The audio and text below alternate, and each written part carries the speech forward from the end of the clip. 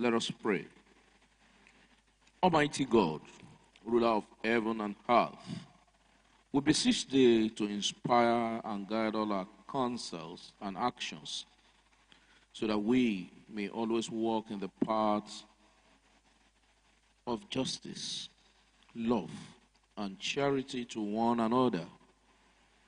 Help us with thy grace to do only those things that will promote the unity, happiness, and prosperity of Nigeria. So help us, God. Amen.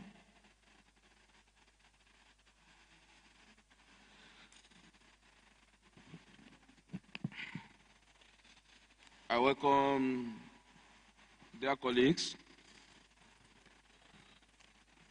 and everyone. I welcome us to today yet another plenary session,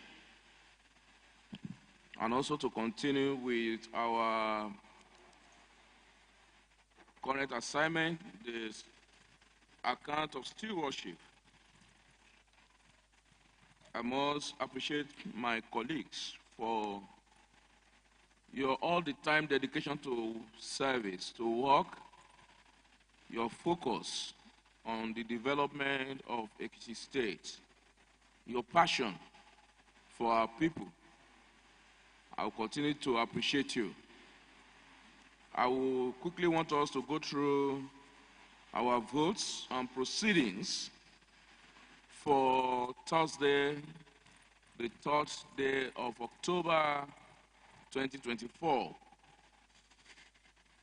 Just take us through page 1.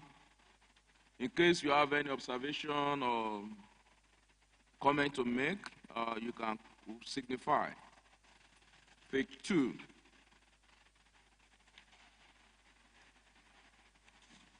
And page 3. Yes, I have read through, and I can say that what is contained therein reflects the proceedings of that day. So the votes and proceedings thereby approved.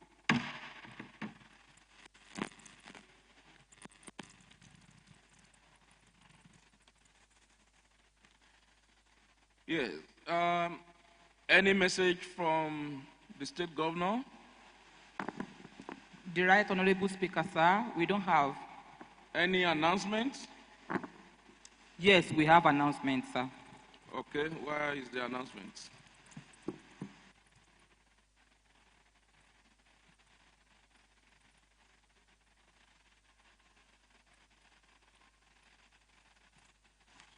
All right. Okay, this is a letter from Fiscal Responsibility Commission.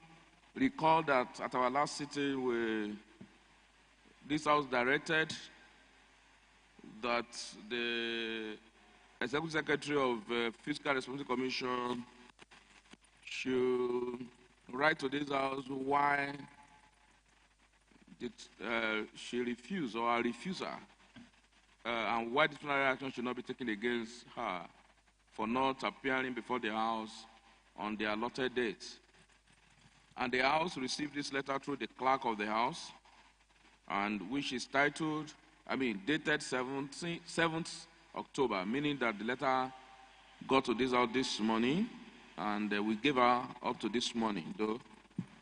And the reference number is EKX/FRC/45/127. The title, the failure to appear before the House of Assembly. Kindly refer to the above letter reference EKHA/CHA/01/Volume 5/240, date 4th October 2024, on the above subject matter. And the letter reads, I humbly wish to regret our failure to do the presentation of accounts of stewardship of the Commission. This was not intentional. We got to the chamber as early as 8 a.m. on the same day for the exercise. But it was later announced that the exercise had been stepped down. a language that was misinterpreted by us, which made us to leave for another official engagement assignment. We are law-abiding civil servants and will not at any level disobey or refuse to do otherwise to the constituted authority. We plead for mercy, please. Thank you for the understanding in this regard. Signed, Ayodele Adebimpe, Executive Secretary, Fiscal Responsibility Commission. Dear colleague, this is the letter from the Executive Secretary, Fiscal Responsibility Commission. And the key word there, if you look at the letter, is that the mistake, our standing down the plenary session for stepping down the exercise,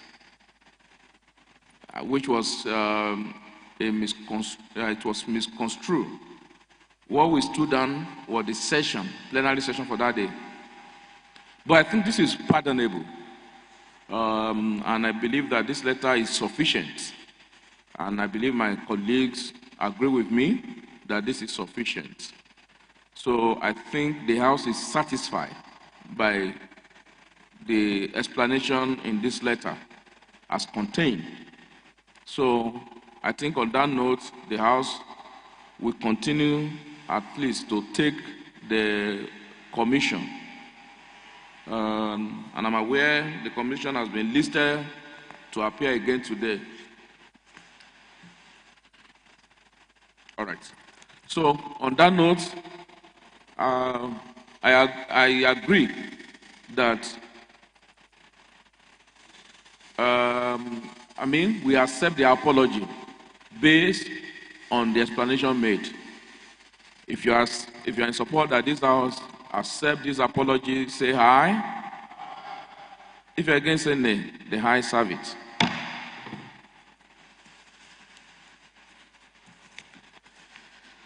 Now, any public petition? Capacity Speaker, we have 2 on ground. All right. Can you call the first one from Honorable Awoniyi? Honorable Awoniyi, just the title and, if possible, summarize and come and lay the petition. Thank you. The Right Honorable Speaker, sir, distinguished members of this Assembly, I am Badeyemi Awoniyi. I am representing our constituency 2.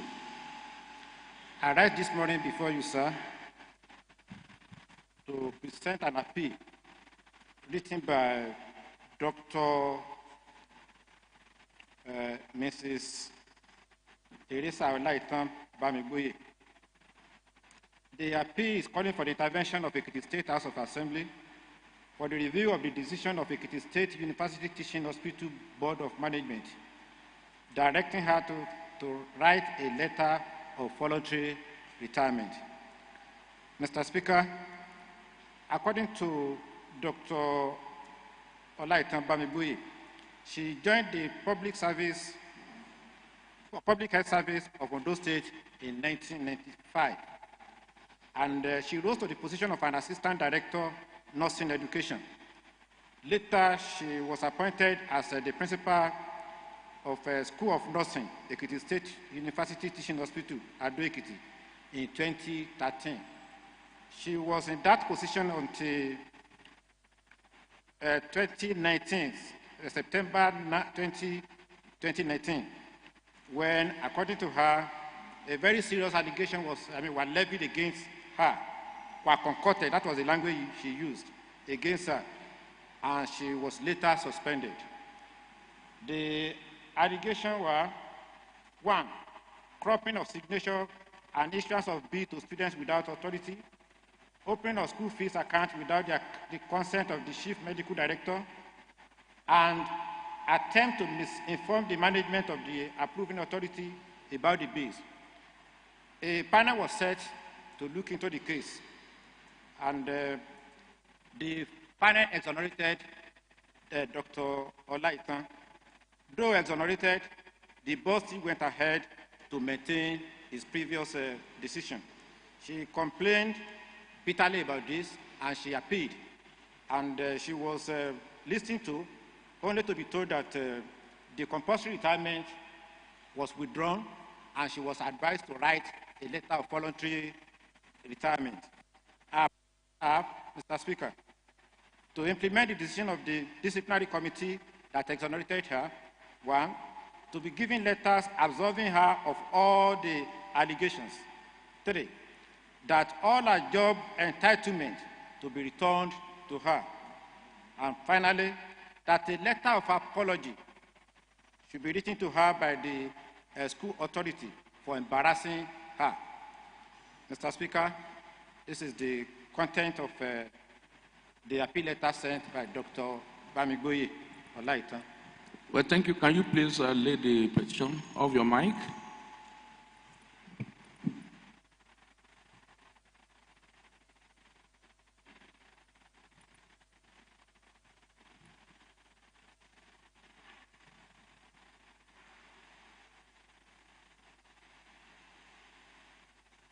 Thank you. Without wasting time on this, the House will commit this this petition to Committee on Public Petition. And the House also directs that the committee attends to the petition within 1 week and come back with your recommendation for the House resolution within 1 week. House Committee on Petition. Yes, the second one, Leader of the House, can you please take the second petition? Thank you, Right Honorable Speaker. My dear colleagues, Honorable Tolilo Kwaige, I represent Ekiti Southwest Constituency 2. Right Honorable Speaker, this petition is from the Association of Professional Printers of Nigeria, Ekiti State Chapter. The association is a key player in maintaining industry standards and welfare. They have expressed their grave concerns over the excessive and unsustainable tax demands imposed on their members by the state government.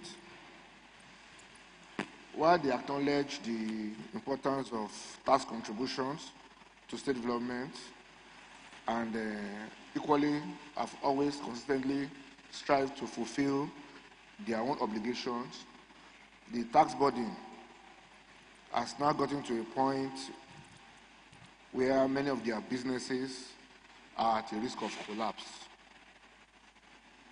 The yearly increments have become, of about 100%, have become normal despite these severe economic challenges. They have the following prayers: a significant downward review of the taxes, reflecting the current harsh economic realities. They also pray that tax collectors cease imposing arbitrary and unrealistic tax amounts on the members. They also pray that this House grant the association a meeting to discuss this issue further and find a fair resolution. They trust the House and expect our intervention. Thank you. Thank you, Leader of the House. Please, can you lay the petition before the House?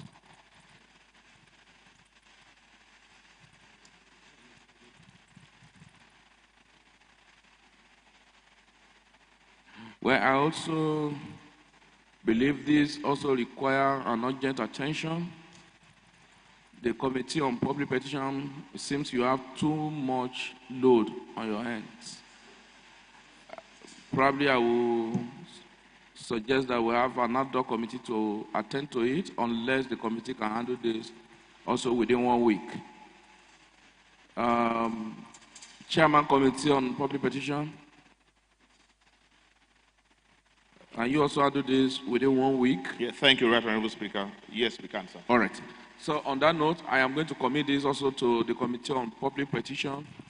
And please, within 1 week, I want you to turn in your report, but ensure you have interface with relevant stakeholders, the petitioners, and also the Board of Internal Revenue. Let them come around and bring the two of them together at the same time so that you can get into the nitty-gritty of the petition. Yes.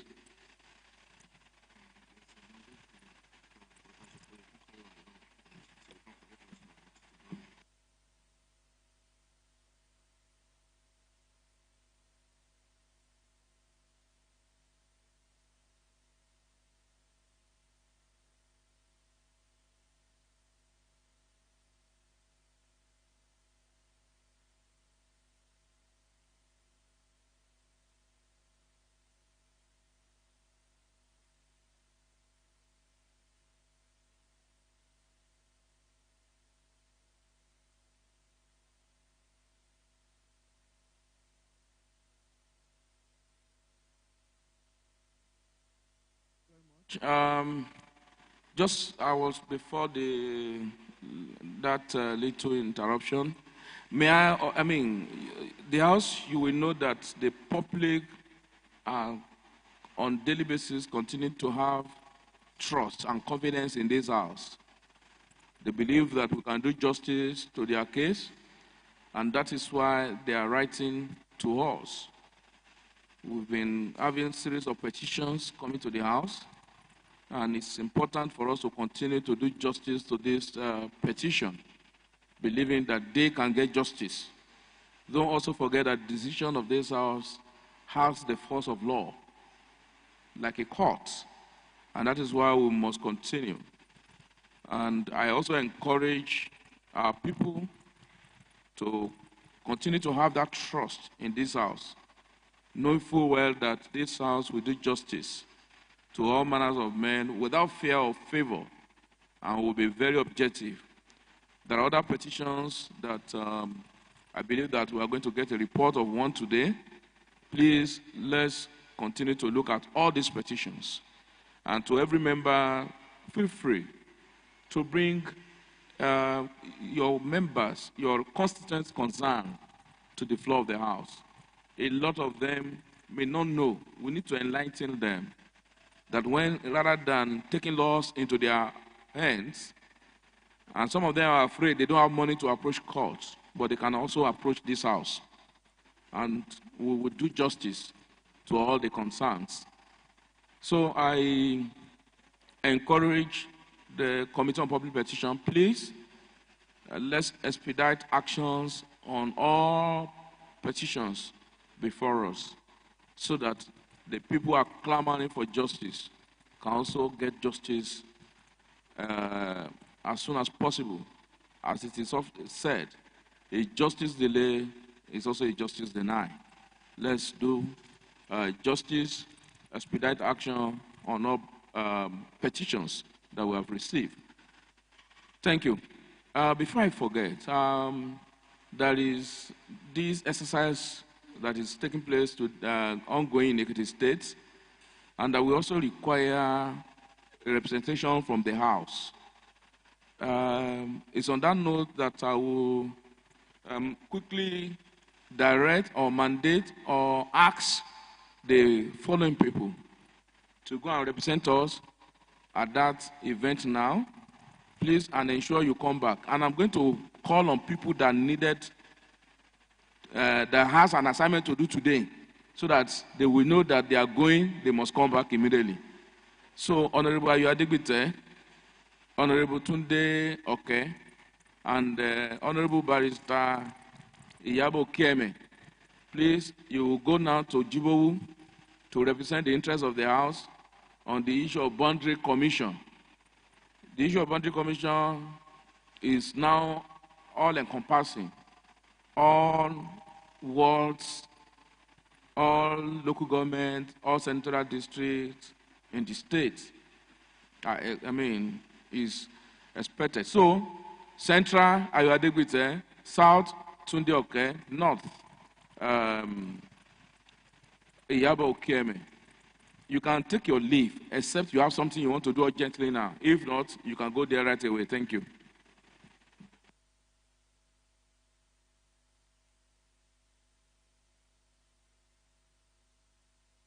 The information also getting to me now is that it's going to start by 1. So if it is 1, then you can take off 1:30. Let them wait for you. You can't go there and be waiting for people. They should wait for you. All right. Thank you very much. Yes. Any matter of urgent public importance? Yes. The House will recall over the weekend and during the week that we just last week, there are issues of flooding in the state around the Woroko that affected some of our students at Ikole and at housing area. That also affected one of us that I would not going to mention in this house. And you will agree with me that the government of Governor Biodan Bayomi has indeed tried to ensure that Ekiti does not witness this issue of flooding. At least I am aware of so many rivers that have been dredged, ecological issues that have been attended to, but we are already been forewarned by the meteorologists, meteorological department of the impending flood. Ekiti was among the states listed.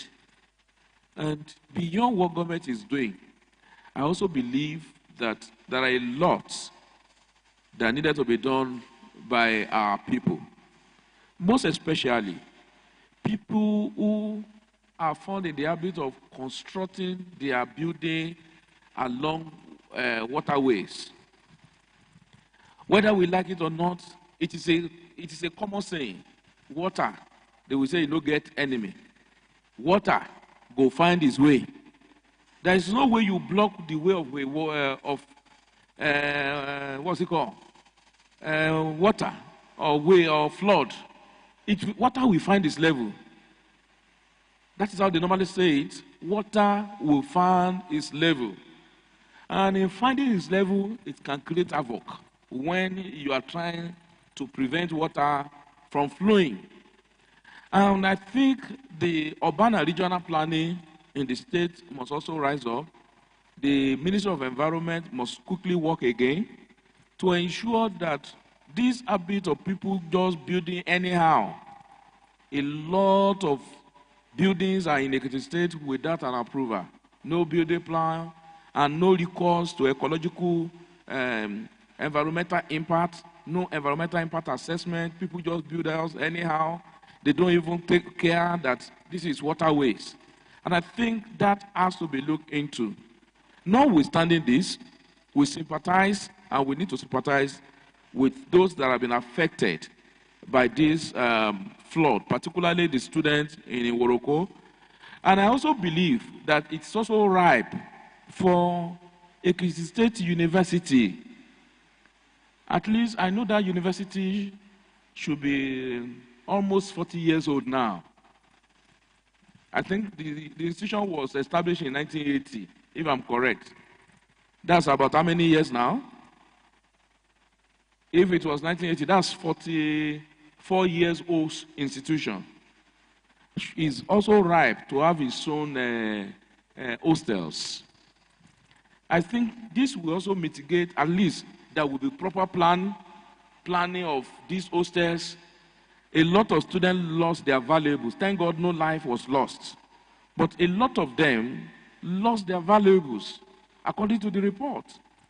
Valuables such as their books, some of them lost their foods, some of them lost their clothing and all sorts to this flood. Just like it happens in Ikole Ekiti. So we will look at it from all angles. People are building houses on the waterways. Government must also take decisive steps, because it will not only affect those who are building buildings on the waterways alone. It will also endanger the life of people living around them. So we have to look into this. The Bureau of Lands, I mean particularly Ministry of Urban Renewal, and the board once constituted should begin to take action, including the Ministry of Environment. It is time for them to rise up and ensure that we do not allow the experience while we sympathize with what happened in Borno State. We must not also allow that in our dear state. And from the meteorological department, we will still have a lot of rainfall this year. So, and how many do we even have? And we started having this, experiencing this. My brother from Ikole, the honorable colleague from Ikole, will agree with me that I am not sure if we have ever had the experience that we had just last week around the area that we had it at Ikole Ekiti. Meaning that we have to quickly rise to the occasion so that our houses are not overrun by flood. Ekiti is not overrun by flood. And the best way is for everybody to be alert and to do what is right, what is normal. And I believe that this is what we need. Well, because I am aware this is not only limited to Ado Ekiti, Woroko, and Ikole Ekiti. In case any member has something to say around this, I will also allow the floor to be open for members to contribute. Thank you.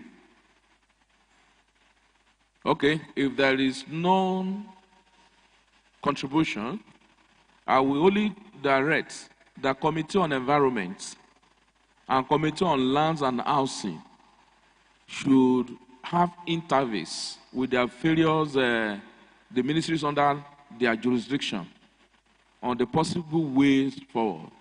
I also want to direct Committee on Information to also try and create awareness. You and Chairman's Committee on Media should work together to continue to create awareness why it is necessary for people not to build on the waterways and why it is possible, it is good for people not to continue to dump refuse in our canals. The danger of it might be serious and hazardous. I pray that we will not witness flood in our dear states. Thank you. Meanwhile, Committee on Information, we are giving a lot of assignments that we're expecting results. I hope we will soon get those results. I know there are about 4 matters that have been committed to that committee. We're expecting results from you. We need public engagement, mostly on some of the things we have committed to you. Public engagement, and we are waiting for that. Thank you. Yes. Any personal explanation? Capacity cap 1. And who is that? No, I think that has been handled. Thank you. Okay. That has been handled. Leader of the House, can you please take us through the order of the day? Thank you, Right Honorable Speaker. The speaking speaker. I also want to acknowledge my colleagues. It's a wonderful day today, Monday, 7th October. And the order paper for today has 3 items. Item number 1 is the report of Committee on Public Petitions in respect of the petition written to the House on issuance of certificates by Ekiti State University, a call to save our clients from professional depression, submitted by J.O. Olajide and Co. on behalf of a group of students who graduated from the university between 2000 and 2006 academic section. Item number 2 is a presentation of accounts of stewardship by heads of ministries, departments, agencies, and institutions in Ekiti State. Starting with A, Office of Auditor General for Local Government. B, Local Government Pension Transition Arrangement Department. C, Local Government Loans Board. D, State Emergency Management Agency. E, Office of Auditor General for State. F, Ekiti State Audit Service Commission. G, Ministry of Education. H, Ministry of Youth Development. I, Ministry of Arts, Culture and Creative Economy. J, Office of Establishment and Service Matters. K, Ekiti Sport Commission. I, L, Urban Renewal Agency. M, Ekiti State Development and Investment Promotion Agency. N, Ministry of Employment and Wealth Creation. And lastly, Fiscal Responsibility Commission. The third item is adjournment. Thank you very much. Briefly, can you please step forward before we move to the next item on the agenda, on our business of the day?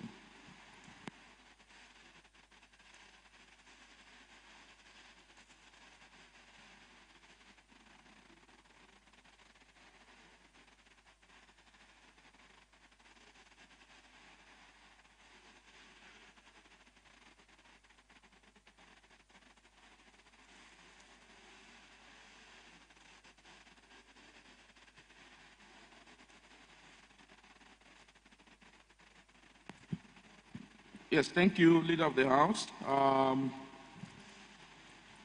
Why I will call on the Chairman's Committee on Public Petition to present the report of the committee on the issuance, a petition written on the issuance of certificate by State University, which is written by J.O. Olajide and Co.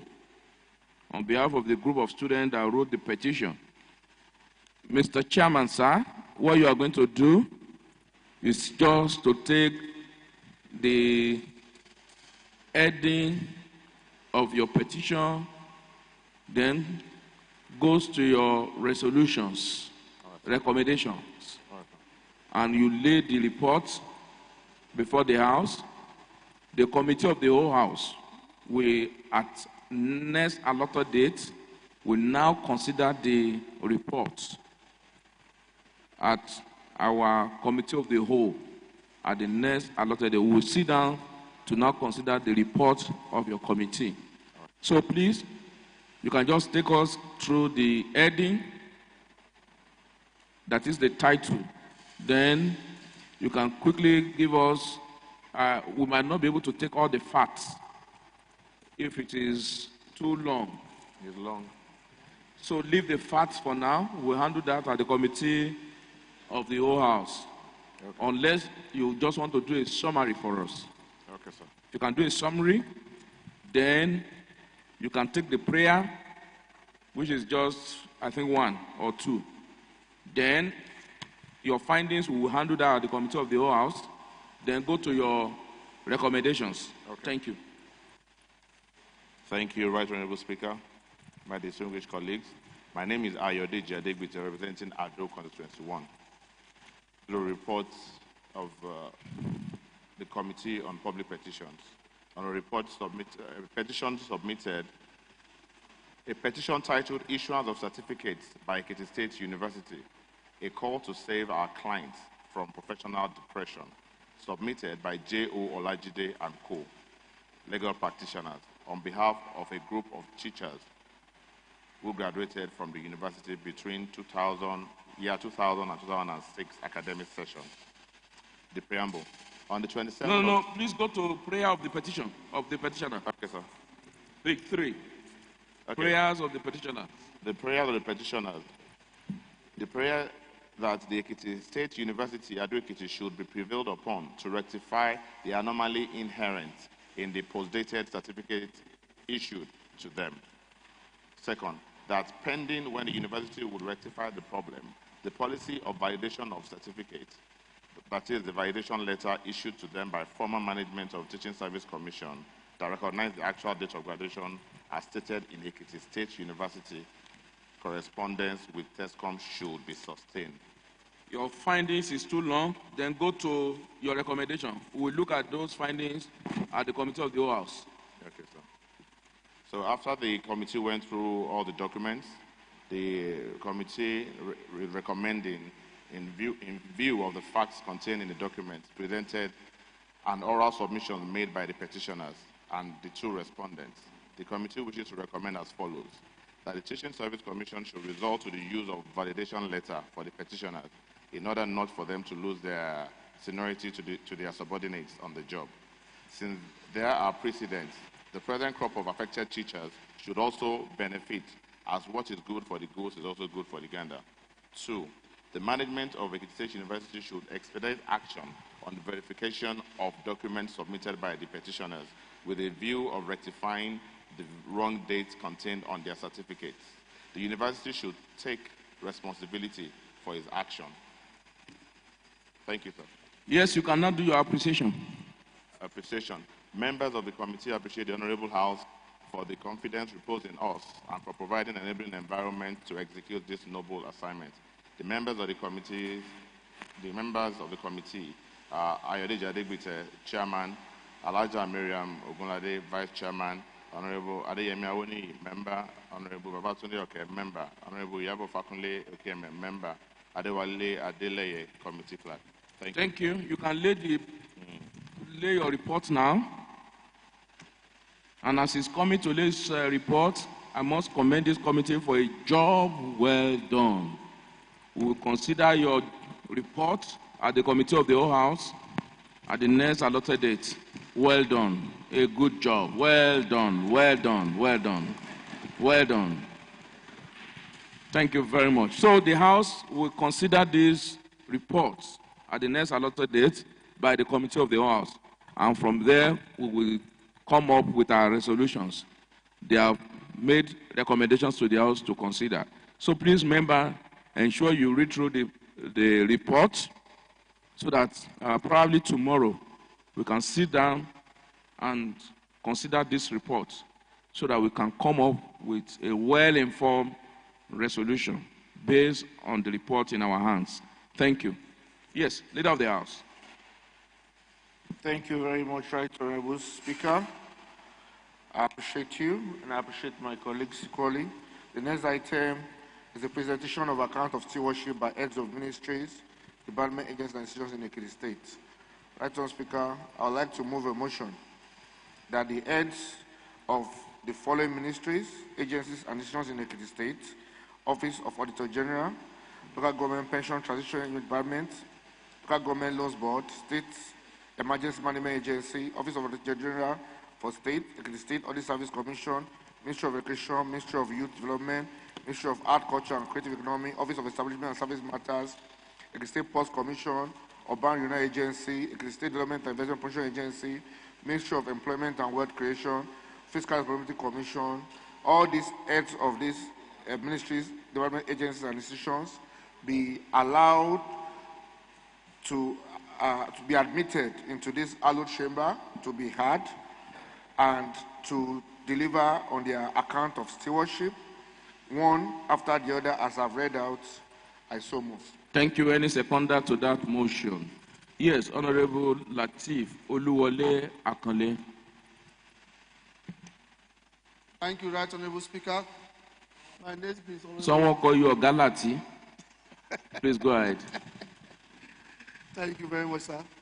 My name is Honorable Lateef Oluwole Akanle, representing Ekiti East 2, where the sun rises. I rise to second the motion for the admittance of these ministries, departments, agencies, and institutions listed in item A to item O to be admitted to this hallowed chamber to present their account of stewardship. Thank you very much. It's on that note that I will put a question that if you are in support that the head of the following ministries or agencies, departments be admitted one after the other, that is Office of Auditor General for Local Government Pension Transitional Arrangement Department, Local Government Loans Board, State Emergency Management Agency, Office of Auditor General for State, Office of Auditor General for State, Ekiti State Audit Service Commission, Ministry of Education, Ministry of Youth Development, Ministry of Arts, Culture, and Creative Economy, Office of Establishment and Service Matters, Ekiti State Sports Commission, Urban Renewal Agency, Ekiti State Development and Investment Promotion Agency, Ministry of Employment and Wealth Creation, and Fiscal Responsibilities be admitted to lead their team into this House chamber to present the account of stewardship. Say, press yes. If you're against, press no.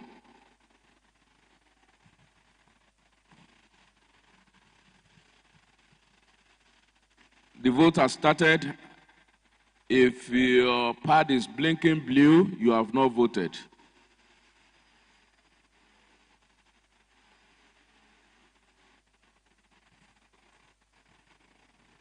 Honorable Odebumi.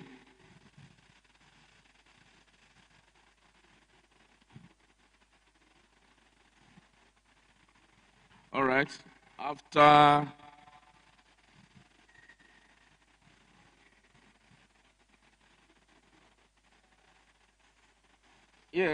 after polling, 13 people said we should allow them in, and 2 other persons says no.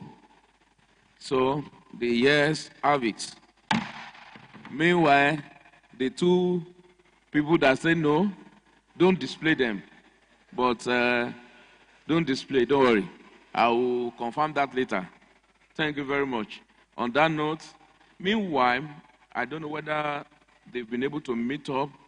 I received a call from the office of the Auditor General, the offices of the Auditor General, that is that of the state and the local government. But I don't know whether they are around now. They are having something, not that it supersedes what we are doing here. But please, if the office of the Auditor General for the government is around, let them in. Okay. That's great.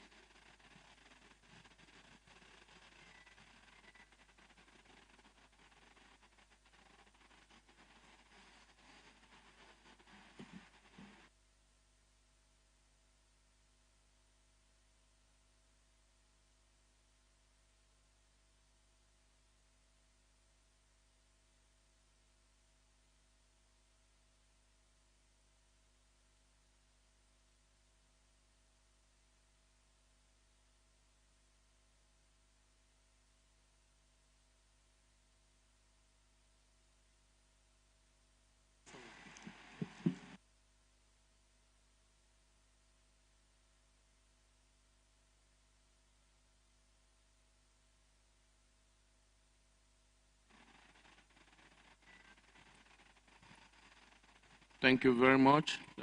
Please sit down. Yes.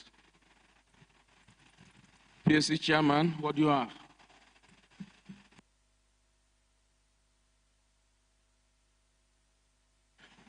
Thank you, Right Honorable Speaker. My dear colleagues, we have before us this morning the Auditor General for local governments. Right Honorable Speaker, with your express permission, she can continue to introduce herself to us. Yes, Madam, please. Can we meet you? Good morning, Right Honorable Speaker of the State House of Assembly. My name is Iyadune Victoria Oke, Auditor General for Local Governments in Ekiti State. Thank you very much. Please, you may wish to introduce a member of your team. On the first row, by my right-hand side is Mr. A.J. Fashakin, the Director, Ikere Zone. Please stand up now. Next to him is Mr. Adedara, that's the Director, Aramoko Zone. Sitting next to him is Mr. Fawaya Obi, that's the Director, Special Accounts, and sitting next to him is Mr. Dudu Yegbe SS, Please sit the down. Director, Ido zone. Sit down. Yes. On the second row is the first person is Mr. Turame. That's the director, Ikole zone. Sitting next to him is Mrs. Omoni. That's the PA to the Auditor General. Then the man next to her is Mr. Johnson Ogideolu. That's the Director of Finance and Accounts. And last on the list is Mr. Famuyide. That is the Deputy Director, General Purpose Financial Statement, and ICT. Thank you, sir. Thank you very much, Madam Auditor General for Local Government. As you all are aware, I don't know whether you are aware, that your essence of coming is to present your account of stewardship. That is what your office has been able to achieve within 1 year. The focus is just within 1 year. And I know that you have your document before this house already. Members has also gone through it.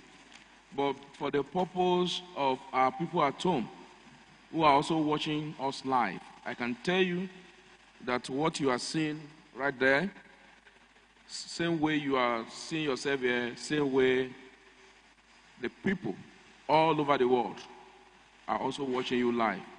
You are live on our YouTube channels, live on our Facebook, and live. Not just that, Ekiti people are also watching. And I know some people, immediately they heard the Auditor General for Local Government will be coming, they will also be interested to know what you have done. It's on that note that I will yield the floor to you now to address this house and address the people of Ekiti State on what you, your office, has done in the last 1 year. Thank you. Thank you very much. Thank you, Mr. Speaker. Let me start by commending the Ekiti State House of Assembly, the 7th Assembly, in calling the MDAs to provide stewardship accounts.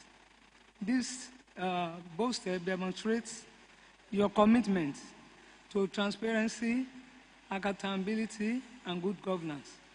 And this initiative has gone a long way to promote fiscal discipline, reduce waste, and enhance the overall government programs.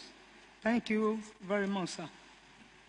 Then to the issue that brought me to the podium, that is the account of stewardship from 1st January 2024 to 30th August. Thank you very much, because you understand what I need on page 5. Yes, so sir. just go straight to page 5. It's all right. Thank you very much, sir. So remember, you can turn to page 5. Page 5. F. Activities and responsibilities of the Auditor General for Local Governments for the period 1st January to 31st August 2024. During the period under review, the Auditor General for Local Governments operated through 5 specialized departments, each led by a director, as I've earlier introduced to you, who conducted audit exercise of all local governments, local council development areas, government parastatals, and local government agencies. The activities performed by each department were under the Ikere zone, audited the accounts of all local governments and local council development areas that fall under the purview of Ikere zone, which are Ado local governments, Ikere local governments, Iseorun local governments, Emure local governments, Ado Central Local Council Development Area, Ado North Local Council Development Area, Ado West Local Council Development Area, and Ikere West Local Council Development Area. To Aramoko zone, we have audited the account of all local governments and SCDAs that fall under the purview of Aramoko zone which are from local government, Ekiti West local government, Ekiti South West local government, Irepodun Ifelodun local government, Araromi local council development area, Ekameta local council development areas, Ifedara local council development area, Igbaraodo, Stroke Ogotun local council development area, and Okemesi Idoile local council development area. Then to Ido zone, we've audited the account of all local governments and SCDAs that fall under the purview of Ido zone, which are Ido's local government, Ijero local government, Ilejemeji local government, Mamba local government, Ero local council development area, Esho Obe local council development area, Irede local council development area, Irewolede local council development area, and Ishokan local council development area. To Ikole zone, we have audited under the year, under the period under review, the accounts of 4 local governments and SCDAs that fall under the purview of Ikole zone, which are Ayekire local government, Ekiti East local government, Ikole local government, Oye local government, Ajone local council development area, Ayede local council development area, Ekiti Southeast local council development area, Gbonyin local council development area, Ifeloju local council development area, Ifesowapo local council development area, Ikole West local council development area, and Kajola local council development area. Then under administration and special accounts, the director manages headquarters operations such as personnel matters, treatment of inward and outward correspondences, vetting of pension papers of local government and primary school retirees, and audited accounts of local government agencies, which are Local Government Service Commission, Local Government PTAD, Local Government Staff Loans Board, and Institute of Local Government Studies. Other responsibilities includes auditing of 4 funds allocated to the State Ministry from JAC. Additional responsibility for all the departments. Each department monitored and evaluated government projects, contracts, and investments, conducted performances, audits, focus on value for money, and discharge any additional duties as assigned to them by the Auditor General. These activities ensure financial accountability and compliance within the local governments. Then state of the accounts. The following reports have been issued on the account of the 16 local governments and their parastatals.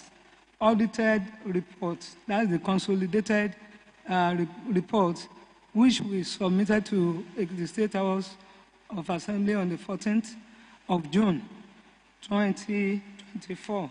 Then audit inspection report. This has also been forwarded to the State House of Assembly in September. Audit inspection report of local government capital projects, Auditor General's report on each local government, audit inspection report on each local government, audit inspection report on each local council development areas, traditional rural accounts, local government education authorities, local government boards and parastatals, which are Local Government Service Commission, Loans Board, Pension Commission, Staff Training School, all audited to the 31st December 2023. Then income and expenditure from January to August 2024. During the period under review, the office was able to assess a total sum of 24,833,333 naira 29 kobo only from it is approved recurrent expenditure budget estimate for the year 2024, while requests for funds from the office capital estimate for the production of various audit reports and activities are still, was still under correspondence as at 30th of August 2024. However, the income and expenditure for the period is stated below. Income, A, we had opening balance as at 1st of January 2024 at 9,186 naira 67 kobo. Income for January, nothing was given to us in January. And for the month of February, we got 2 million naira. In the month of March, we got 2 million naira. April, we got 8,333,333 naira 31 kobo. The month of May, we got 4,166,666 naira 66 kobo. The month of June, we got 4,166,666 naira 66 kobo, ditto to August. And the total sum of what we got from January to August was 24,833,333 naira 29 kobo, while the total expenditure stands at 24,842,519 naira 96 kobo.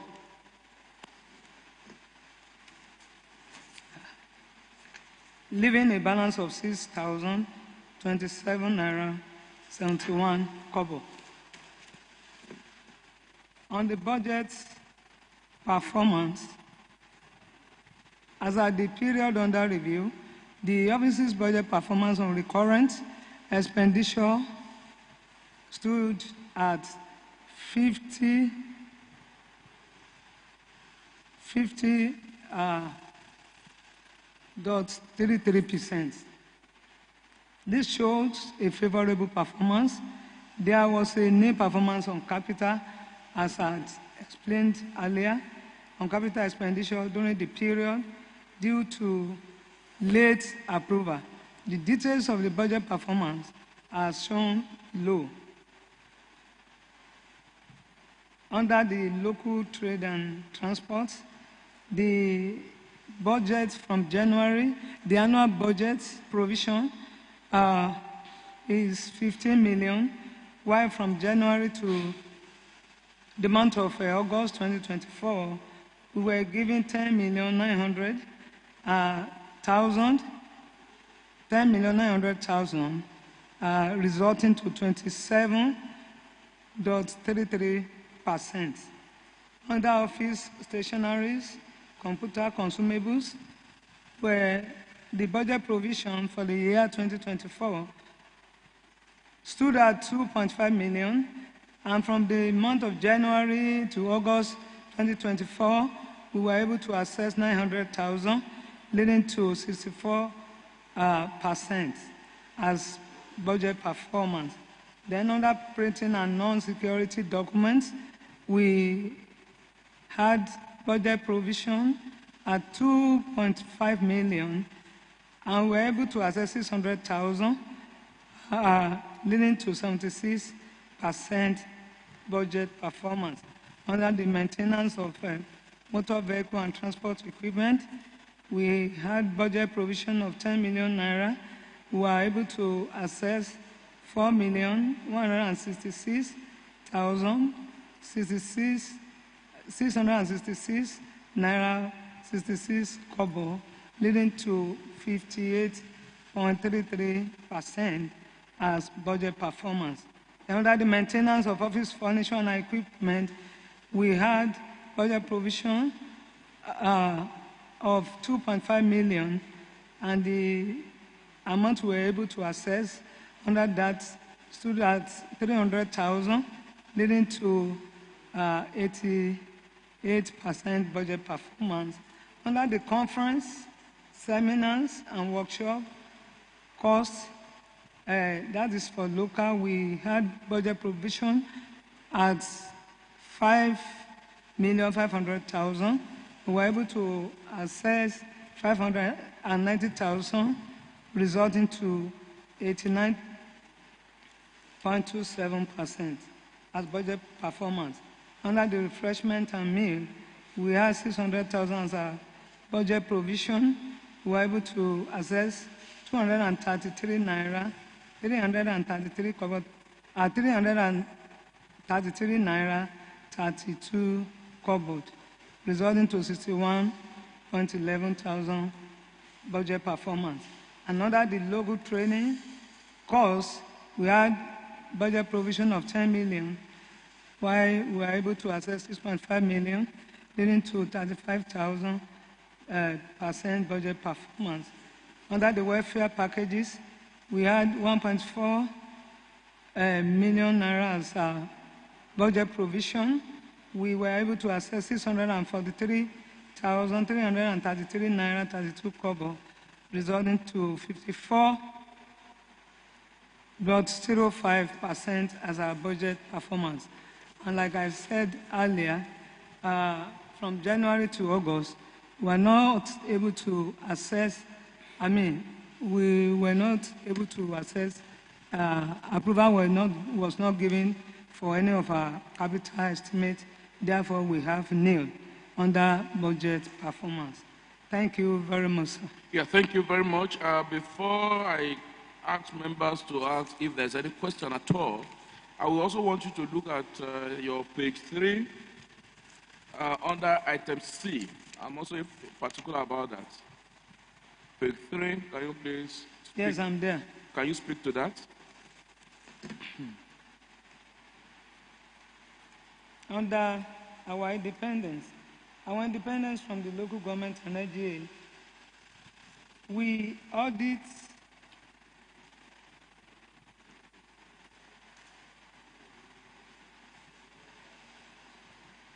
we ensure that our work is objective, based, Please, let her complete this. and non-biased. I put a question to her something to her. Yeah. This is assured through confirmation of the appointment of the Auditor General by the State House of Assembly and the enactment of the State Audit Law number 3 of 2021 to guarantee both operational and financial autonomy of Office of Auditor General for local governments. Independence is a critical aspect for the role of the Auditor General for local government. Well, something is missing, and that's why I refer you To the to that place. The Office of the Auditor General, apart from the confirmation by the House of Assembly, ordinarily, the office should only report to the House of Assembly through PAC, Yeah, and that is what we've been doing, sir. which is constitutionally guaranteed. Yeah, And I believe that is even the most critical aspect of it. Ordinarily, the office, suppose you are to report to the House of Assembly, because to guarantee your independence, you are not to be even be subjected to the executive. Under no circumstance. You are only to report to the House of Assembly through PAC.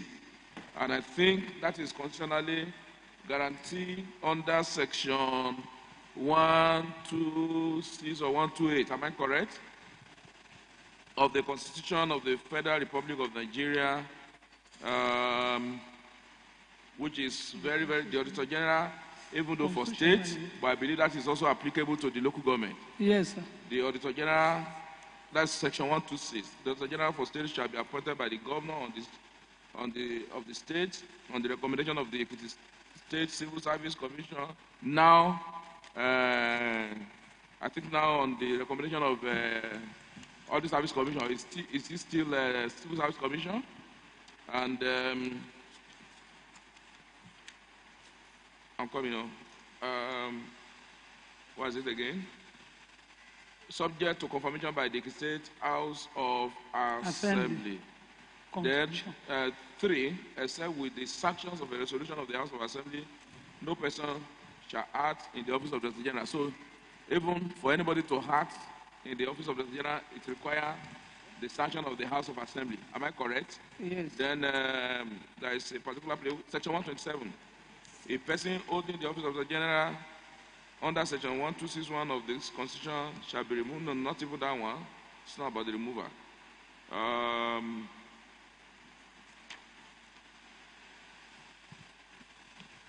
Okay, Section 128. Subject to the provision of this Constitution, a House of Assembly shall have power by resolution published in its journal. No, not this. Sorry, I just want to be sure. The section that speaks to you reporting to the Public Account Committee of this House. Section 125, if I'm correct now. Yes, Section 1255. The Director General for State, also within 90 days of receipt of the Accountant General's financial statement and so, reports to the House of Assembly of the State. And the House shall cause the report to be considered by a committee. So your report is even to the House through PAC.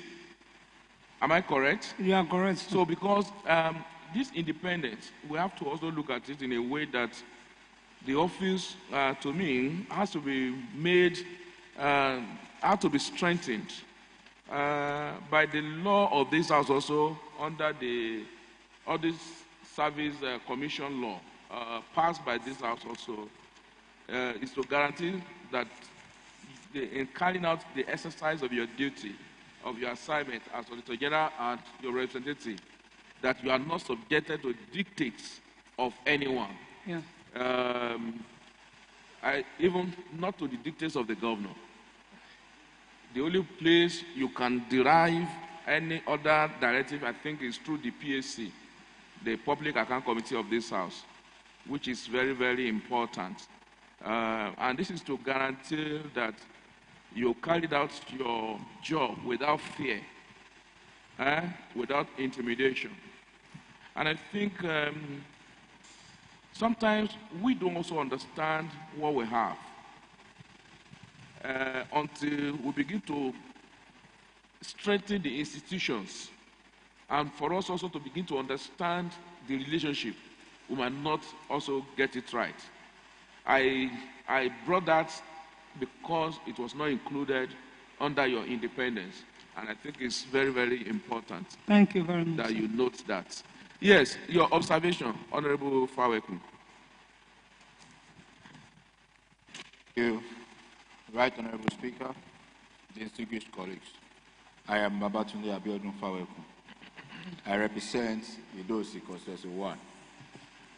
I want to call the attention of the Auditor General for the Government to page 9 of our presentation. Page 9.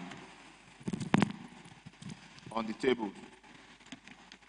If my mathematics is right, I don't think 10.9 million can be 27% of 15 million.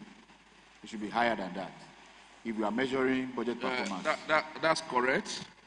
This is above 50%. I don't think 100,000 should be 88% of 2.5 million. It's an error. So I'm just error of commission. For us to correct it. Thank you. Yes, but since this is Auditor General's office, quickly do the calculation and give us the correct answer. 10.9 million cannot be 27.33 or 15 million. It's not possible. Because by the time you eat 7.5, already you are 50%. But this is just to show the performance. Does not in any way, it's just to me, it's a calculation error. It's just for them to know the percentage. Yes, Right Honorable Akim Jamil. Probably you meant to write 77.33. Check it again. Right Honorable Speaker, distinguished colleagues, I'm Right Honorable Akim Jamil. I represent the Federal Constituency 2. I welcome the Auditor General for Local Government, who is busy calculating and doing correction. Please, I want to take you to page 9 of your document, the same page 9. If you look at the fourth to the last column there, conference, seminars, and workshop, cost local. Then the second to the last, local training costs. Please, can you clarify the difference between the two? That's number one. Number two, see on the same page. You said there is also refreshment and meal, and there is also welfare packages. Can you tell us? Right, Honorable Sir. I'm sorry, I need to also come in from here. Okay, right. Sorry, sir. Yes, when you look at the IPSA code, Yeah. sir, Yes. the code, Yes. there is this IPSA code for each item. And once that is under that item, Right, you know, this is a budget. Okay. And in budgeting, there is IPSA code that they have. Under the heading. So they now have this heading. Okay. But I understand that what you are trying to say is that there is nothing different from Yes. item, like item 6. They are so similar. And item 7. Yes. But because that is the code given to them in their envelopes, Yeah. so they have it under different heading because of that code. But they however, look similar. we That's why I can- want her to explain. Thank you. When we are meeting at the executive session, we can now sit down to also see how we can rephrase some of these things. Thank you, Right Honorable. Thank you very much, sir. We'll meet at the executive session. Yes. Or do you want to respond to any? You have billed me also. Thank you. So we will meet at the executive session for the rest. Any other thing is going to be at the executive session. Let me first and foremost also commend you, the Office of the Auditor General for Local Government. By June, you have submitted the report Yes. in line with the law. And I must also commend the two offices, the Office of the Auditor General. Today, because it is also ranked the best when it comes to transparency and accountability in governance in Nigeria. And without what the Auditor General's office is doing, and this house, because it's important, you can submit your report, and this house decide not to look into it, we will not be able to get that award on transparency and accountability, which the two offices has done, and this house, we have also lived to our bidding by ensuring that we consider these reports. Thank you. And I also must commend you. The office has also received your work plan Thank you, for year 2025. 2025. We have your work plan. The chairman PSC will look into it, and we commend you also for that. I hope every other offices can also emulate that. Thank you very Though much. that is expected under the law, that your office submit your work plan to this house, which you have also done in line with the law. Thank you, Well sir. done. Thank For you. the rest, particularly on the figures, we will meet at the executive session to discuss. But on what you have told us, you've been able to audit, because your job is to audit Yeah. accounts. It's only that this morning, it seems, I can see that this house want to audit the auditors. I was once with you, and I know that it's this question that who will audit these auditors? But well done, well done. Thank you Well very done. much, sir. Please, on that note, kindly lay your account of stewardship, take a bow, and go. We'll meet at the executive session. Thank you. And please try as much as possible to also work more on getting your to be able to access your capital is important. Thank you.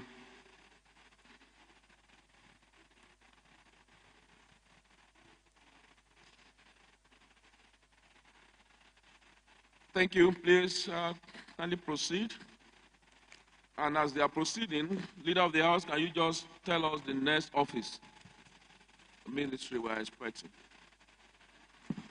The next MDA is Local Government Pension Transition Arrangement Department.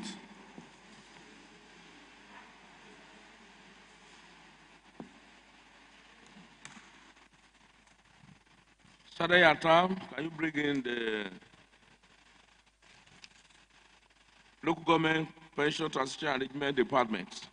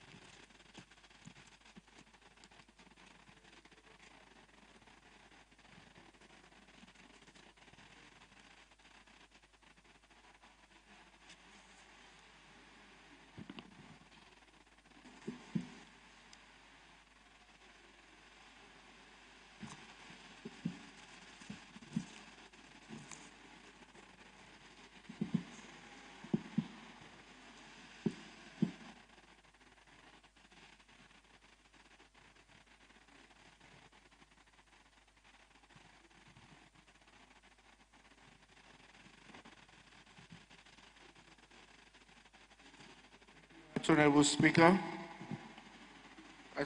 we have before us the head of Local Government Pension Transition Arrangements Department, which has permission. Maybe he can introduce himself to us.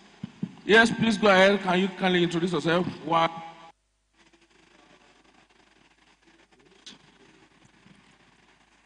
The Right Honorable Speaker, distinguished members of the House, my name is Folusho Akinwumi, the Permanent Secretary, Local Government Pension Transitional Arrangements Department. Thank you. Can we meet your team members? Thank you, the Right Honorable Speaker.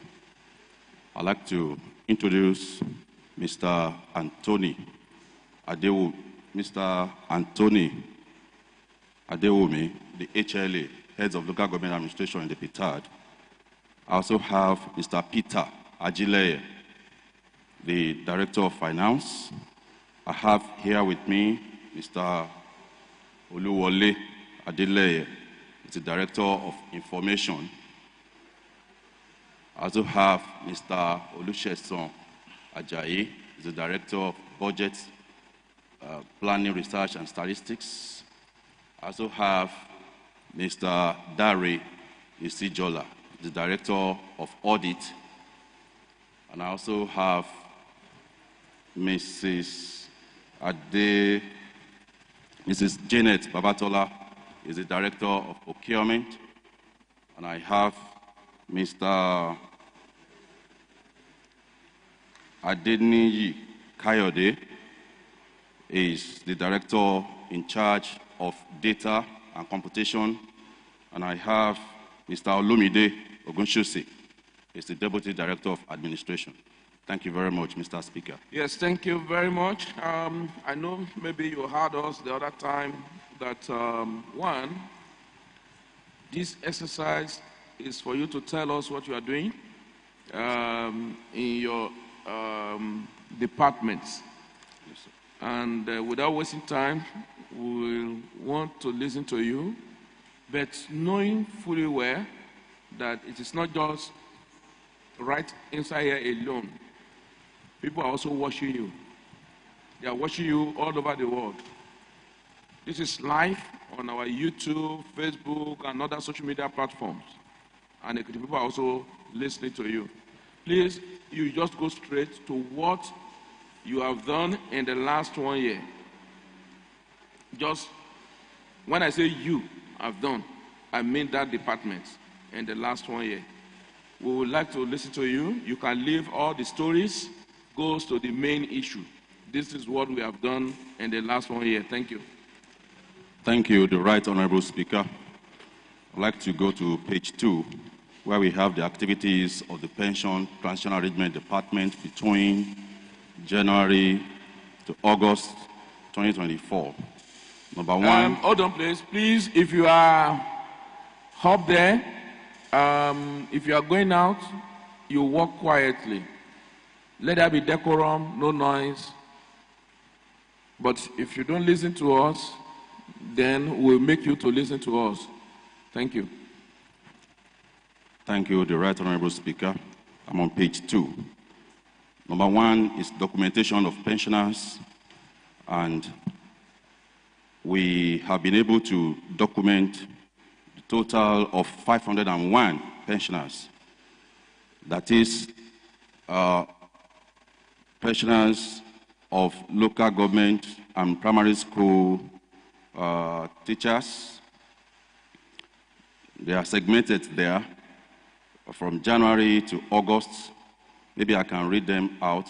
January, we had 32 under primary, under local government workers, and we have 23 for primary school teachers, a total of 55.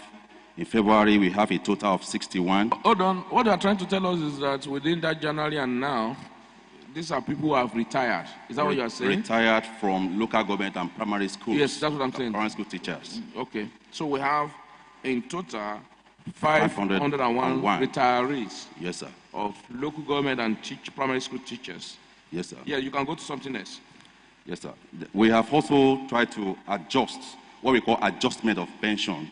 What it means is that we have pensioners who, as at the time of their retirement, they have what you call outstanding promotions.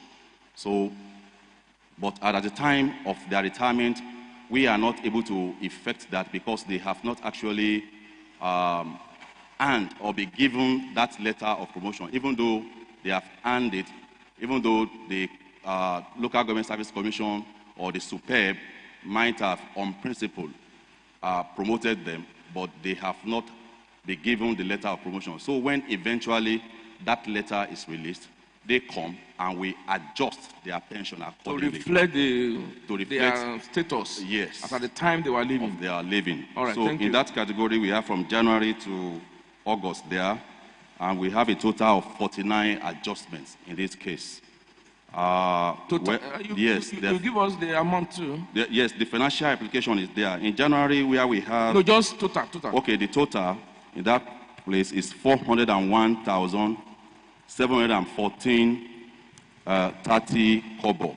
That's a total increase on their pensions. Yes, go on. Yes, we also, in the PITAD, what we do basically is payment of pensions. It's one of our duties there.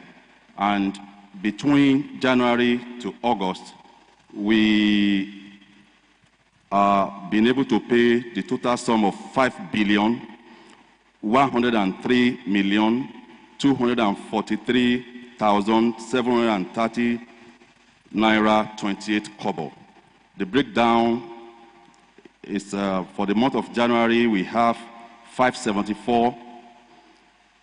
808,300.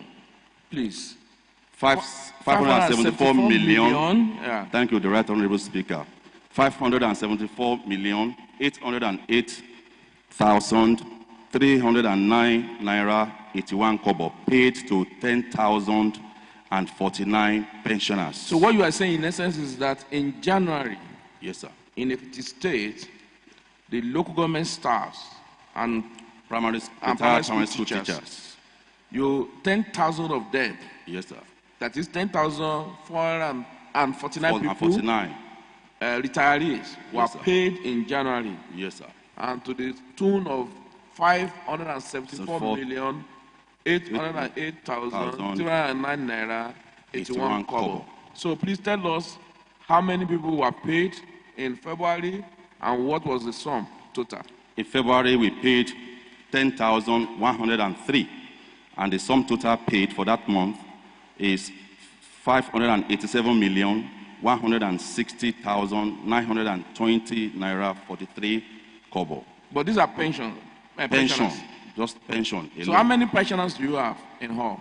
Yes, it varies every month because for you or for somebody to earn pension, it means that after retirement, we still see that you are alive. So we pray that our pensioners will live long in the Ekiti State. But in the event of having any letter informing us or having information that a pensioner is late, so such a pensioner's name will be removed from the payroll. So on a monthly basis, you find that they vary because as you have additions, you also have... Okay, do it this way. Quickly tell us how many in March. Forget about the amount now. How many in April, May, June, July, August? Thank you, the Right Honorable Speaker. In March, we had 10,163. In April, we have 10,241. In May, we have 10,184. In June, we had 9,554. In July, we had 9,607. And in August, we had 9,815. Well, I know members will want to ask questions here, but I think we will leave it to when it's done. Because when you look at it from January to May or to April, there is a consistent increment in pensioners who are collecting their pensions, but from May, that number also started reducing. I mean, May. It's May, not June. When you look at January, it was 49,000. In February, it was 103. In March, it's 163. In April, it's 241. In May, even from May, 184 from May, because that was a decrease. Then in June, 9,000, a decrease. In July, 9,006, okay, that was a little, then picking up again. So you can, that inconsistency, I understand. Maybe you have a lot of people who died, or you have a lot of people who retire. Yes, sir. And explain that later. Yes, sir. But The Right Honorable Speaker, what's... No, we'll come back to it. Okay, sir. Just go on. Okay, sir. Payment of gratuity now. Payment of gratuity. I want to say here that we need to give kudos to the government of His Excellency Biodun Abayomi Oyebanji for taking the welfare of the pensioners in the Ekiti State, for giving it a high premium, because right from the beginning of this year, the governor has directed that at the end of each month, we must try and ensure that we pay gratuity. As a matter of fact... Sorry, hold on, please. Before I lost my thought on something very, very important. In reporting, so that our data, so that people will not also question our data, I'm taking you back to pension analysis and the numbers of beneficiaries. Yes, sir. Where you now put total. You cannot, if you say total is 79,716 pensioners, that might be confusing. The Right Honorable Speaker, sir. Hold on, that's an error. Eh? That total shouldn't reflect like that. I think you get the logic. Yes, Beyond what I'm saying. Yes, sir. You cannot say the total pensioners that have received is 79,000 because it is, you can find an average, which is better. You can, instead of saying total, you can just do an average. You can just find an average, add these figures together, divided by 8 months to give you the average of pensioners in Ekiti State. But this cannot be total pensioners. I think you agree with me on that. Yes. That cannot be. I'm sorry for putting that. I'm not trying to mislead the House, just thank you. A computation error. I'm very sorry for All that. right, thank you. Right, you can go ahead with the issue of gratuity. The payment of gratuity.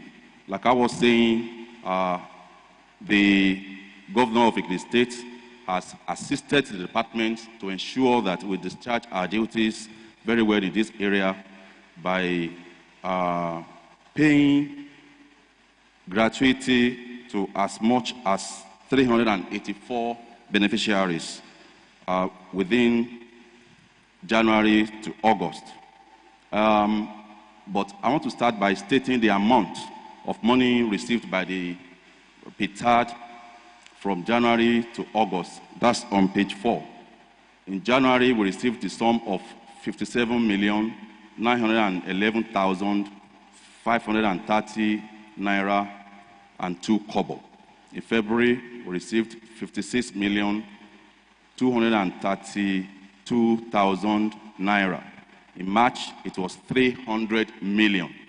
In April, it was 100 million. In May, we received 147,166,186 naira and 56 kobo. In June, we had 167,166,189 naira and 56 kobo.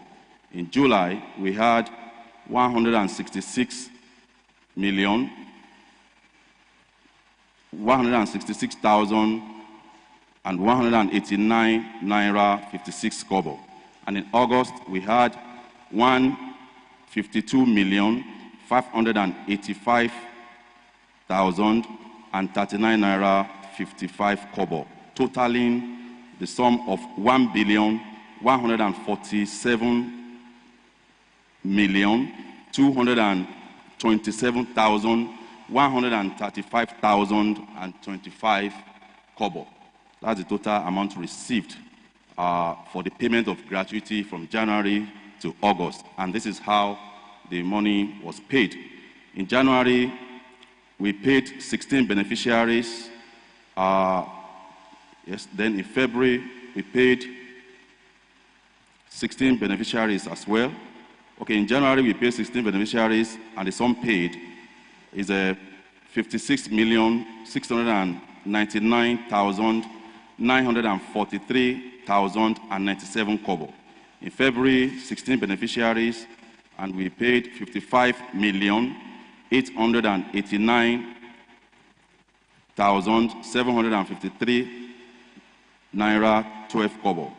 In March, we paid 86 beneficiaries, the sum of 193,980,169 naira 90 kobo.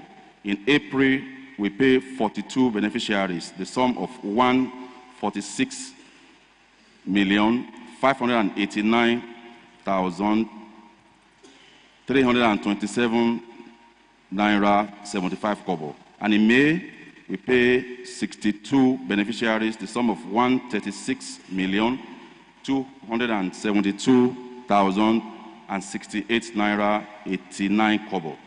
And in June, we paid 51 beneficiaries, the sum of 153,147,302 naira 80 kobo. And in July, we paid 59 beneficiaries, the sum of 176,887,432,046 kobo.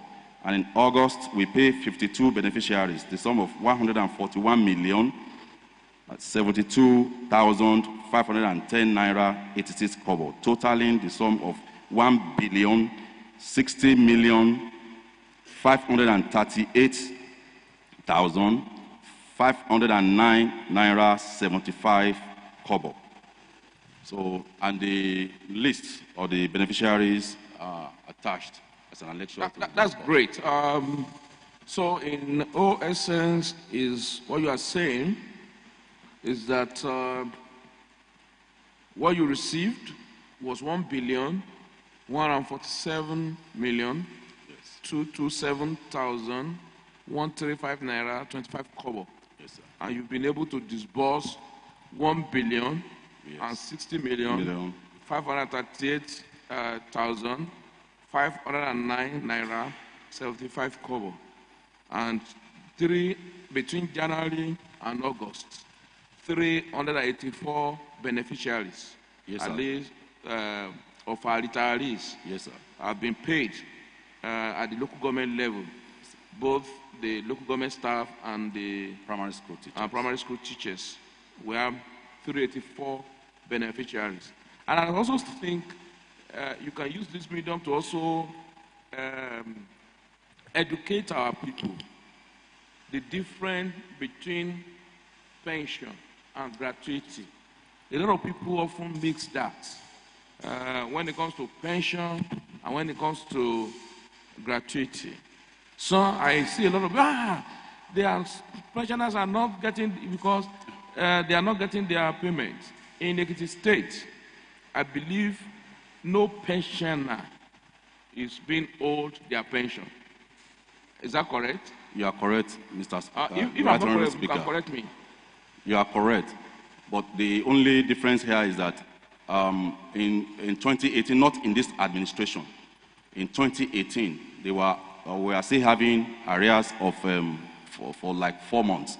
But okay. It was 7 months when Mr. Governor came in and he has cleared 3 out of 8. So we now have 4. Just 4. Okay. Yes, that means we still have a backlog of 4 months. 4 months. For and I'm aware that effort is on to pay clear that. The outstanding. Which is very good. Pensions are the one being paid on monthly basis. On monthly basis.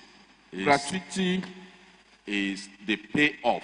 Is the sum of money a person who retires from active service is given as a lump sum released to a pensioner. Okay. At the end of his service. Yeah. And so he's paid off. And even at that, he still receives a monthly allowance, which is what we call the pension. The pension. So, and as far as Ekiti State is concerned, and as far as the administration of Governor Biodun Abayomi Oyebanji is concerned, no pensioner is owed any pension. Arrears of pension, apart from the one one owed in 2018. In 2018. No pensioner is owed. No pensioner of the local government and primary school teachers extraction is owed any pension since his administration began in October 2022. Okay. He has been paying pension up to date. Okay, thank you very much. It's important to also clarify that. So 384 retirees has benefited under this gratuity payment in the state between January and August. Yes, sir. That's what you have just told us. Yes, can you just tell us another thing we should know? Thank you. The debt profile is here, and we have said that, which was the arrears of pension owed by the previous government in 2018. That of June 2018 is still outstanding, which is the sum of 382,724,268 naira 82 kobo. Oh, wait. June, July, August, September 2018. What happened that time? Why these arrears? The Right Honorable Speaker, sir. I actually wasn't at the PITAD that time. But I've forgotten that when you assume office, both asset and liability become your property. Very true. The Right Honorable Speaker. If there is any money left, will you say because I was not there, let them go away with the money? But one thing I will say is that the government of Governor Biodun Abayomi Oyebanji takes the pensioners very seriously, sir. It does not joke with anything that pertains to them. It does not joke with their welfare. That is as far as his administration. Of course, I agree with you. I only ask you a question. Please don't be too clever. Answer the question. What happened June 2018? Ekiti people would like to know. They need to know. June 2018, July 2018, August 2018, September 2018, why was their pension not paid? 2018. I think it happened at a time that we had a problem with the payment of salaries and pensions in the Ekiti State because the local government workers were equally owed, but that of their salaries, their arrears of their salaries had been cleared. So, and they are also trying to clear that of the pensioners. Okay. At least it is clear from this because I'm trying to look at that period. I think members should be interested also. This house need to know what has happened. And that's why we are here. If there is a backlog, people will talk about non-payment of pension. And thank God that you are here and we are able to know when this actually happened. And this period is 2018. And I know there was change of government in 2018. Yes. I'm trying to recollect which month was the change of government. Then we can understand what really happened. That was October. The change of government happened in October 2018. Okay, that means these areas happened before the change of government. Okay, before the change of government in 2018. So it was another government. Yes. Okay. Now I can understand why we have that backlog. I'm trying to recollect that this happened before the progressive government in the state took over in 2018. We have these arrears. All right, thank you. Please, and you have told us this amount is about 1 billion naira. These arrears. This arrears is the 4 months arrears is 1 billion 500. It was even 7 months before. It was 7 months before. Offset 3 months out of the 7 months. Yes. So that government, before progressive government took over in 2018, was actually going 7 months. Yes. Okay, and the progressive government now came in, offset 3 months and is ready to offset the rest. Yes. Very soon. And it's 1 billion 543 million 273,758 naira 13 kobo. Then we also have outstanding gratuity of how much? The outstanding gratuity is 23 billion 569 million 525,543 naira 86 kobo. This has been the accumulation of gratuity from 2013 to date. That's a from lot. 2013 to date. It was much bigger than this. We had a very huge amount.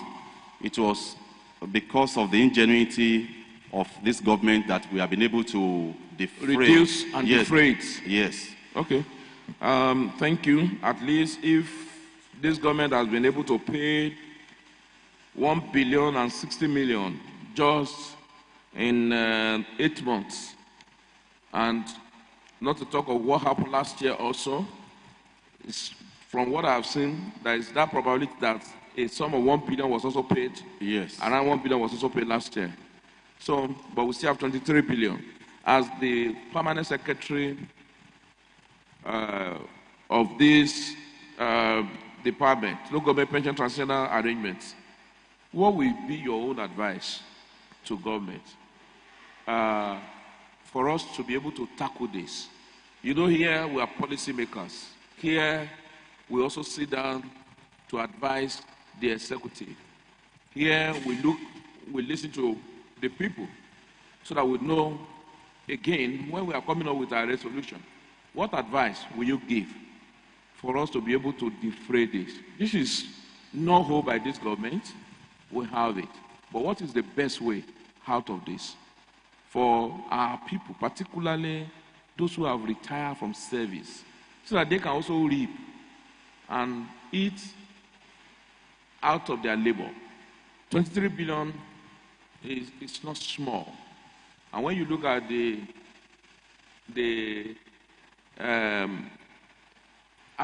what is coming to Ekiti, you know it's far below what we have here. And you know that the wage bill of Ekiti also. So what do you think the best approach that government can adopt? Thank you, the Right Honorable Speaker. I want to say that this government had started taking measures to see how this amount will be defrayed. I'm aware that the government set up a committee last year under the leadership of the Honorable Commissioner for Finance, even including stakeholders like the pensioners, members of the NUP, and the rest of them, to brainstorm on how this thing can be done. And at that meeting, I'm aware that the option of debt buyback was discussed. That is the idea of asking some financial institutions to provide money for people and to discount the something. Yes, to some of the retirees, that wasn't a very good idea, because if you, the previous administration in the state also tried that, but resisted because of some misconceptions. That was not allowed to play through. But under this situation, the Yoruba people will say that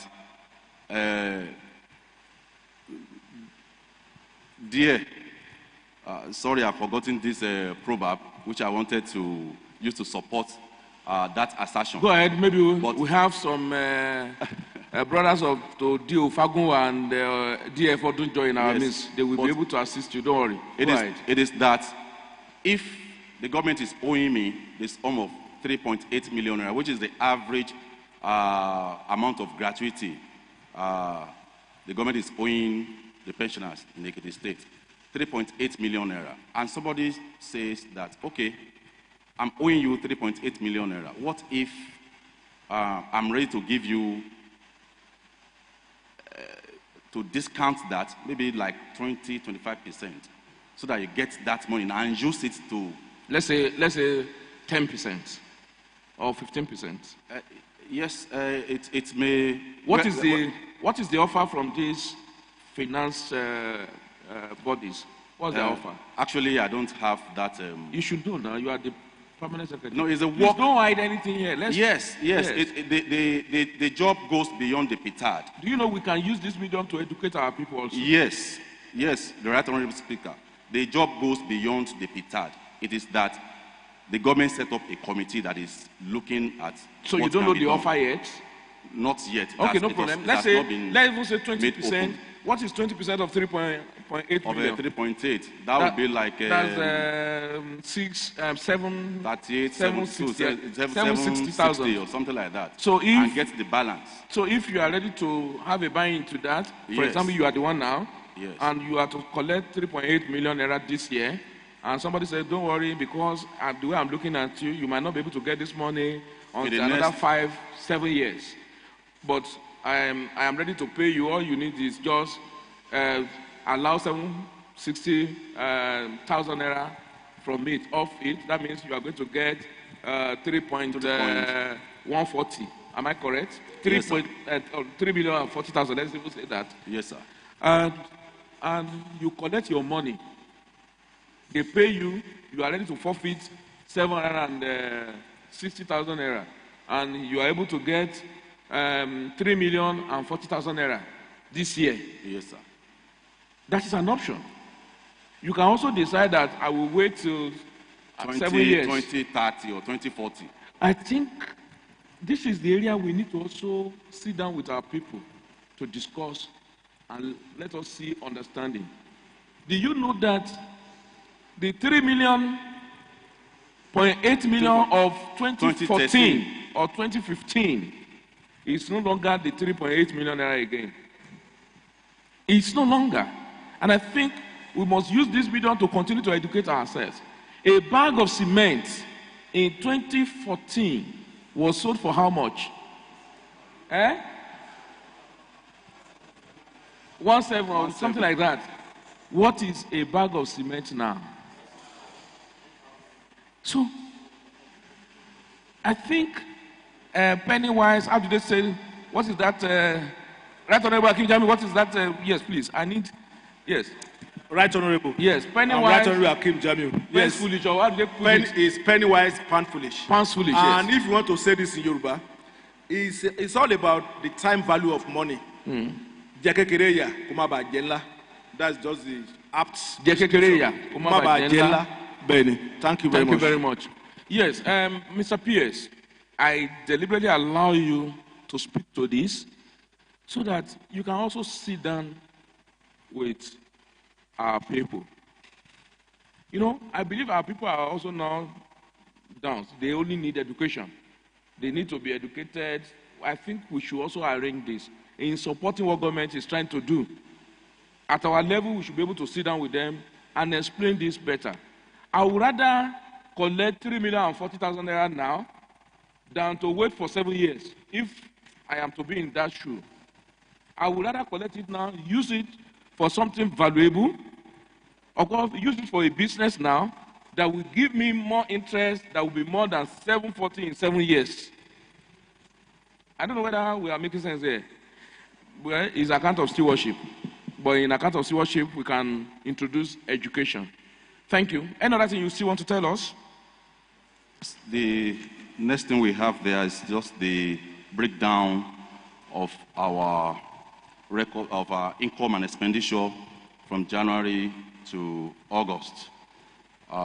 We have the summary on page 6 there.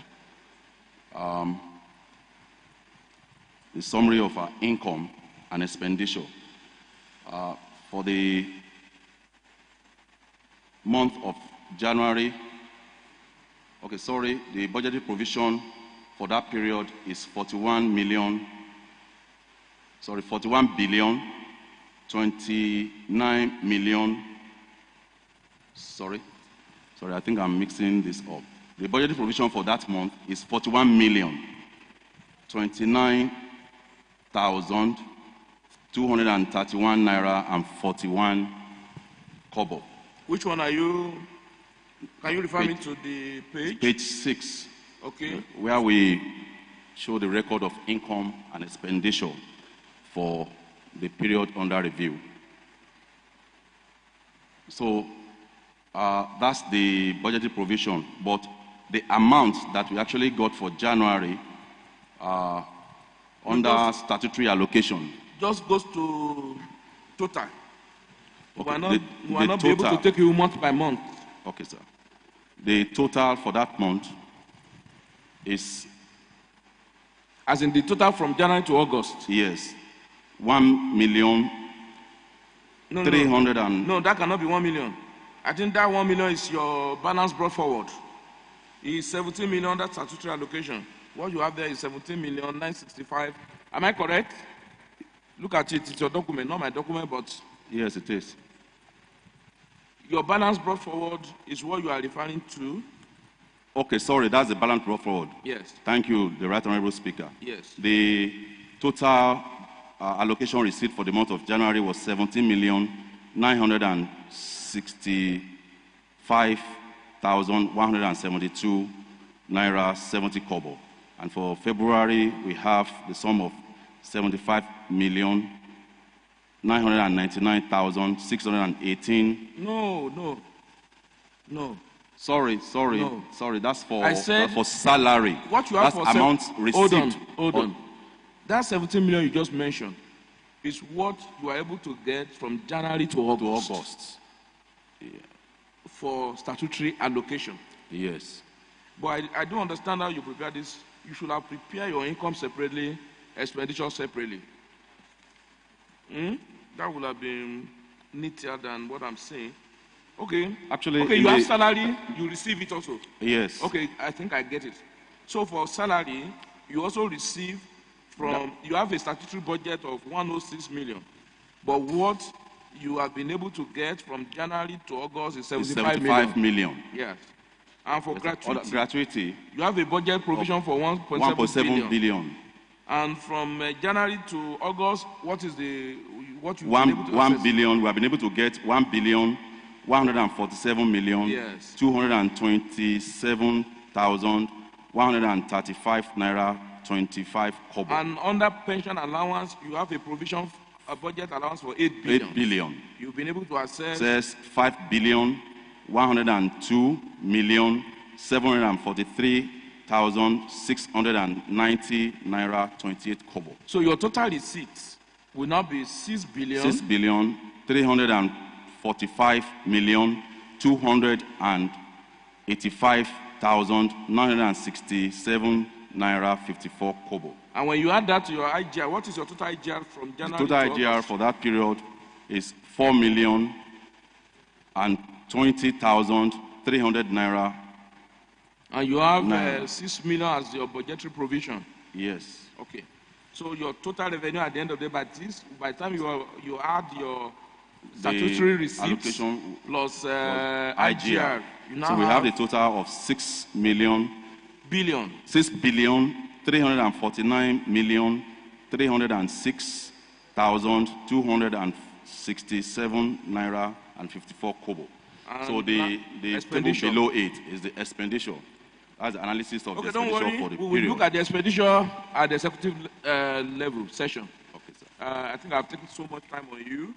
Yes, sir. The expenditure, we will look at it.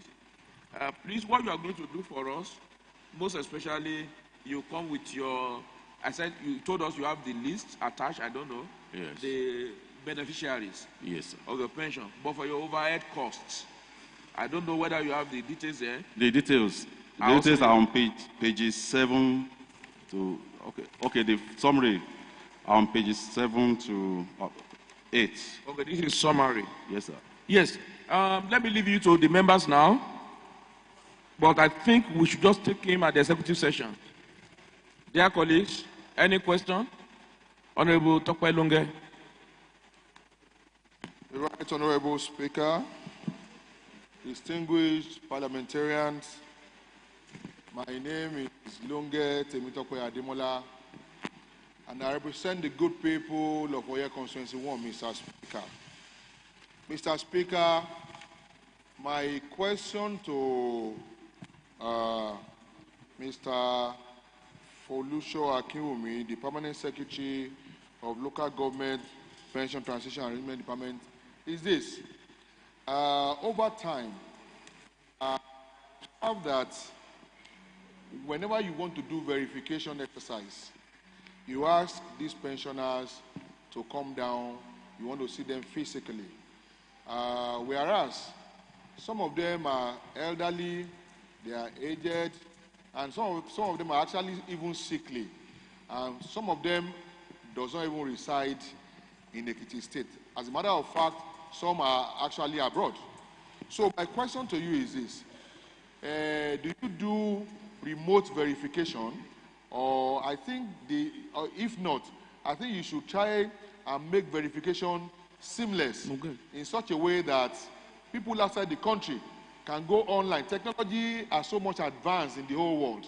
So I think if you don't do remote verification, I think you should think about it. Some of these pensioners that are sickly and aged, they don't have to be traveling all around to do verification.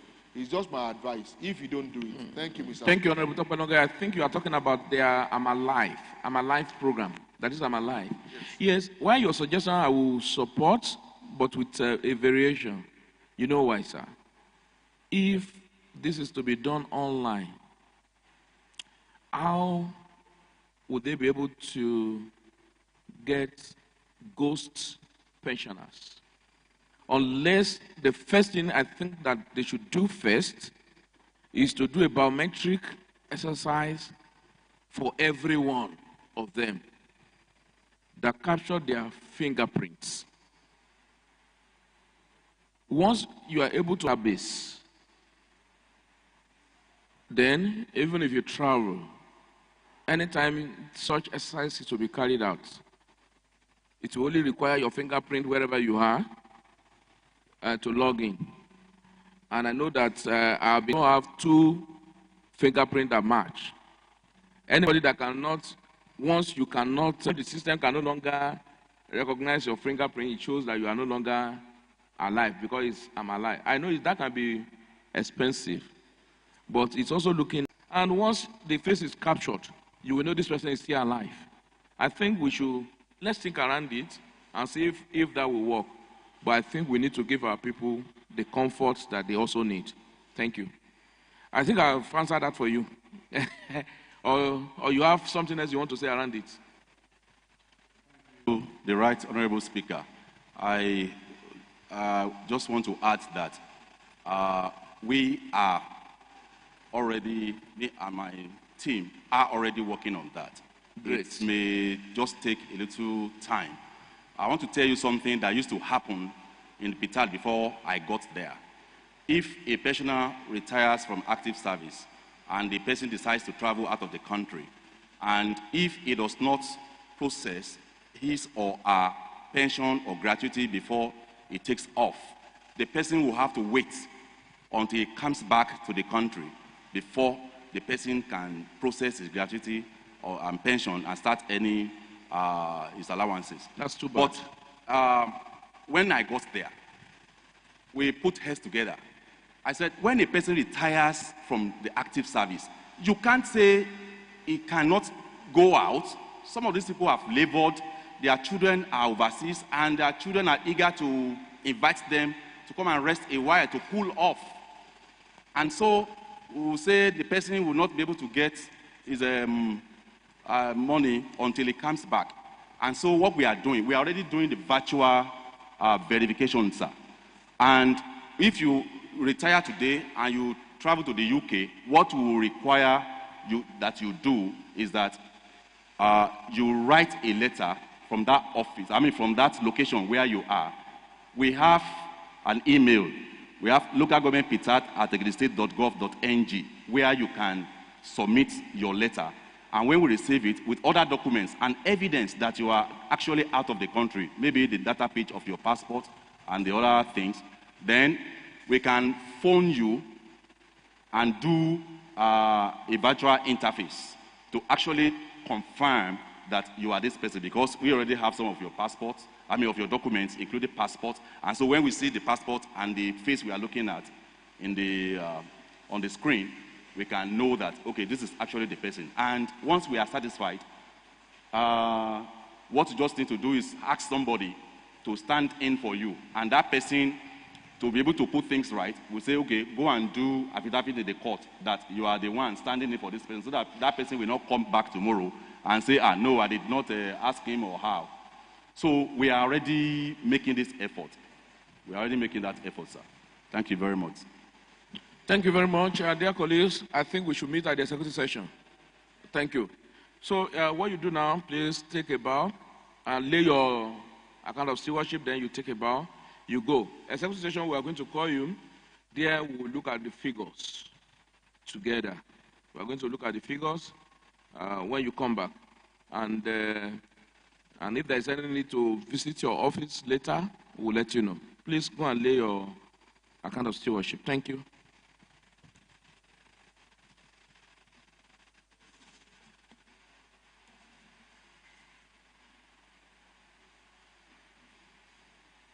Well done, Mr. Akinwumi. I know, Mr. Akinwumi, I've listened to you carefully.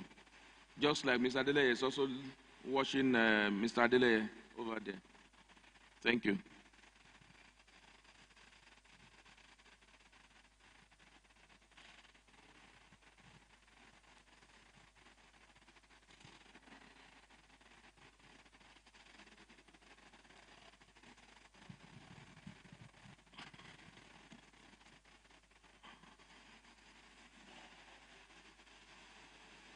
Thank you very much, dear colleagues.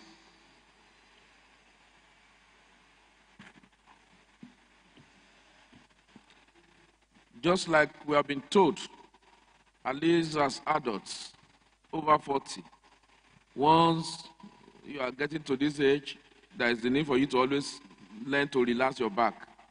We do a 3-minute stand down just to, we don't need to go out, just within here, don't need to go out at all. A stand down of 3 minutes to shake your body, relax your system. 3 minutes, thank you. Stand up.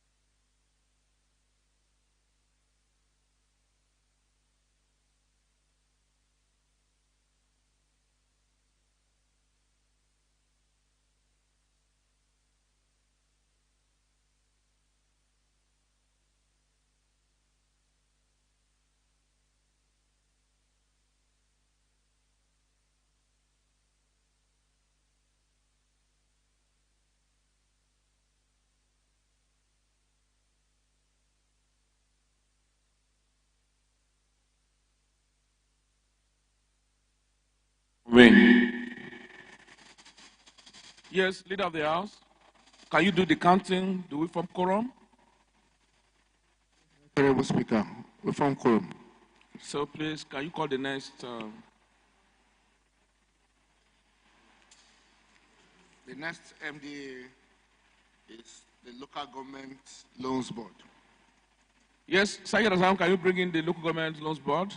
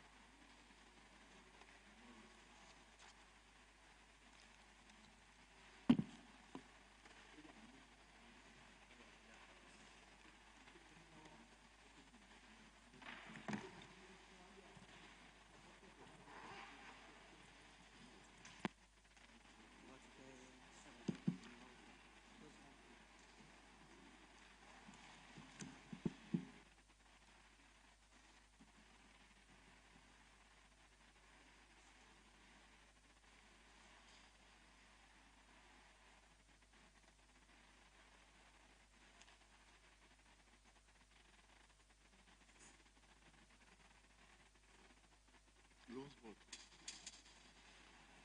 Local Government Loans Board. Right, Honorable Speaker, my dear colleagues, we have the head of the Local Government Loans Board right in front of us. Mr. Speaker, I hand him over to you.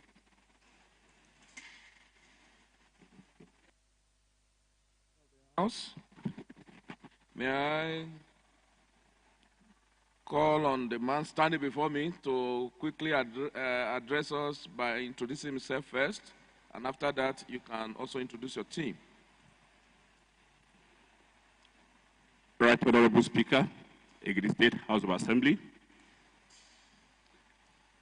distinguished honorable members of the Ekiti State House of Assembly, to the glory of God, I am Rotimi Akomolide, the Permanent Secretary, Local Government Staff Loans Board, Ekiti State. Thank you. Your team, please. With the permission of Mr. Speaker, sir, I'd like to introduce my team to this August gathering. I have sitting near me here the head of local government administration in the Loans Board, Mrs. Christiana Florence Ogundele. You can sit down after recognition. Sitting next to her, Mr. Speaker, is the Director of Finance, Mrs. Abiola Ijaso. You also have next to her the Director of Administration, Mrs. Adekunle Eniola.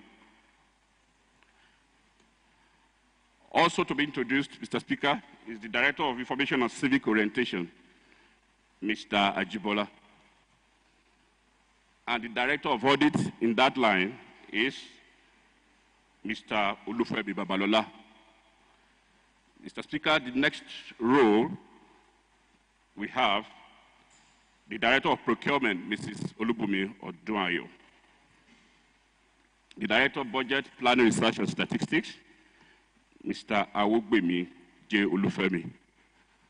And the last but not the least, the Senior Administrative Officer, Ms. Busayo Ogumodede. Thank you, Mr. Speaker. Well, thank you very much. Like we have told those who have earlier appeared before this House, that this exercise is actually aimed at ensuring that we have transparency and accountability in government, that people who hold one position of government are also made to be accountable to the people. And the best way that we can be accountable to the people is to also render our account of stewardship before this House. And this exercise we've started about 3 weeks now. We've been able to take all the local government chairmen and SCDAs in Ekiti State, and we started with also with the permanent, commissioners and head of various agencies, departments, and boards, also is head of institutions. We believe in Ekiti State that accountability is key, transparency is required, and then we can have good governance. I must also inform you, sir, that this exercise is being live. As you can see, just the way you are looking at yourself, right there, the same way people are watching you all over the world. This is on our YouTube, live on YouTube, live on Facebook, and other social media platforms. Same way I am watching you here. That's how they're also watching us everywhere. So, what we need from you now is just to tell us and the people of Ekiti State what you are doing or what you have done now. I don't want us to go into what you are doing. That can take us too far. But what you've been able to do as part of what you are to do from January to August in that office. And when I say you, I mean your office. Thank you very much, sir. So your time starts now. Thank you, Mr. Speaker, sir. Before I go into the activities, I believe it is expedient to say that the Loans Board is the product of this Honorable House of Assembly. You recall, sir, that the board operates on the Ekiti State Local Government Staff Loans Board Law 2023, which was passed by this very reputable House of Assembly through the assent of Mr. Governor on the 8th of June, 1923. Mr. Speaker, distinguished honorable members, the primary duty and objectives of the Local Government Staff Loans Board is the social welfare, the responsibility of the social welfare of staff in the area of giving loans, various categories of loans. We have the car loans, we have the housing loans. This helps staff to achieve welfare packages in realization of their dreams. It is the utmost wish of every local government worker to have a meaningful life in terms of owning a house and at least a car during and after active service. The board is only limited to the statutory obligations of disbursement of housing loans and car loans. Mr. Speaker, I will quickly move into the page 4, where we have the general loans disbursement.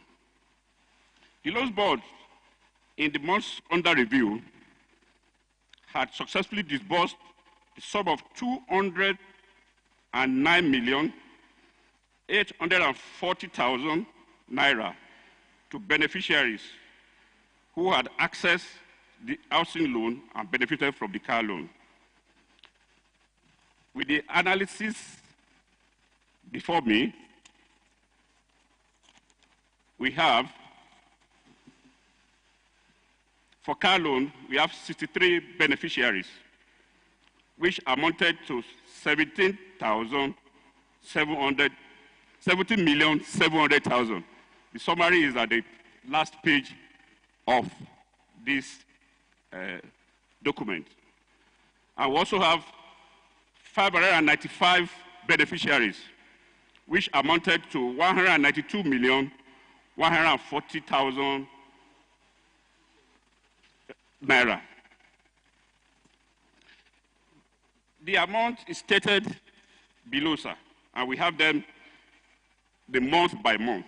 And I take the housing loan that was disbursed, we have 33,650,000.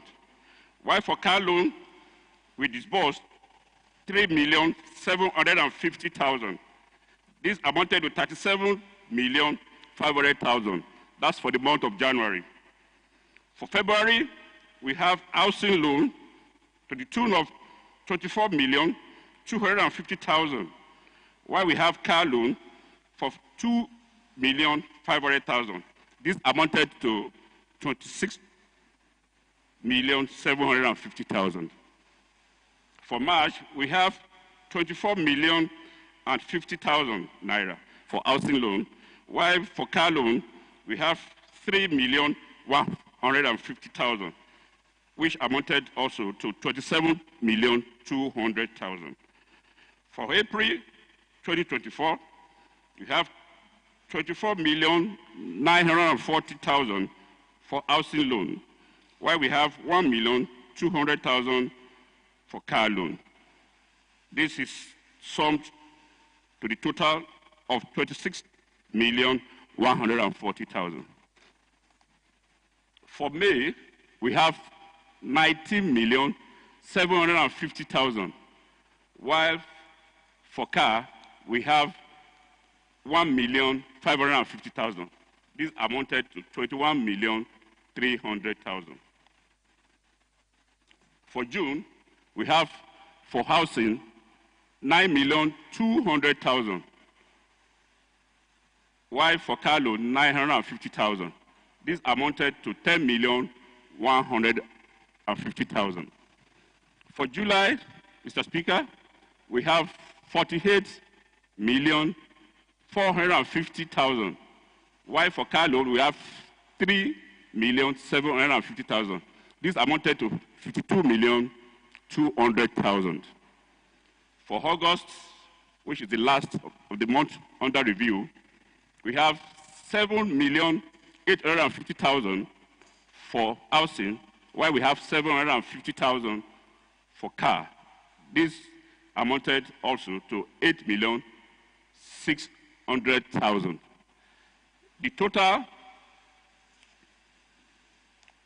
that we have disbursed, like I said, Mr. Speaker, is 209,840,000, of which we have 161,855,000 for housing and 17,600,000 for car. Recapitalization fund for the board. In order to position the board for optimal service delivery and in line with the statutory functions and obligations, the board wrote a letter, Mr. Speaker, to the governor requesting for recapitalization of funds to augment the monthly deductions that we normally get from the Office of the Accountant General. And to the glory of God, Mr. Speaker, the governor in September 2023 graciously approved the sum of 200 million naira special grant to the board, which was subsequently released to the board in tranches of a period of 10 months, which has since been exhausted. Mr. Speaker, the 200 million naira was given to the loans board in 10 installments of 20 million. I beg to tell you that we have just exhausted the final tranche. However, the board has now been forced to depend largely on the monthly deductions from the joint account and allocation committee for the payments of loans and clearing of beneficiary of backlog for beneficiaries. This could not go anywhere considering the constant influx of requests from local government staffs that keeps coming in torrents. The board received its deductions through the Office of the Accountant General. Like I said, sir, we always have our monthly deductions from the previous beneficiaries on monthly basis. The scheme has been feasible and productive since it took off because it has been applauded at numerous board meetings as a step in the right direction, aimed at ameliorating the suffering of, part of our achievements, sir. We have the quick loan scheme. The quick loan scheme is a little bit different from the car and housing loans. As the name dictates, it is quick. It is primarily to enhance and improve the social well-being of local government staff who are in dire need of urgent and immediate financial succor for the payment of either children's school fees and house rents. The scheme has been feasible and productive since it took off, like I said, sir, because it has been applauded at different fora to meet the immediate needs of our staff. It further to the board at its statutory meeting directed that the interest rate charges on these quick loans of 50 and 100 should be reduced, and we have been able to reduce the interest rate to 6 and 12, and it's been deducted in 6 installments from the Office of the Accountant General too. This directive, which has since been implemented, sir, by the management of the board, underscores the fact that the scheme was created to make it affordable to all categories of workers in the local government service as a way to cushion the effect of the economic challenges. This quick loan scheme, as its name sounds, sir, has disbursed the sum of 9,700,000 to 103 beneficiaries between January to August. And when I say 9,700,000, sir, that is the disbursed amount fund for that quick loan, which we didn't borrow. It is part of the revenue generated by the loans board. We also have on our achievements, our programs, the loans board business ventures. There's usually a saying that government has no business in business. But with these two schemes, we have been able to say, at least to a reasonable extent, that there can be, government can have business in business. The loans board business ventures, just like the quick loan scheme, sir, was a noble idea conceived by the management of the board with a view to selling commodities such as rice, beans, and groundnut oil to staff at an affordable and subsidized rate, unlike the ones that we have in our local markets. This lofty initiative, sir, is intended to support and our staff of the local government so as to cushion the effect of the economic challenges confronting workers, as this will enhance staff performance. It should be noted, sir, that the business ventures of the board had been growing daily due to availability of ready market and had been meeting up with the demand of its prospective customers. The business managers had shown prudency in the management of the venture through the generation of the sum of 524,600 naira as profit between the month of January to August 2024. You can see the analysis, sir, of the report of the business venture between January and August. Mr. Speaker, on our internally generated revenue, the Ekiti State Local Government Staff Loans Board is actually a non-generating revenue body, as its fundamental objectives is founded on social welfare for staff. Nonetheless, the board still generates revenue, sir, through low interest rate charges on its housing loans, car loans, quick loan, and the business ventures. All the interest rate generated on the aforementioned schemes are used as the floating capital for the servicing and operations of the board's obligations. Mr. Speaker, we have challenges. And I want to crave your indulgence to quickly run through those challenges, sir. Even though we don't really take challenges during this account of stewardship, but we'll give you the consideration to run through.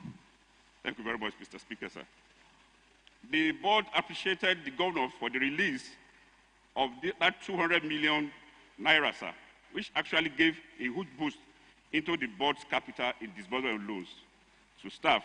However, with the increase in number of applicants requesting for loans, sir, on daily basis, there is a need for the continuation of this funding. This will be in form of monthly release of funds. To this end, sir, I wish to solicit for the continuation of the monthly release of the 20 million naira. This will considerably satisfy any upsurge that could be envisaged from the numerous staff. And let me also go to our monthly grants, sir. The monthly allocation received by the board for its running grant is meager and not enough to sustain the logistics and maintenance of the office. In essence, fund release does not commensurate with the expenditure of the board. Hence, there's an urgent need for the upward review, sir. Thank you very much, sir. Yeah, thank you very much, dear colleague. Mr. Speaker, sir, next, from page 11 to 18, we have our monthly income and expenditure for the months under review. Thank you very much, sir. Yes, thank you very much, dear colleague. You have listened to the Permanent Secretary of the Local Government Staff Loans Board. I don't know if you have any question for him. For me, as to the income and expenditure, we can quickly move that to the executive session. And while we allow the peers to go in peace and come back to meet us at the executive session. Unless if there is any comment. Yes, Honorable Tokpelunge. Right Honorable Speaker, the distinguished colleagues, let me once again welcome the Permanent Secretary into our midst. P.S. I want to ask, first and foremost, let me commend you for the commodity thing you are doing, selling of buying and selling of food items to your members. That's page, what is that? Sorry. Page 7 and 8. Okay, so my question to you is that while this is a laudable initiative, especially to cushion the effects of the times for your staff. Now, I want to ask, is this supposed to be, because I can see you are declaring profit, cost, price, selling part, and profit. Is this supposed to be a profit-making business or something that you should discount? Are you discounting these food items for your staff to cushion the effects of the times, or is strictly a profit-making venture? Thank you. Honorable Tokpelunge, can you read the headings of 4.0? Loans Board Business Ventures. And we can't hear you, sir. Loans Board Business Venture. Loans Board Yes. Business Venture. It's a business. Thank you, Honorable Speaker. Thank you. I think that is settled. The management, on their part, can look for how to ameliorate. Loans Board Business Venture is expected to have profits. And I think that is the mandate. So that's exactly what they are doing. The management can now buy from the Loans Board and begin to distribute to ameliorate whatever is the issues. Yes, Honorable Femi Fatula. You're right, Honorable Speaker. Distinguished colleagues, my name is Femi Fatula. I represent the group of the colleague Consensus 1. Yes, I just want to advise, in case when you are coming for executive session, the interest on loan on this paper, it was matched together. I think when you are coming to executive session, you have to separate this thing. The interest on quick loan and the interest on car loan and housing loan, it should be on a separate table so that it will be easier for us to know how much you realize from interest on quick loan and what you realize on car loan and other. Honorable, are you speaking from page 4? No, I'm speaking from page 19. Page 19. Page 19.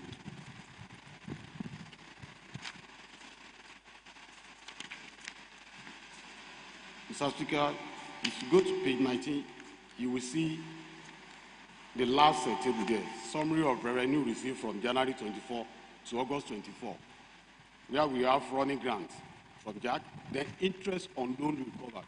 Okay, I can understand what you are saying. Yes. At least we should be able to know how much was recovered on car loan, and how much was recovered on quick loan. Yes, on the what's it called? Thank you, Mr. Speaker. Housing loan. And also, I think the business venture too is done on a credit basis, and you now put interest again. So then your recovery.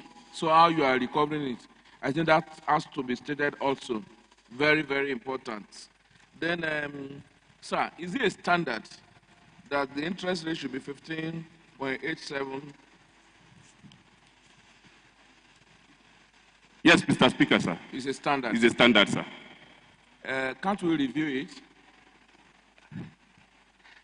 To ameliorate, like Honorable Tokpe, you know, he's a social crusader, a freedom fighter who always loves to fight for the people, particularly your staff. Can't we just make it 15% instead of 15.87? Well, Mr. Speaker, I may have to go back to the board. Maybe we'll bring up a brief about it. Is it in the laws? Sir? Is it in the laws? Or just a policy? This is a policy. It's a policy yes, at yes. the office. But the board can still sit over it, sir. Yes, that's what I'm saying. That yes. Looking at the situation now, now, sir. Yes, sir. So that we don't put too much load on people who need relief. Because absolutely, staffs, they need that succor. Yes, sir. And I was once a civil servant, and I understand what loans means to us. All right, sir. I know the importance. Even if you say 50%, some of us are forced to take it because there is no option. But rather than thinking too much on the profits, all right, sir, we can also see that these people that actually need this thing, let's go and look at it. All right, we'll work it out, to see if it is possible. We won't mandate it, we will not force it, but let the boss sit down and look at it again. And let's see if we can at least reduce it in whatever form. Yes, I must thank you, sir, for a job well done.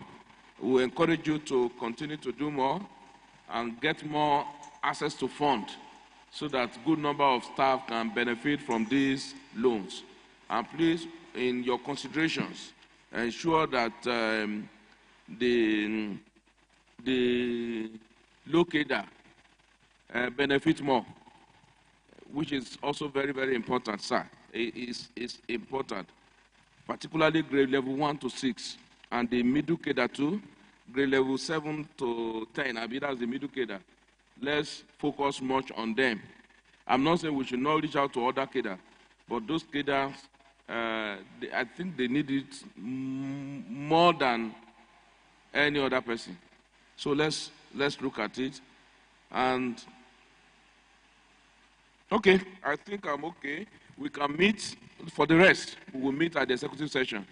Well done. Sir, lay your account of stewardship.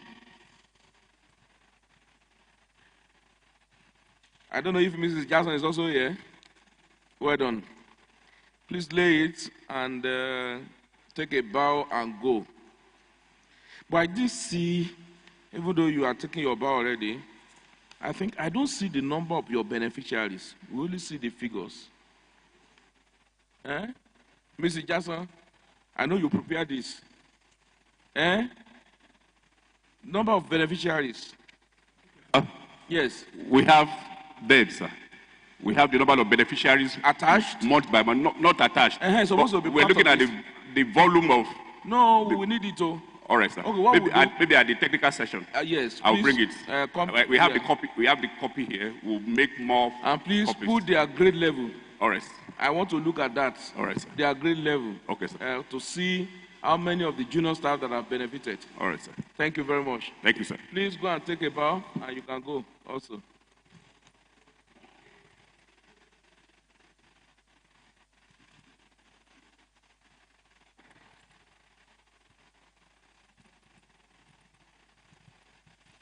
Honorable Awoniyi, Tokwe Longa is talking to you.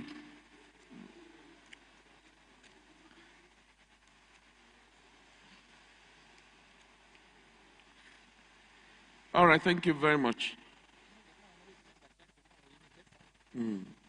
The SEMA, State Emergency Management Agency. So at that time, you have two things to do now. Number one, you bring in SEMA. Number two, no honorable member is going out again.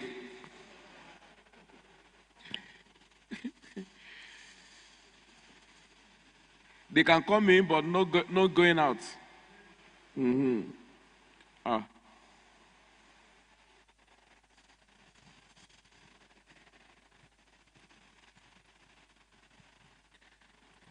It seems there is a football match today.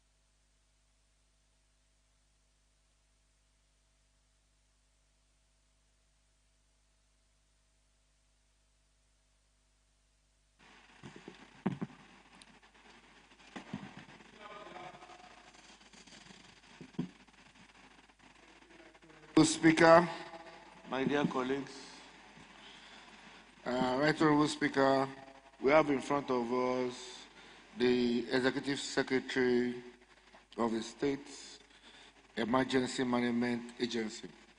Right Honorable Speaker, you may direct him to introduce himself.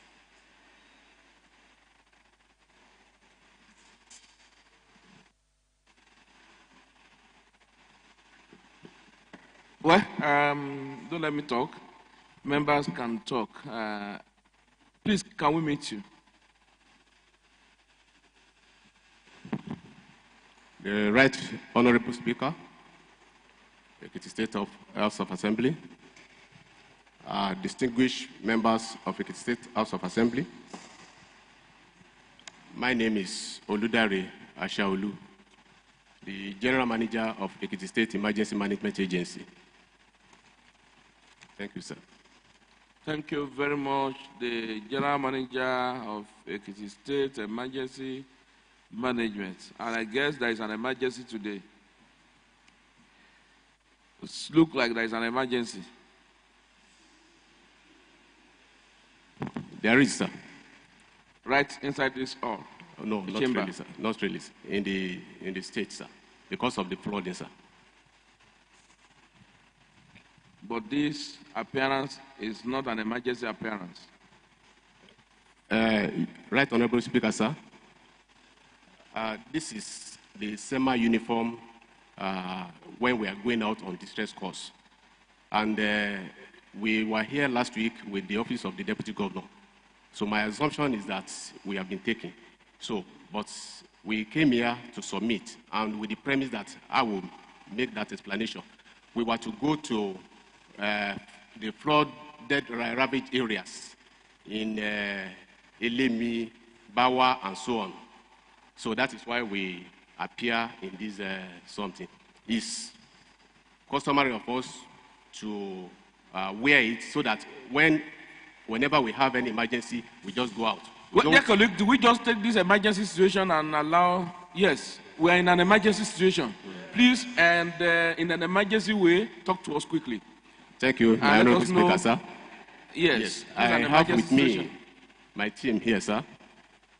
Very close to me here is the Director of Finance and Accounts, Mrs. Ojekagu Loretta. Next to her is Mr. Toluwase Bewaji, the Director of Admin and Supplies. Then I have the Chief Internal Auditor, Mrs. Adebola. Thank you, Right Honorable Speaker, sir. Yes, it's an emergency situation. Go ahead. Thank you, sir. Yes, just like the Right Honorable Speaker remarked the other time, that we have ravaged areas in the state due to the flood that happened yesterday. Nobody prays for emergency, but they are inevitable. And Mr. Governor has been so proactive to make sure that these things are mitigated. So basically what we do is to respond to emergency situations and then possibly attend to them in our own little way. So, Right Honorable Speaker, sir, please permit me to go through some of our activities. We have assessment of disasters ravaged areas like Omuijelu, Itapaji, Ado, Ikere, Ifishin, Ifaki, and Ibimo. And most of the times, we go out on assessment with Her Excellency, the Deputy Governor, Chief Mrs. Monisade Apuye, who is the supervisor of that agency, sir.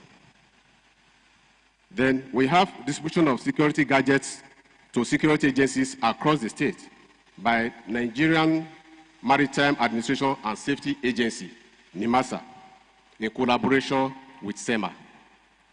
Then we have distribution of released sum of 41 million naira, 300,000 naira to victims of fire disasters as jointly assessed and profiled by SEMA and NEMA for year 2023 and January 2024 to April 2024 across the state under the supervision of Her Excellency, the Deputy Governor of Ekiti State. The agency recommended the sum of 51,591,000 naira for the purchase of relief materials to be distributed to the profiled victims of rainstorms and flood disasters and other fire victims across the state. The fund is yet to be released. The agency processed the payment of 58 million naira, 113,000 naira only for the transportation of grains and gari, which was distributed across the 16 local government areas as highlighted in the distribution letter from NEMA by the Committee on Palliatives, chaired by the Honorable Commissioner, Ministry of Agri and Food Security, as approved by Mr. Governor. The sum was directly transferred to the account of the transportation agency provided by the federal government through NEMA from the Accountant General's office.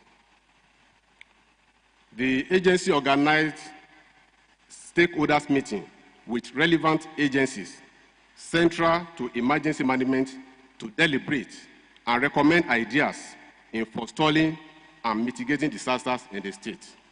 The Right Honorable Speaker, sir, please permit me to say that we have been on sensitization for quite a while. And in September, as approved by Mr. Governor, we have gone out to the 3 senatorial districts to on awareness campaigns so that our people will know the right thing to do to have lesser impact of rainstorms, and we don't want fire incidents at all. We are trying to tell them what to do to make sure that we don't have fire incidents in Ekiti State. Mr. Governor sponsored an understudy visit of Ekiti State Emergency Management Agency to Lagos State Emergency Management Agency so as to domesticate LASEMA's emergency management approach in the state. The recommendation has been forwarded to the chairman of the committee, Honorable Akin Oyebode. The committee was put in place by Mr. Governor. The Right Honorable Speaker, sir. Who is Honorable Akin Oyebode? The Commissioner for Finance, sir. So has he been elected member of the House? I'm sorry. You mean Mr. Akin Oyebode? Mr. Akin Oyebode, the Right Honorable Speaker, sir. Yes, sir. Permit me to say, the Right Honorable Speaker, sir, that Mr. Governor was in Lagos State Emergency Management Agency to understudy what they were doing, because emergency happens almost every minute in Lagos State. And Mr. Governor has the passion that Ekiti State must be safe and secured. So he invited the team from Lagos State to Ekiti State for a scoping study. And afterwards, Mr. Governor approved that SEMA team should visit Lagos State Emergency Management Agency to understudy them with a view to doing better with regards to emergency management in Ekiti State, sir. Then, distribution of food items by National Emergency Management Agency in collaboration with SEMA to victims of year 2024 rainstorm disasters as profiled and recommended through the letters of request for help received from Omu, Ijelu, Itakwaji, Orin, Ijon, Ifaki, and Ijunrekiti, sir. Right Honorable Speaker, sir, those are some of our activities in the agency, sir. Thank you very much for providing your activities. And your job is to address emergencies. And we'll address your matter here in an, we'll consider it as an emergency also. So, dear colleagues, this is an emergency situation. Honorable Tapelonge, yes, thank you. Your question, your comment.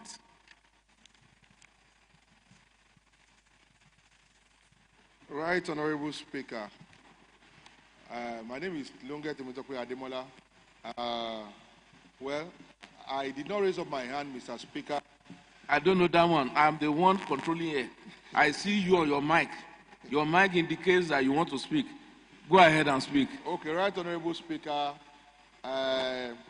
I will just commend this, the General Manager before us for doing a good job in Ekiti State.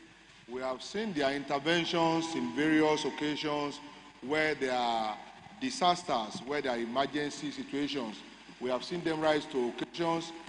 Recently, in the domain of Honorable Idowu Odebumi, there was a recent rainstorm that destroyed some properties, and we saw the swiftness with which this agency responded. It was almost with immediate alacrity that they responded. So I want to commend him and also encourage this agency to continue to do more. Even though they are a small agency, but the Bible says you should not forget the days of humble beginning. I pray God will enlarge your coast. Thank you. Well, okay. Yes, sorry if it is comment, I may not take that. It's about commendation. Leave commendation for now. Okay, let me hear you. If it's commendation, please don't talk. All right. Honorable Ogunshaki.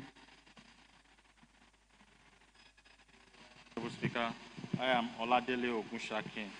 I represent the good people of Ekiti East, Constituency 1. I would like to have the SEMA director before us. In May, there was a rainstorm that happened in Ekiti East, Constituency 1, Omu Ekiti. And several letters were written, pictorial evidence of what happened was sent to your office, which you received and acknowledged the receipt of that incident. And up to now, you have not even visited the place, talk less of coming down to give aid to the people in need. And you stated most of the local government you have visited, which actually happened after the one that affected Omu Ekiti, that affected Ijero Quarters, Omu Polytechnic, and other communities there. So I want to know why you deliberately ignore the cries of the community. Is that, I will assume, as negligence, or you just decided to act? Can you please explain to me why this is happening? Thank you, sir. The Right Honorable Speaker, sir, distinguished members, well, I want to say that SEMA is not doing anything deliberate to sidetrack any community in Ekiti State. I have some challenges here listed. I've not really gone to that. The Right Honorable Speaker, sir, we have stated that we have profiled some emergency cases and sent to Mr. Governor. We are awaiting release of fund for that. That of Omo is included, sir. The reason why we have not been able to visit is basically due to mobility. I was at Ibimo with Honorable Hakim Jamiu. In fact, he took us in his car because the only utility vehicle we have is bad. We appreciate Mr. Governor, he has approved that the vehicle be overhauled. It's still under repair, sir. Each time we go out, I go out with my personal vehicle. And the same thing with my officers. And most of the time, the only vehicle I have can break down at times, or possibly interchange with my wife to go to. So most of the time, we don't have the means to go out. And that is why we have not been able to respond almost immediately to every situation, sir. It's not a deliberate attempt in any way, sir.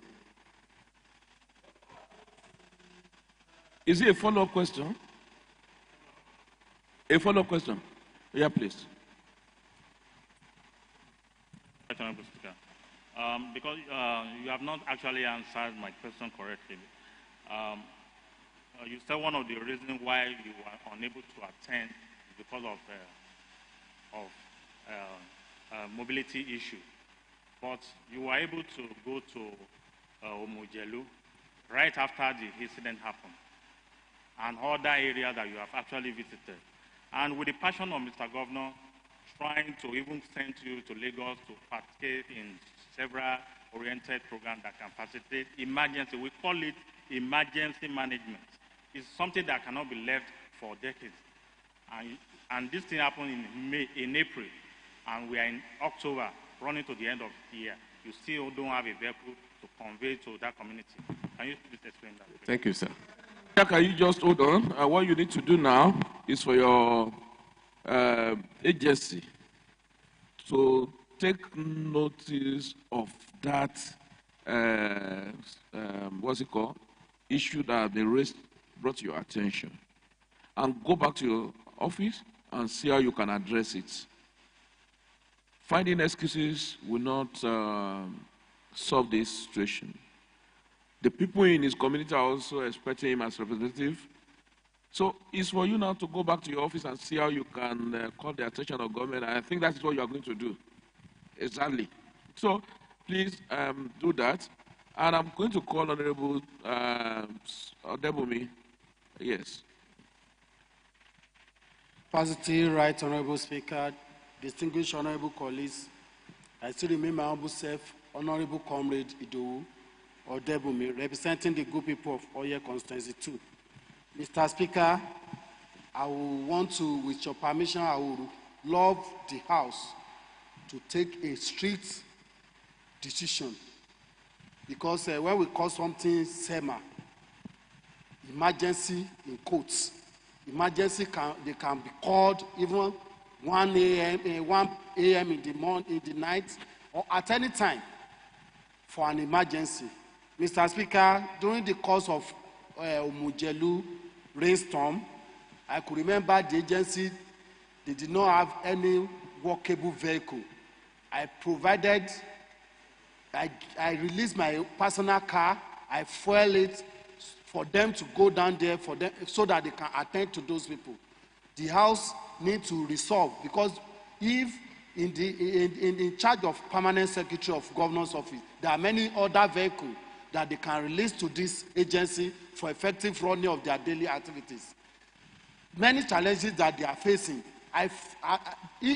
Unlike me, what if it happens to ordinary citizens that they were able to, they don't even have car to release for them to use, or they don't have any money to fund, to fuel any vehicle for them to intervene. So the House needs a critical resolution for immediate release of a good mobility for this agency. Thank you, Mr. Speaker. I may not also agree with you, because in their challenges, they only said the agency is in need of additional operational vehicles for effective service delivery, meaning that they have operational vehicles. No? This is English, and it's not ambiguous. They didn't say they don't have. So I wonder why they didn't use the one they have. Additional, is that not what you are requesting for?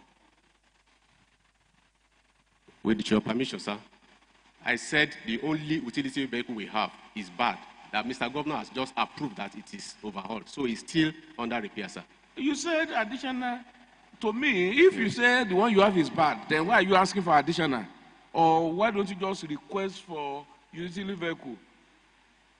I don't want to agree with him before now because they say, if I may ask you, have you written to Mr. Governor that you need vehicles? Have you written? Do you have any memo to that effect to show that you have written to the governor? I know the governor. Do you have any memo to that effect? He has graciously approved that it is repaired, sir. Just one operational vehicle? Yes. Yes, sir. What was your request to the governor? Is it repair or vehicles? Well, sir, when I got there, it was bad.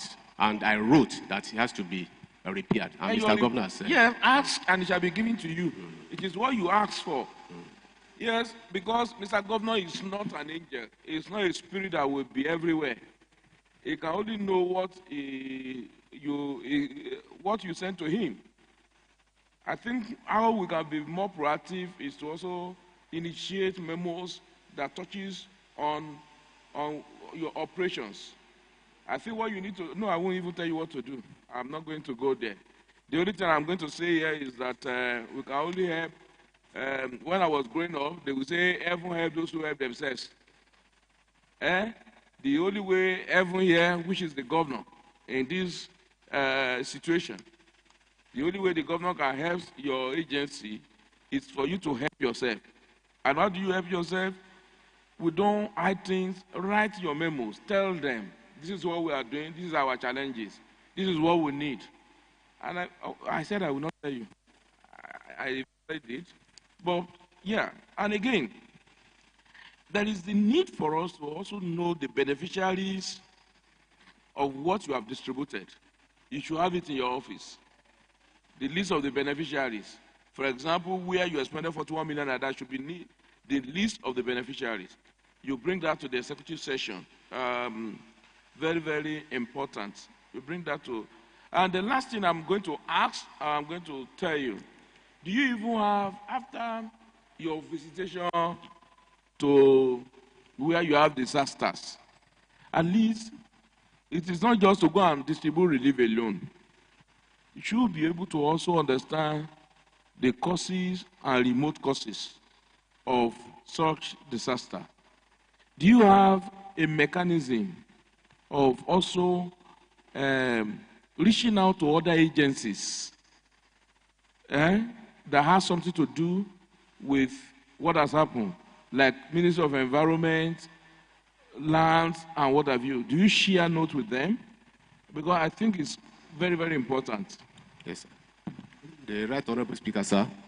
Yes, we have interministerial approach in addressing emergency in Ekiti State. Honorable Takononge, please sit down. Ministry of Health, Ministry of Environment, sit down. SEPA, Ministry of Works, and in fact, when the scoping study was done by LASEMA, we visited all these MDAs. And each time we have emergencies, we connect with them. Just yesterday, sir, your Right Honorable Speaker, we were at EXU in company of the Honorable Commissioner for Environment, the GM SEPA, and National Emergency Management. That's okay. It's good to know that you have this interministerial synergy and you continue to share notes. Thank you. Yes, lay your account of stewardship, take a bow. Observation. Honorable Femi Fatuna. Honorable Speaker, distinguished colleague, I'm Femi Fatula. I represent the group of the colleague Consensus 1. GM, I just want to observe that you used one head here on page 7. You wrote upward review. Page 7. You wrote upward review. Maybe when it's a proposal. Okay. It's a proposal. When you go to the actual, sir. Honorable Femi Fatuna, it's a proposal. I have seen it. Okay. The upward review. It has not been reviewed. You are just proposing it. Is that correct? It's a proposal. Yes. Yes. You have heard from him that it's just a proposal. Yes, Honorable Fawekun Abiodun. Thank you, Mr. Speaker. Do you remember that man they call Wakil Umo? Please go ahead. Distinguished colleagues, I am Babatunde Abiodun. I represent Idosi Constituency 1. And fortunately, the person in front of us is from Idosi. But I want to ask a very different question from you. Aside from natural disasters and the rest, I'm aware that the LASEMA in Lagos State Emergency Management Office there, whenever there's any emergency, not only natural disasters. So what do you have in place? Like now you have, we have Traffic Management Agency, but notwithstanding, LASEMA has towing trucks, big cranes that takes heavy duty trucks off the road whenever there's accident. They are at the scene. Even when they have Lagos Traffic Management Agency, LASEMA is still there at the scene of accident. Yes, sorry. Honorable Takwaloga, you can quickly go out and come back in 5 minutes. So I want to ask if you have mechanism or machinery in place to combat any emergency, because I see that you tilt towards natural disaster. You are at every emergency situation. Are you well equipped to face that kind of situation? Thank you. Briefly answer the question. Thank you, sir. And after that, go and lay your account of stewardship. Yes, and sir. Thank you, sir. I said the governor was in Lagos and he directed that a scoping study should be done. And the team from Lagos State came here. They have done that. The governor also directed that we should go to Lagos again to other study them. We have done that too. And we have submitted our report, sir. And the governor is trying to reorganize towards what is happening in Lagos State.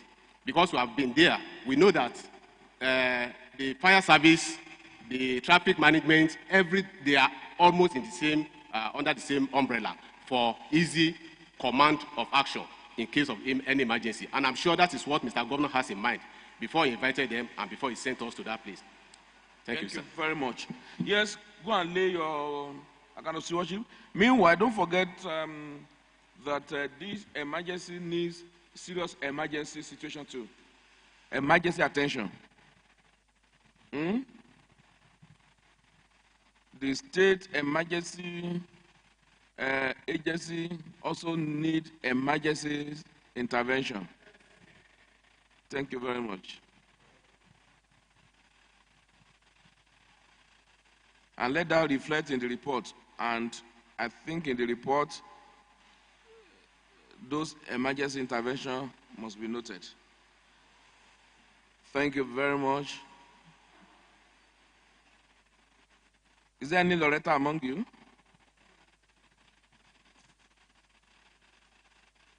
All right. Yes, next is Office of the Auditor General for the state.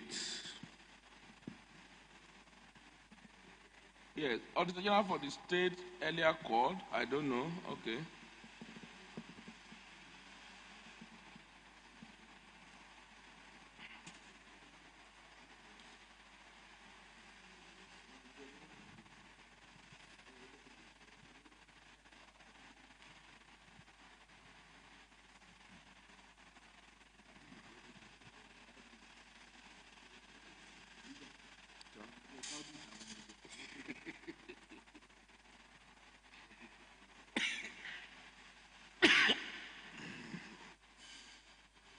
Yes.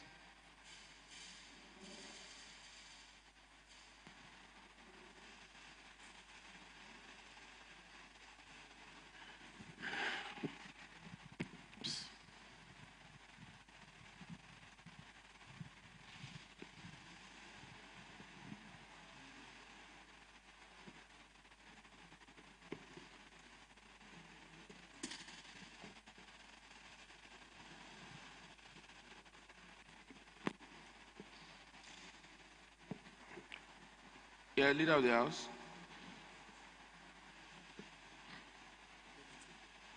Right, Honorable Speaker, my dear colleagues, before us, the Deputy Auditor General for the state, present the account of stewardship of the Office of the Auditor General. I want Mr. Speaker to speak to that. Well, I will also seek indulgence of members. I earlier received a call from the Auditor General himself, but I will, like in our practice, I allow opinions of members on this that is unavoidably absent, and in fact that the House should indulge him to allow the Deputy Auditor General to stand in. So I try to look at our programs, but I said I am going to leave that to the opinions of members before we continue. Yes, PSC Chairman, Honorable Lateef Oluwole Akanle. Thank you, Right Honorable Speaker. My name is Honorable Lateef Oluwole Akanle, representing Ekiti East Local Government 2. The Auditor General, State Auditor General demonstrated high sense of responsibility by putting a call to you, intimating you of his unavailability and delegating his deputy to take charge of today's activity. So since he has created that indulgence and has carried you along, I want to plead to our colleagues that you should allow them have their way, have the day today. Thank you very much. And I think it's also important to state the difference between this office and when we're expecting a commissioner.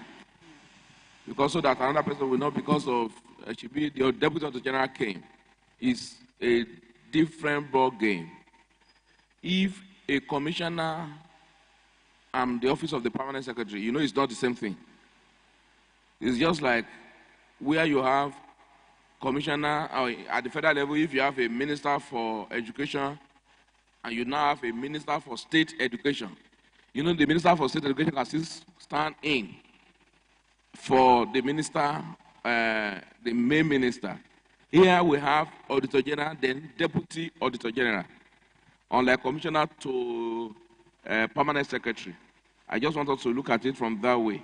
That the Auditor General and Deputy Auditor General is still the same service. If you now have a political head, the bureaucracy cannot stand in for the political head. But here is just an office that is headed by the bureaucracy, and you have the Deputy Auditor General. But I need one more opinion before I will take final decision on this. Yes, Honorable Faweku. Okay, I will take the voice of a female, but let me take Honorable Faweku. Thank you.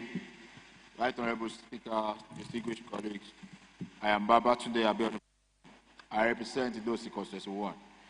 Mr. Speaker, we know this is a pure civil servant agency, which there is no political head there. We only have the Auditor General and the Deputy Auditor General as the heads there. So it's just in the case of a president, a governor, or a minister of state and a substantive minister representing themselves. And in as much as you have heard about it before now, that he has sent message to the Right Honorable Speaker of his not attending this plenary, I feel we should give the Deputy Auditor General the chance to represent the Auditor General. Thank you. Any contrary opinion? Contrary? Yes. Okay, let's take your opinion. Honorable Speaker, distinguished colleagues, my name is Honorable Abimbola Shulanke, member representing Momba Constituency 1. In as much as I would agree with Honorable Faweku for us to allow the Deputy Auditor General of the state to actually present their account of stewardship. However, I would strongly advise that the Auditor General himself appear at the executive section. Thank you, Mr. Speaker. Okay, so you are not averse to him appearing here now? No. It's just that the Auditor General must be around for the executive session. Yes, sir. Okay, this is democracy, and I love democracy. Thank you, Right Honorable Speaker. I am Honorable Bushaki Oladele Olaoyo. Send the good people and so on. I have a contrary opinion that we should have allowed the man himself, the man who is heading that ministry, to appear before us. In this, it's not a ministry. It's just an office. The agency, yes. In this Allo chamber, we've turned down permanent secretary who showed up for commissioners. And why are we not making an exception? I am trying to distinguish between a commissioner and permanent secretary trying to represent, and the office of the Auditor General, where the Auditor General is the head, and you have the deputy this time around. Yes. You understand? It's the same office. It's the same, to me, the Auditor General and Deputy Auditor General, if the Auditor General is not around, the Deputy Auditor General automatically takes over, unlike the Commissioner and Permanent Secretary. If Commissioner is not around, the Permanent Secretary cannot go and represent him at the ESCO. But Deputy Auditor General can represent Auditor General anywhere. Well, if that is your assumption, sir. Yeah, that is how I am looking at it. But depend. Okay, since we have contrary opinion, we can just do a vote. If you are in support that the Deputy Auditor General takes, press yes. If you are against, press nay.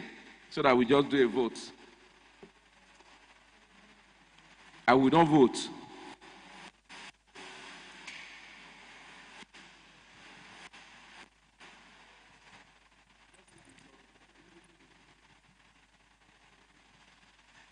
I know some people are not trying to do it, though, see.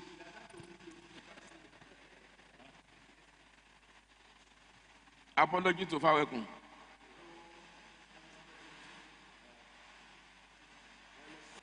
When it comes to voting, and I don't want to do voice votes.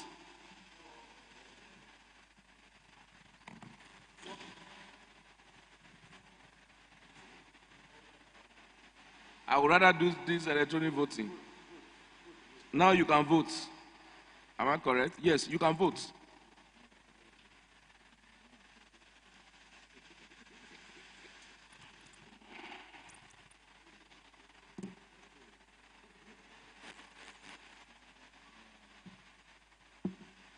Well, 9 people voted. 8 said yes, 1 said no. So the ayes have it. Honorable Toluge, well done. Thank you. Yes.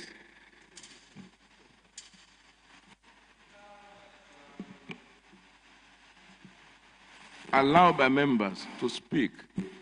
Can we meet you? Thank you very much, the Honorable Speaker of the House, the Right Honorable Speaker of the House, and the distinguished members of this Allo Chamber. I first of all want to appreciate you for granting us, the Auditor General, that indulgence to be absent for this important occasion, and for granting me the opportunity to represent my office and address this House. My name is Ifelola Oluwatayo Olugbenga, the Deputy Auditor General Operations Office of the State Auditor General. Please allow me to introduce the management members that are also here with me. Standing beside me here is the Director Monitoring and Performance Audit, Mrs. Oke Akudo, CNA. That office rings bell. That office, that monitoring and evaluation, performance, rings bell. Please go ahead. Yes, thank you, Honorable Speaker. Next to her is the Director of Government Account 2, Mr. Adubino Olusegun, CNA. And next to him is the Director of Stations, Ms. Ajayi Boladale, CNA. And next to her is the Director of Corporations and Government Agencies, Mr. Jayoba. Next to him is the Deputy Director of Stations, Mr. Olutola Ulubodu. And behind the first seated here is our Director, Finance and Accounts, in person of Mr. Babajide Joseph. And beside him is a person deputizing him, in person of Mr. Kayode Dramola. Thank you very much, sir. Well, thank you very much. Without wasting time, you quickly go straight to your account of stewardship, and all we need is just to speak to us directly what your office has done in the last 1 year. And if you want to also speak to your income and expenditure, no problem about that. But you have 5 minutes to speak to us. Thank you very much. After which, members will reserve their questions to the executive session to speak to the Auditor General. Thank you. Thank you very much, sir. The Office of the State Auditor General is given an assignment as entrenched in the Constitution of the Federal Republic of Nigeria, Section 125, subsection 2, that gives the Office of the Auditor General the mandate to audit all public accounts and courts, and also submit the reports to the House of Assembly through the Public Accounts Committee. I want to say that the Office of the State Auditor General have been carrying out this duty extensively and effectively, and in the past 1 year, the Office of the Auditor General have actually audited all the MDAs, virtually all the MDAs, as of December 2023, and have submitted its reports to this hallowed chamber. But sorry, this is not contained in your report here. Yes, sir, it's just the finances that is contained in the report. These account of stewardship ought to contain like what you have done, like what you are saying now. This is not a complete report.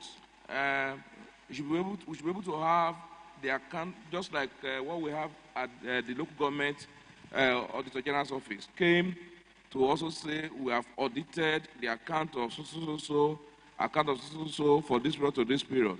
And we should be able to also get that from you. We've done this.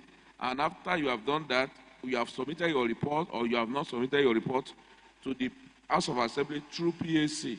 Yes, sir. Those are the things we require in this document, which is also not stated. We are very sorry, sir. We will definitely reprint and submit that to this House of Assembly, sir.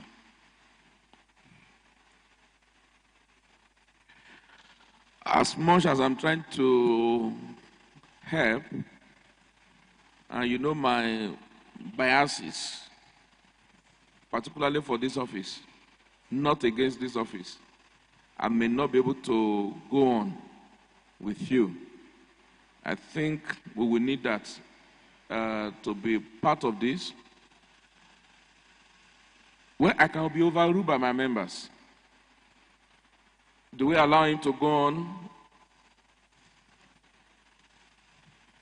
If you are in support that he should go on, say hi.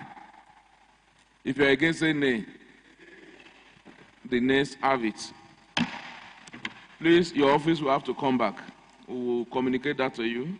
All right, please sir. go and do those all other reports that are necessary to tell the House it is about performance now, about what you have done. And I know you know it, but the House will not be able to take that because we might not be able to take everything in. But if it's already contained in your document, if you are now saying something else, we can add to it so that by the time we are writing our report, it will not be difficult. And I know the Office of the Auditor General will also not take that. When you visit any office and the needed document that you require, no matter how brilliant that person is, no matter how brilliant presentation that person is making, if you don't have the document, I know that office will not also take it. And it's a case of res ipsa loquitur. Facts must speak for itself. So, grateful, well done, thank you, the Deputy Auditor General and the team from the Office of the Auditor General. I know you are very good when it comes to figures, which you have done, but we also need those facts of what you have done. we will call you back. Please, you can just take your bow and go to come back again. Thank you, sir. Thank you very much.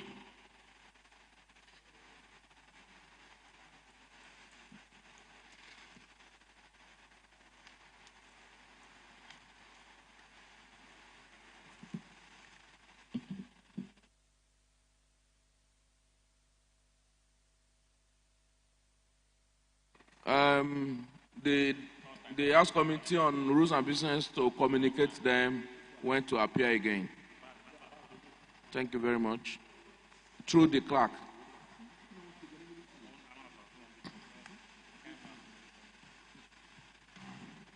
Next agency, Ekiti State Audit Service Commission.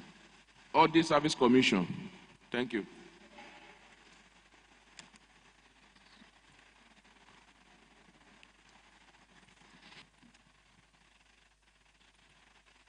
Yes, Audit Service Commission.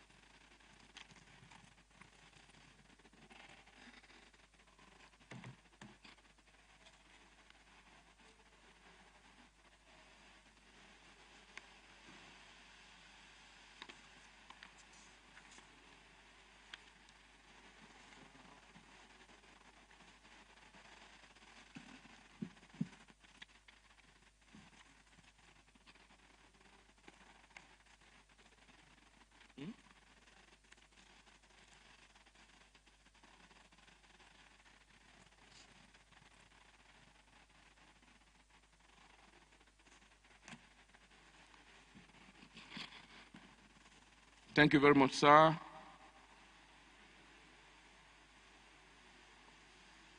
Thank you, Right Honorable Speaker. My dear colleagues, we have before us the head of the Audit Service Commission. Right Honorable Speaker, with your due permission, maybe he can introduce himself.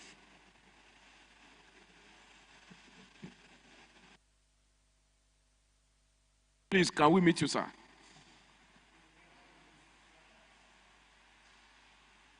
Honorable members of Ekiti State House of Assembly, my name is Bayo Ade Ojo, MNI, the chairman of the State Audit Service Commission. And with me is the Secretary of the Commission, Mrs. Antonia Olatoyin Emmanuel. Sitting next to him is a board member of the Commission, Commissioner 3, Mr. Jonathan Oluwasomi. Sitting next to him is the Director in charge of Finance, Mr. Adeoki. Oh, sorry, Director in charge of Admin. Next to him is Director in charge of Finance. He is Mr. Omoni Emmanuel.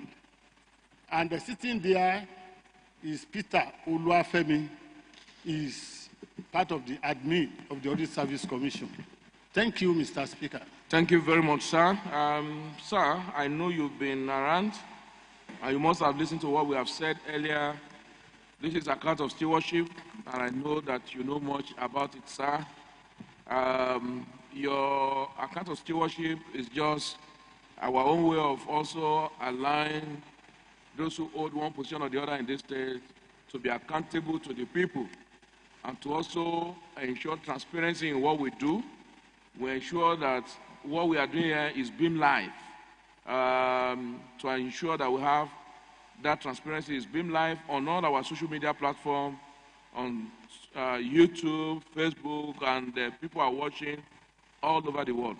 Sir, I know that Audit Service Commission is still not that, it's still new, in quote. What we need from you, sir, because I know Mr. Adeojo very well now. Let me say that. If we give him time, we can be here till tomorrow. So we are going to give you just short time to tell us what you have done. And when I say you, I mean the Audit Commission, headed by you as the chairman of that board. Thank you, sir. Thank you very much, sir. The Audit Service Commission is strictly a personnel service of the offices of the Auditors General in Nigeria State. That is both the state and that of the local government.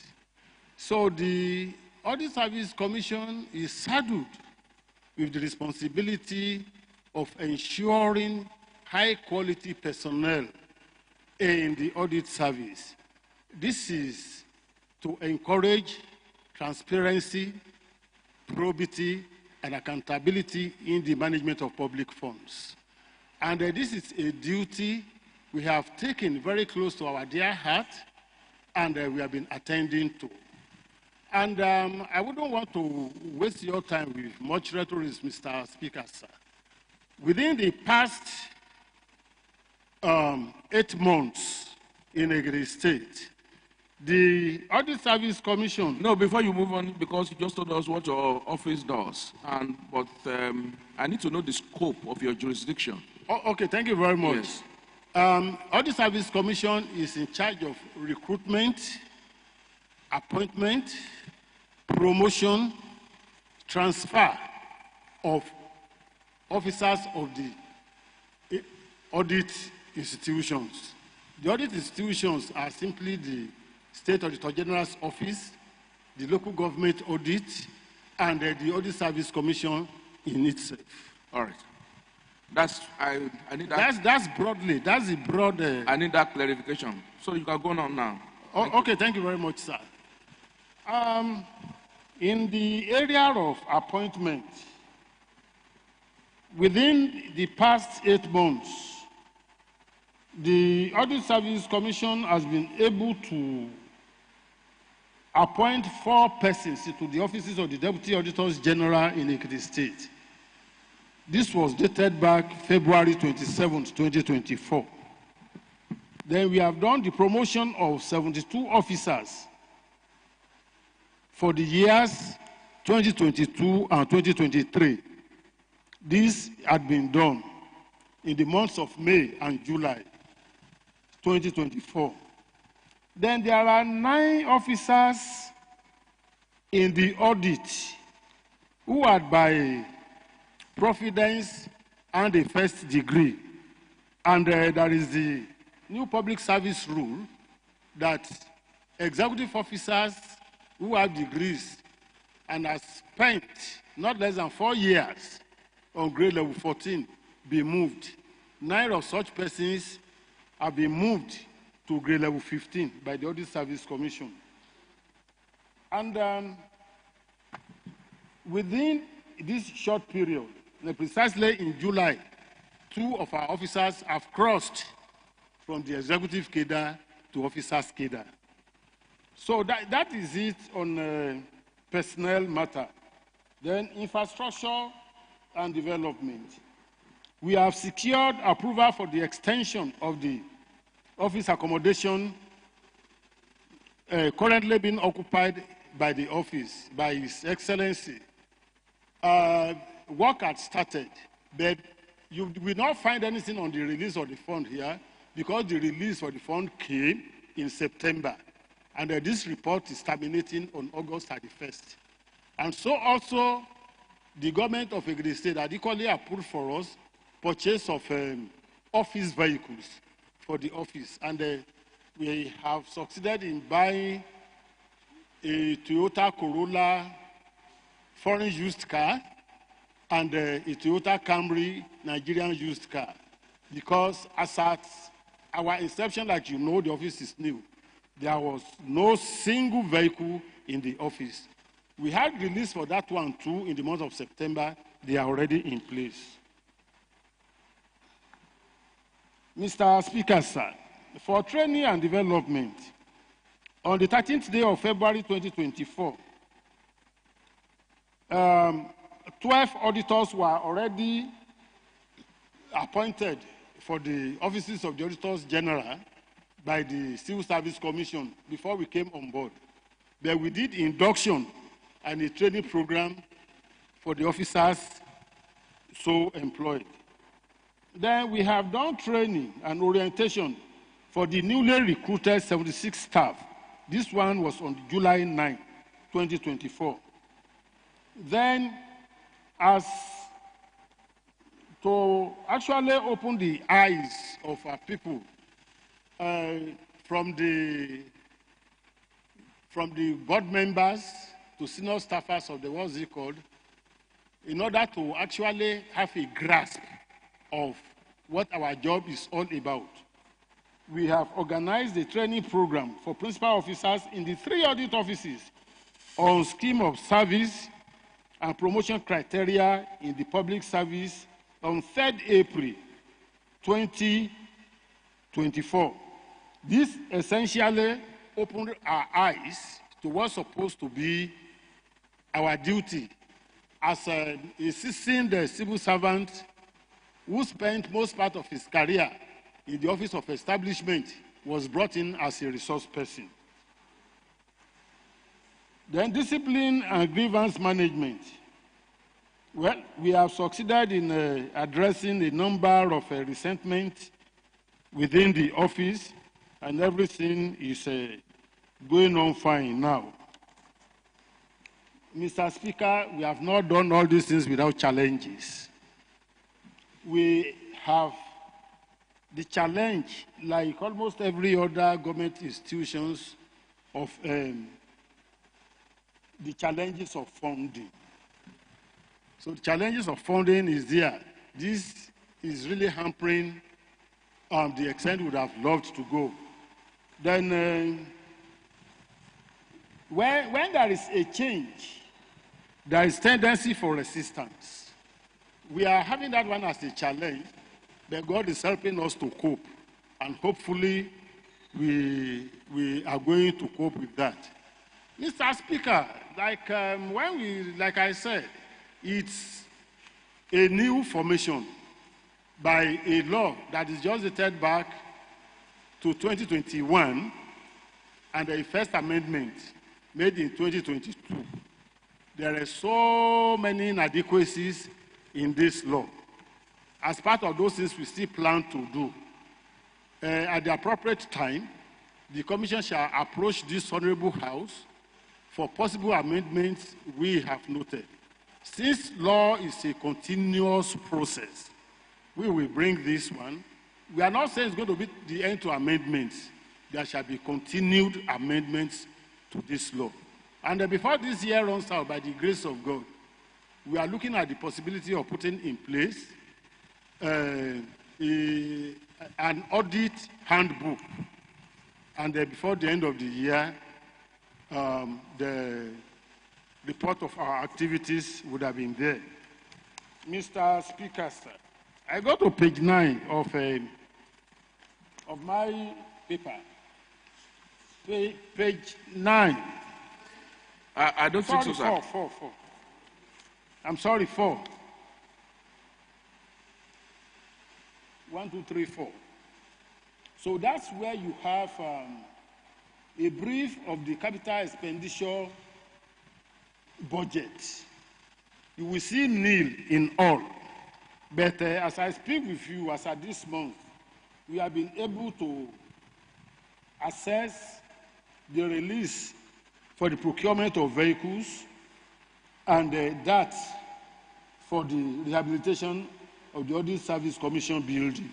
We will take that at Secretary Session. Okay, sir. Thank you, sir. Okay. So that, dear colleagues, you have listened to the Chairman of the Service Commission, and I know you are, you might have 1 or 2 things to ask, but I think we just take this to Executive Session. Okay, if you agree with me that we move this to Executive Session, say hi. Ferguson, the high service. So, Mr. Chairman, sir, kindly lay your account of stewardship and also note that you are to take a bow and go after that. to meet at the executive session. You are welcome.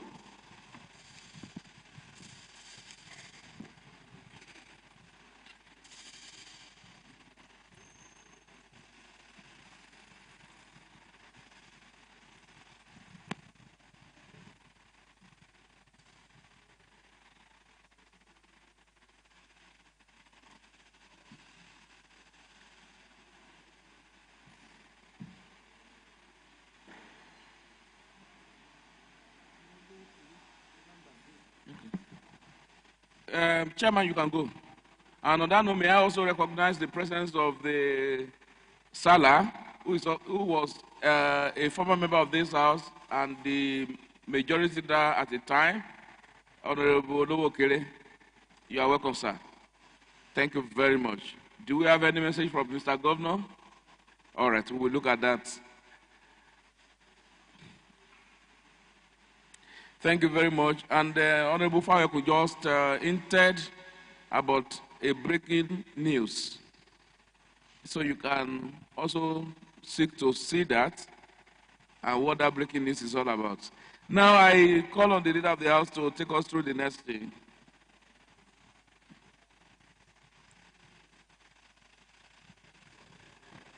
The next is Ministry of Education. Ministry of Education. Ministry of Education. Education. Oh yeah. Ministry of Education. Meanwhile, I will also need to look at the chairman rules and business. I think you need to take it easy on this house. It is time for you to take it easy on this house. Yes, Minister of Education, please bring the Minister of Education in. I don't see the document here. Where is the Minister of Education?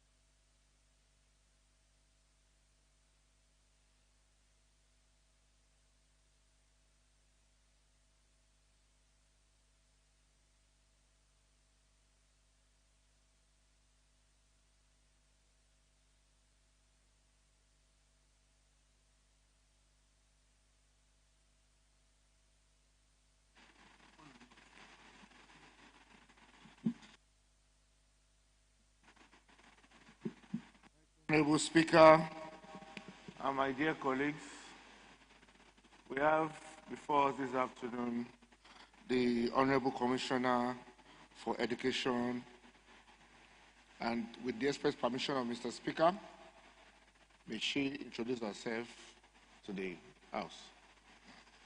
Very much, the leader of the House. Please can we meet you, man?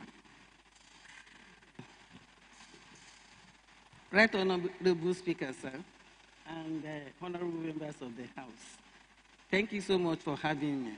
I'm Dr. Koforola Olabimpe Olubisi Adere, MNI.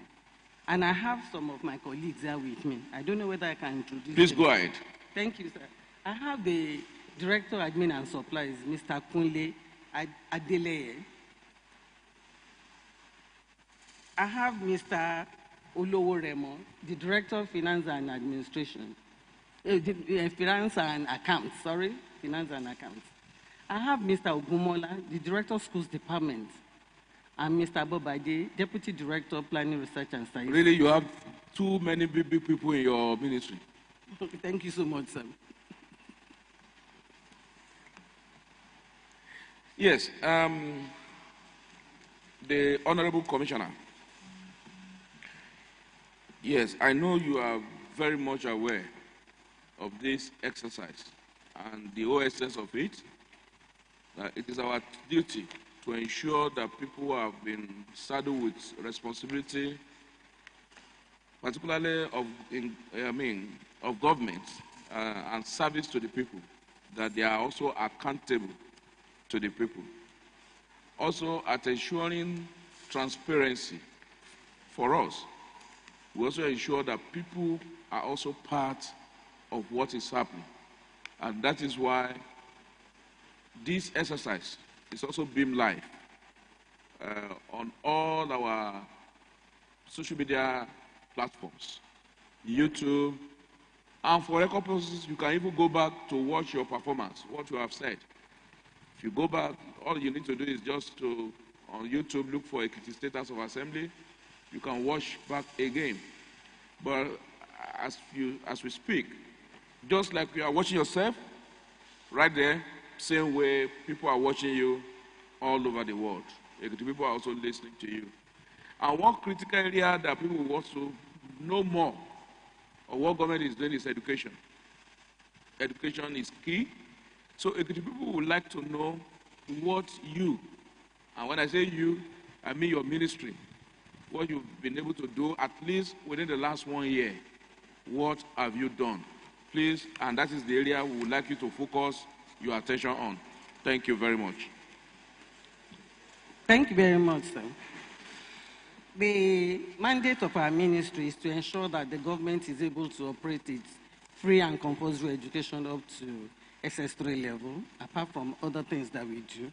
So to focus on the achievements, we have...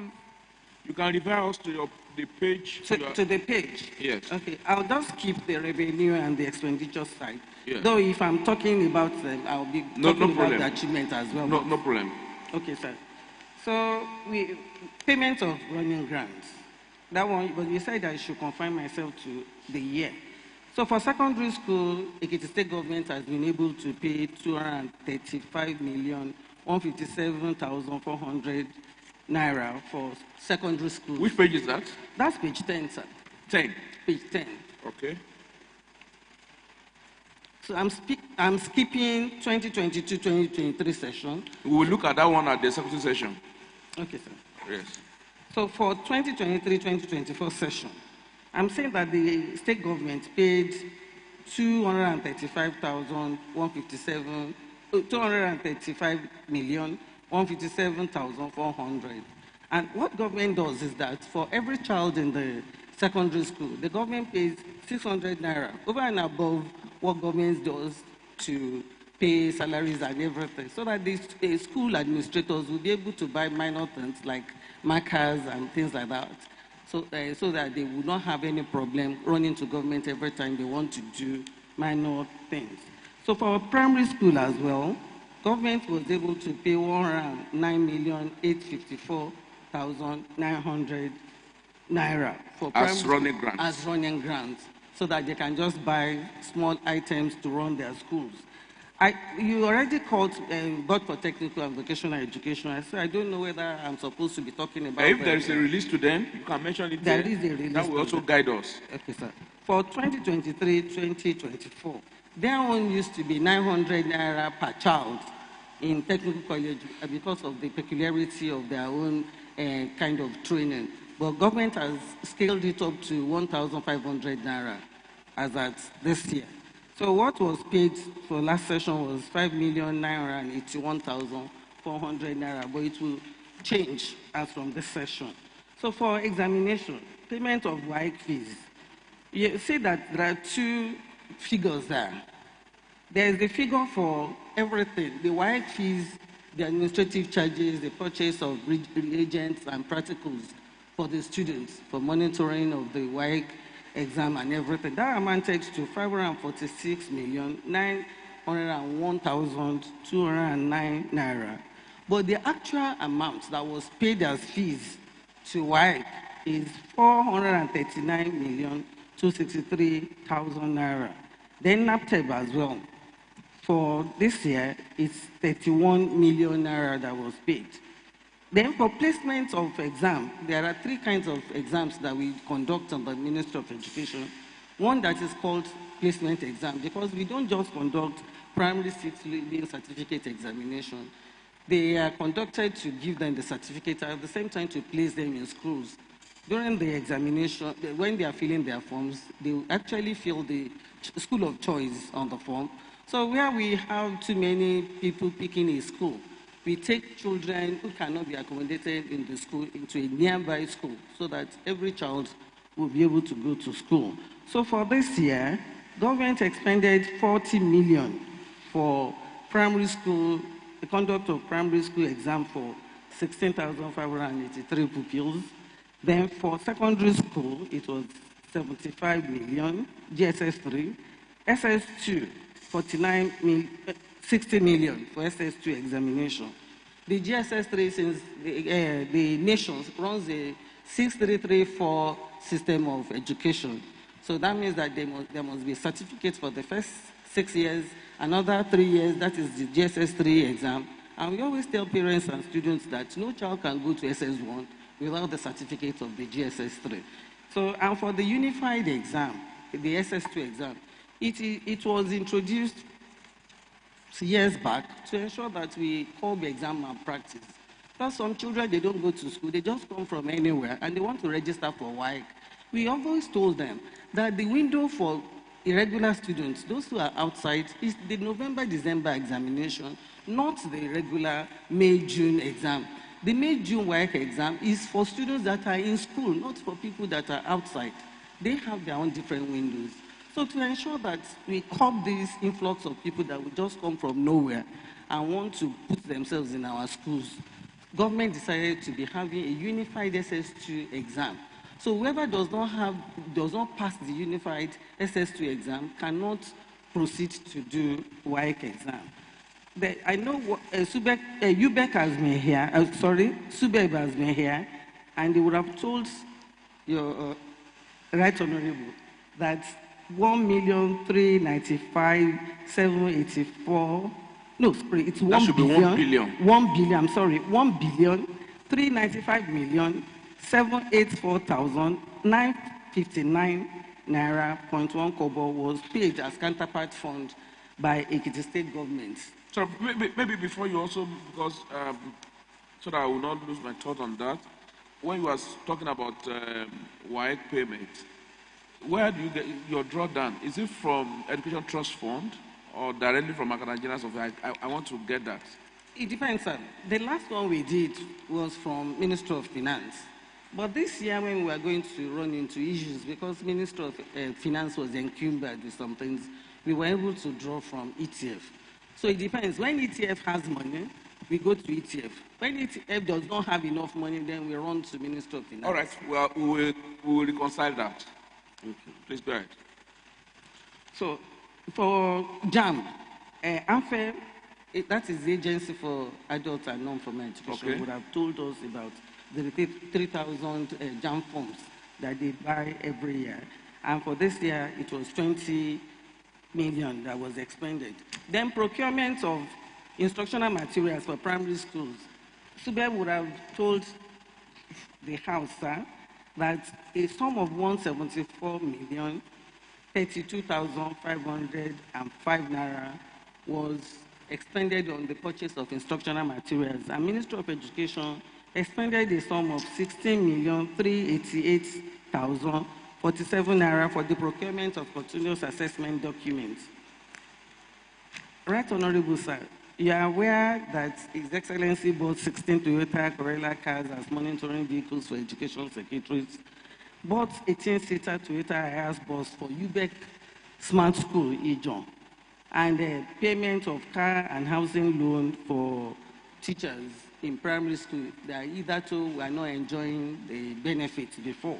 Then that the graduate teachers in primary school can now get to the bar of grade level 16. They used to stop at 15, but with effect from this year, His Excellency decided that they should scale up to 16. Then capacity building for teachers.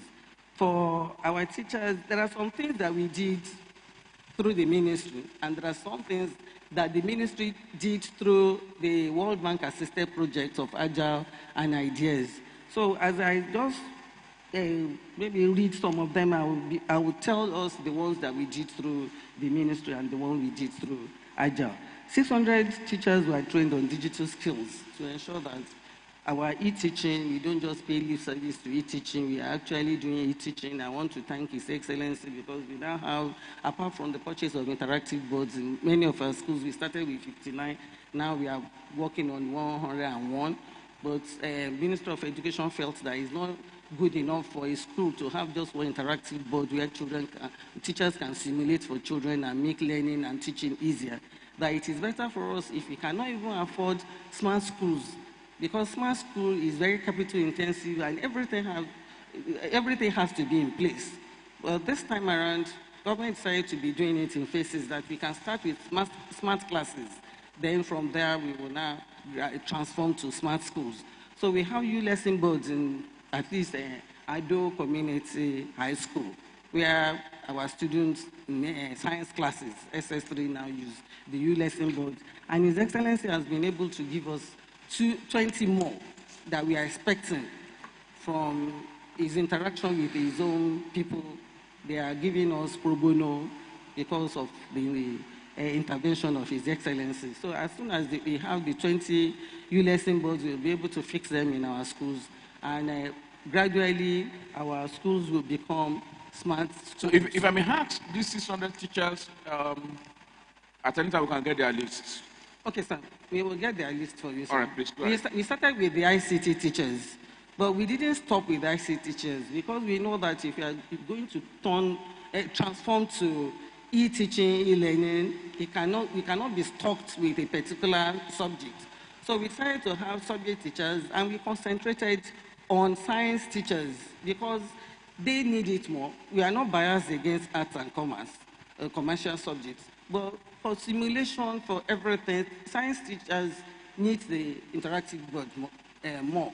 It's easier for them when they are doing their theory to teach with the interactive board, simulate for the children. So they would have seen the way it is simulated. So by the time they get to the laboratory, it makes it easier for them to work. That is why we concentrate. And I hope there is value for these trainings.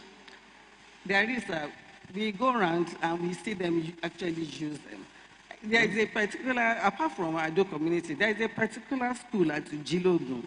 This John, remote as it is, we have fantastic teachers. There is even one that is very fantastic that is still using the interactive board to teach them. And the last time people came from China, he was taken to China to ensure that he scales up, we upskill his talent, what he has now been able to acquire. I know that people are even doing it very well. Maybe, sir, the day you have time to go around, you see some of our teachers. We'll definitely do that. Yes, sir. Apart from that, we have this. So you got support for World Bank, UNICEF, and T.Y. Danjuma? T.Y. Danjuma. Okay. So, T.Y. Danjuma, too, we are collaborating with T.Y. Danjuma to teach our teachers remote teaching. We are doing, using Nigerian Learning Passport to teach them. So it's easy for them to simulate, to do whatever it is that they want to do. And most of them now can do e-teaching without any problem. So the STEM teachers, just like I said, that we concentrate mostly on the science students. Their recruitment, 930 subject teachers were recruited for public secondary schools, 150 guards, 131 staff for BTV, 23 education officers, no, this one. Then 1,500 teachers for SUBE. Then apart from the collaboration we do on e-teaching and e-learning, the government collaborates through the Ministry of Education with R-Connect, JDPI, and Obafemi Awolowo University for school farms to ensure that our children don't just learn how to farm. It is actually agribusiness, so that the value chain of farming will be of benefit to them. They just don't concentrate on how to plow and produce the farm produce. Sorry, sir. But they know how to actually market. Sorry, please. Sorry. Yes, I hope, Honorable Awoni, you are the Chairman of the Committee on Education. I hope you are aware of some of these things. I hope you have looked into your records before now, to also that you are abreast of everything that's ongoing at that ministry. Well, we'll talk about it later. Go on. Thank you. Yes, please go ahead. Thank you, sir. Scholarship board was there. But I don't know whether I can run through it at page 18, all the scholarship awards that government already gave. I don't know whether they already spoke about this, or maybe I should just quickly run through what we have at page 18. So we have some children that excelled in their external examination, and government wanted to encourage them and motivate some other children to excel. So government decided to sponsor them in tertiary institutions. I have them listed at page 18. And apart from that, we have the PhD students in Nigeria that are given 750 naira per person. We have 113 of them. Master's degree, that's 250 per person, and for undergraduates, 80,000 naira per person. For bursary award for law school students. Sorry. Let's go to, yes, scholarship board has spoken around this. Okay, sir. However, we have a few questions. We'll handle that at the executive session. Okay, sir. Yes. Page 19. Okay. Okay, no. Page 20. 20. Page 20, Agile project. Agile project, government already expanded. If you sum everything together, because we have 4 categories. We have the small grants, we have the large grants, we have the... That's page 20. Yeah, page 20, the first item there. We have the small grant. I'm just explaining the first item. We have the small grants that covered 203 schools. We have the large grant covered 203 schools. Then we have the massive grant. That one covered almost all the schools, buildings, in particular schools. Those ones were done in 17 schools, 1 per local government, but because Ekiti Central has the state capital, we decided to have state capital to include. We included state capital. That was what gave us 17 schools for massive grants. Then, while doing that, 1,084 classrooms and 44 new classrooms were constructed. 1,084. What's that? Excuse me. Meanwhile, please, there are times that we need to also speak so that people will know what we are doing. The first point under Agile project was that a sum of, is it 14 million or 14 billion? Billion. Okay. 14 billion. Okay. The total sum for now. Expended on the renovation and construction of in 203 public secondary school in Ekiti State. That one too, there's going to be a visit to all the secondary school, either constructed or renovated by the house to see. But there are other details that a member would like to know. We'll discuss that at the executive session also. Okay, sir. Yes. Thank you. And wash facilities were provided as well. So the laboratories and some furniture items. Then procurement of laptops and devices. Then we know that for all these laptops and devices to work, we need to provide internet and ensure that we have solar inverters. So that sorry, these laptops, is it for the students? For the school. Or for the teachers or for the school? For the school. Okay. There were some places. So that both student and teacher can make use of it? Yes, sir. Okay. There are some places where we bought laptops. There are some places where we bought desktops. Okay. And I believe you have the details of all this procurement, we everything, and the distribution. We do. All right. We do. Thank you, sir. So, vulnerable children are taken care of by the state government, because there are some of them that are at risk. Some of them, they are already traumatized. They were already survivors. We don't call them victims of rape. So government will drop them from wherever they are and take them to the boarding school to ensure that they are safe and they can go to school so that no child drops out of school. Then there are some of them that we know that the children are indigent and they will not be able to complete school, so that they will not drop out of education. Government decided to do conditional cash transfer for them. And as of today, we've done 2,808 for parents, conditional cash transfer, so that they can release their children to go to school and they will not halt when they're supposed to be in school. It is an ongoing project and it is continuing. Another one is the second chance education. The children who, for maybe mistakes or whatever reason, we don't know what the factors are, some of them are just mistakes. Some of them are victims of rape. So they dropped out of school. Government decided that since government does not want anybody to drop out of school, they are now having a second chance. And this one is being sponsored through the World Bank project as well. There is another one about the Ideas project. So it's at page 24. Through Ideas project, government was able to renovate and equip garment making workshop at GTC Ijero, equip electrical workshop at Ijero as well, construct and equip block laying and concreting workshop at Ibara Odo. No, sorry. These are the ones that government wants to do. Government already renovated garment making workshop, already renovated computer craft and catering workshop, already renovated mechanical craft workshop at GCC Otun. But unfortunately, we have not equipped them, and they are very capital intensive.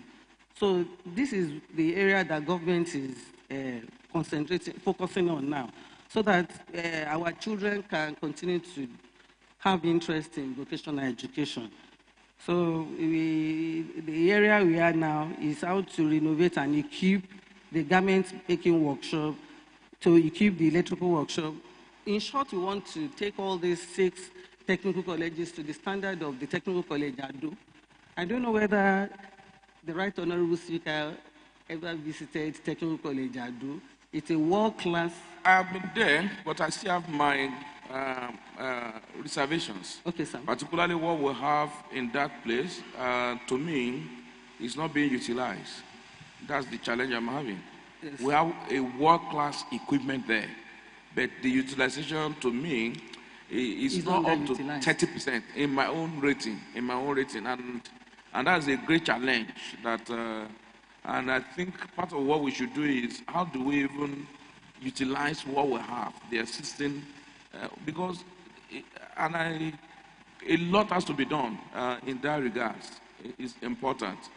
While we are thinking of the other areas, but what of the one we even have at the moment? How do we utilize it? How do we encourage our people? Do we even have people who can even make use of these equipments that we have? Because these are, and I believe that we should also seek for those who have the technical know-how that can operate these machines that we have in that place. To me, Ekiti has a lot, particularly in Government Technical College, Ado Ekiti. But those things are just lying fallow. Well, I do know now, maybe I will also have a visit again to be sure that my assertions are correct or are not, so that let me also, but you and I also understand what I'm saying. I do, sir. Yes. Thank you so much, sir. We already observed that, and we are using different strategies to address it. The first one, number one, is to ensure that we have hostel facilities. Government is working on provision of hostel facilities for the school so that it is not just people who are around that are there. So we bring people from outside. About 2 years ago, UNDP brought some trainees that were trained. This year, the Ministry of Trade, Industry and Investment brought some other trainees, about 600 of them, that were trained in that place about 2 months ago. So besides that, we are collaborating with the Polytechnic official, the State Polytechnic at Ishon.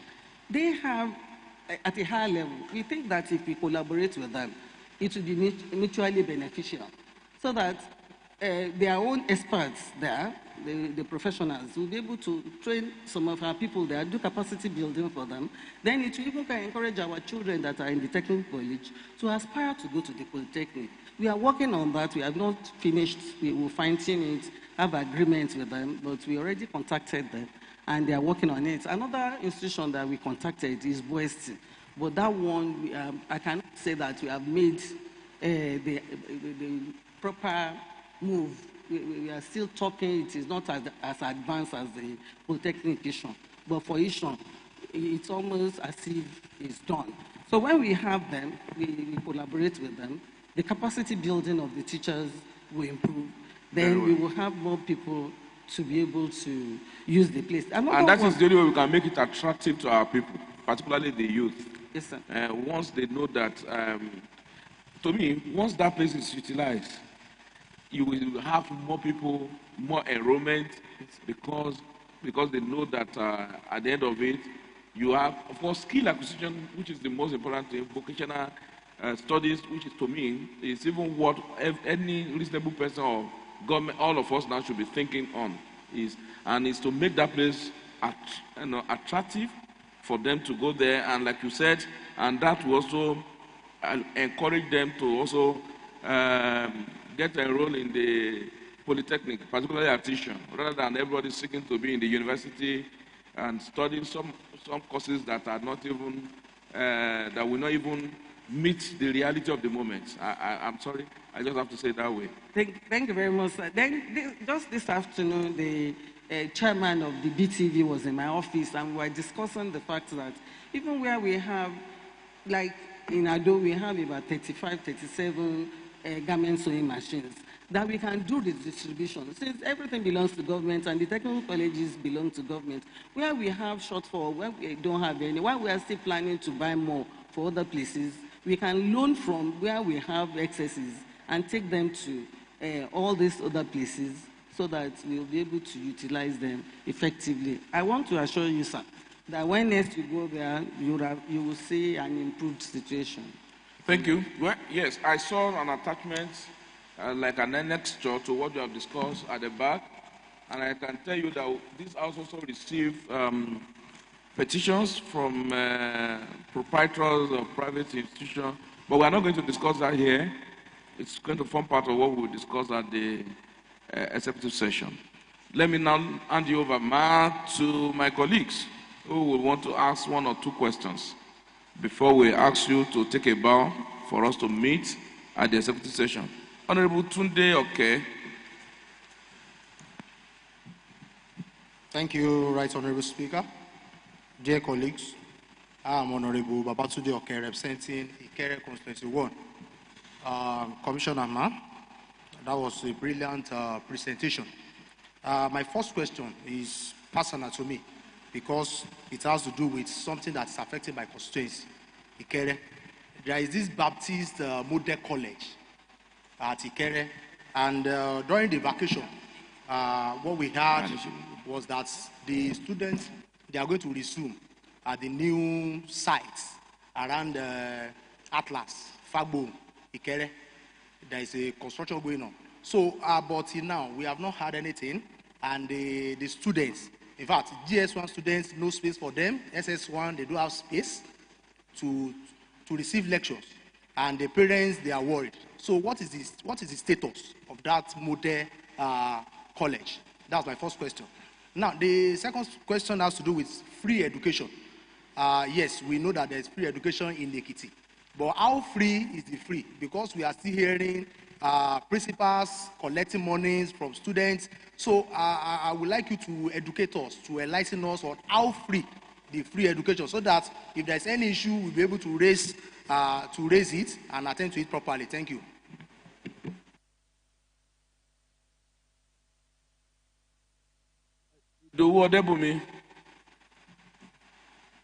Thank you. Please, Honorable Commissioner, please just note your questions. Yes. Thank you. Capacity right, Honorable Speaker of Ekiti State House of Assembly.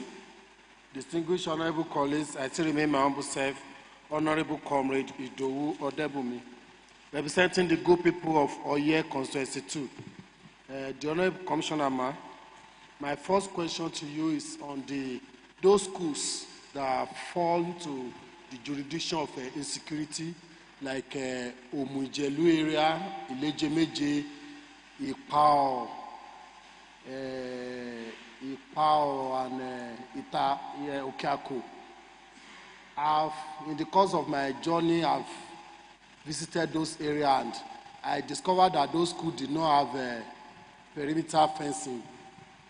They don't have fence. So, and to me, those are the areas that we should concentrate more on, because I see that the ministry concentrates more on capital city, all those urban areas. Those areas, because of the issue of insecurity, please, there is need for urgent action on those schools. The other question goes to page 7 on the areas of school sports. The budgeted amount, approved budget is 2 million per year, and I discovered that you've only been able to spend just 350,000 on sports for the period of January to August. Sport is a very critical aspect of youth development, which is one of the pillars of Mr. Governor. And we are talking about diversification from alternative aside the paper, the certificate holding. I think we should concentrate more effort on discovering those talented students or pupils from those tertiary institutions. I also want to talk on page 20. In page 20, you talk about... I would prefer we just ask questions. I will advise. We can do that at technical session if it's advice. The question on page 20 is, you talk about 2,808 indigent, support for indigent students. I would love to know what are your... Indigent student parents. Select them? Indigent how do you student select parents. them? Because out of these 2,808, in my own constituency, I cannot find anyone among them. And please, maybe you can provide us the list. Maybe the way you should put it, that how do you also engage critical stakeholders in identifying these, the so-called indigent students? It would be very good if one of the ways that we can also promote what we are doing as a government is by allowing critical stakeholders to be part of what we are doing. For example, if as a honorable member from Da Oye 2, that if tomorrow they said there are indigent parents that benefited from this your arrangements, and the honorable member cannot even speak to it, how does he defend that? I think it's important. And now it's even right to say, you have not done anything in my constituency. And I can say that also even as the Speaker of the State, that you have not done anything in my constituency because critical stakeholders, and I believe that members of this House are critical stakeholders that needs to know what is happening, particularly in their various constituencies. Yes, Honorable Faweku Babatunde, I will call you the Chairman of Education. Deliberately, I want you to be the last person to speak. Thank you, Right Honorable Speaker, distinguished colleagues. I am Babatunde Abiodun Faweku. I represent Idosi Constituency 1. And fortunately, the commissioner is one of my constituents. She has given a brilliant presentation, but I want to call her attention. Don't worry, I know how to be a very brilliant and highly intelligent person. Thank you. Yeah, I know that one. Please go ahead. The questions, remember when Subeb chairman was here, we asked that what was the rationale behind giving a scholarship to 3 different people who had 9 credits, and you have different amounts. You meant the scholarship board? Yeah. Not Subeb, scholarship board. Sorry, scholarship board. Yes. So I'm posting that to the Honorable Commissioner again. That was the rationale, given they all had 9 credits in their subjects, and one is giving 1 million, the other 850, the other 5-point-something million. So why the difference? Then when you go to page 20, a sum of, I don't want to mention amount, has been expended on renovation of 203 public secondary schools. What is the name of those 200 secondary schools? What is the process of award of those jobs? And what is the contractual sum? If we know, because we need all these details. Likewise, all the projects, we need the contractual amount, the process of award, and the beneficiaries. Thank you. Thank you very much, Honorable Babatunde Faweku. The truth of the matter is, I am not sure the Commissioner can provide some of the details requested now. And ordinarily, Madam Commissioner, ordinarily Every question he has actually are supposed to form an attachment, like an annexure to your account of stewardship. But on that one, in case you cannot answer now, I don't know, you may be able to.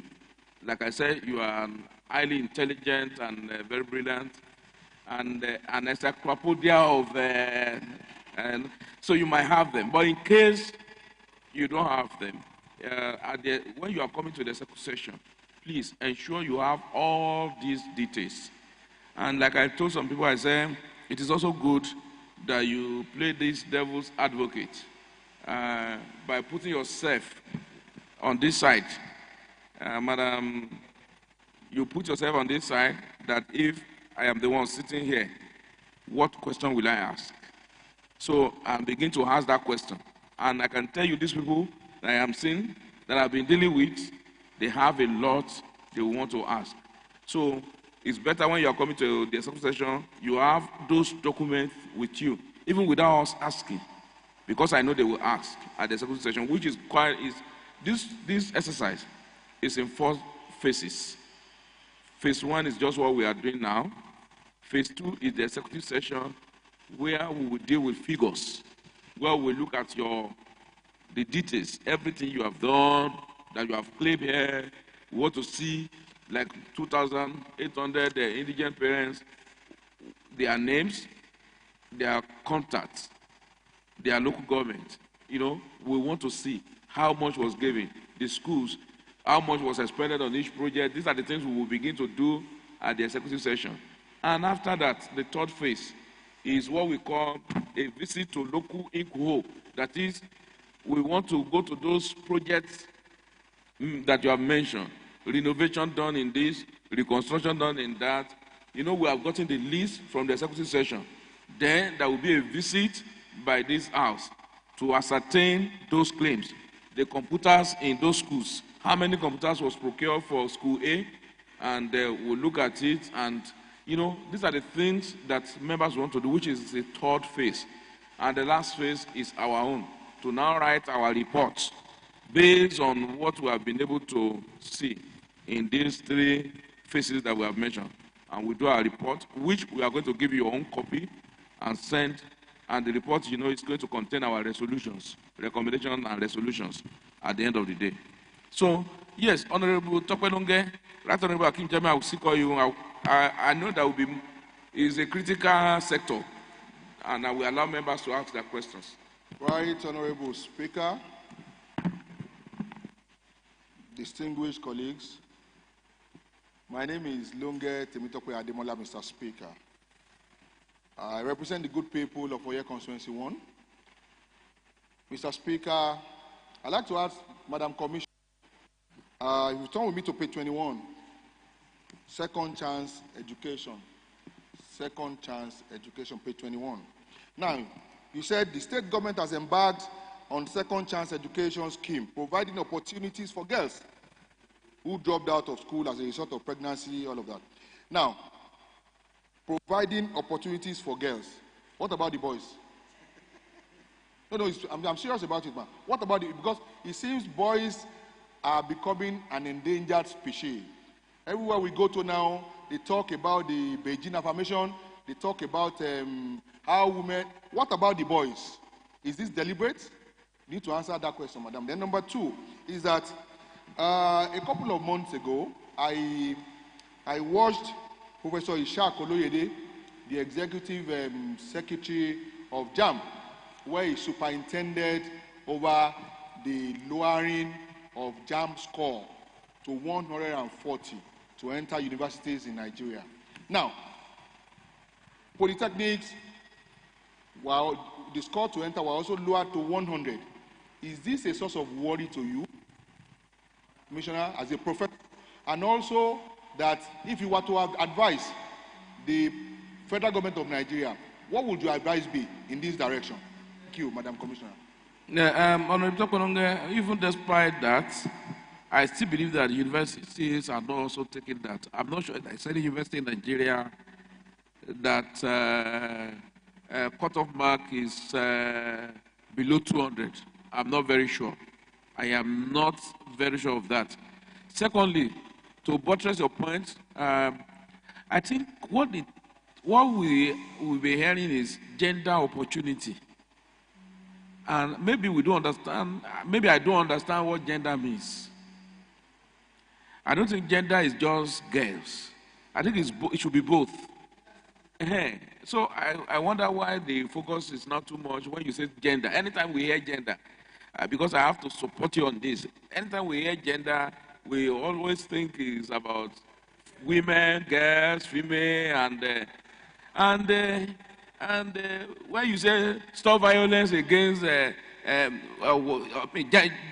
gender-based violence, prohibition, I have seen a woman who will carry his husband like this and say, oh God, this is your son, Bagam. And you think that is not violence against also men? I think we also need to look at this, that what of those boys who are also victims? Do they not have this second chance opportunity? I agree with you. Right Honorable Akim Jami, I'm coming to you. Okay. I'm Right Honorable Akim Jami. I represent Reporting for the Constituency 2. Dr. Adiri, Honorable Commissioner, you are welcome to the Hello Chamber. You know, we are friends, very good friends.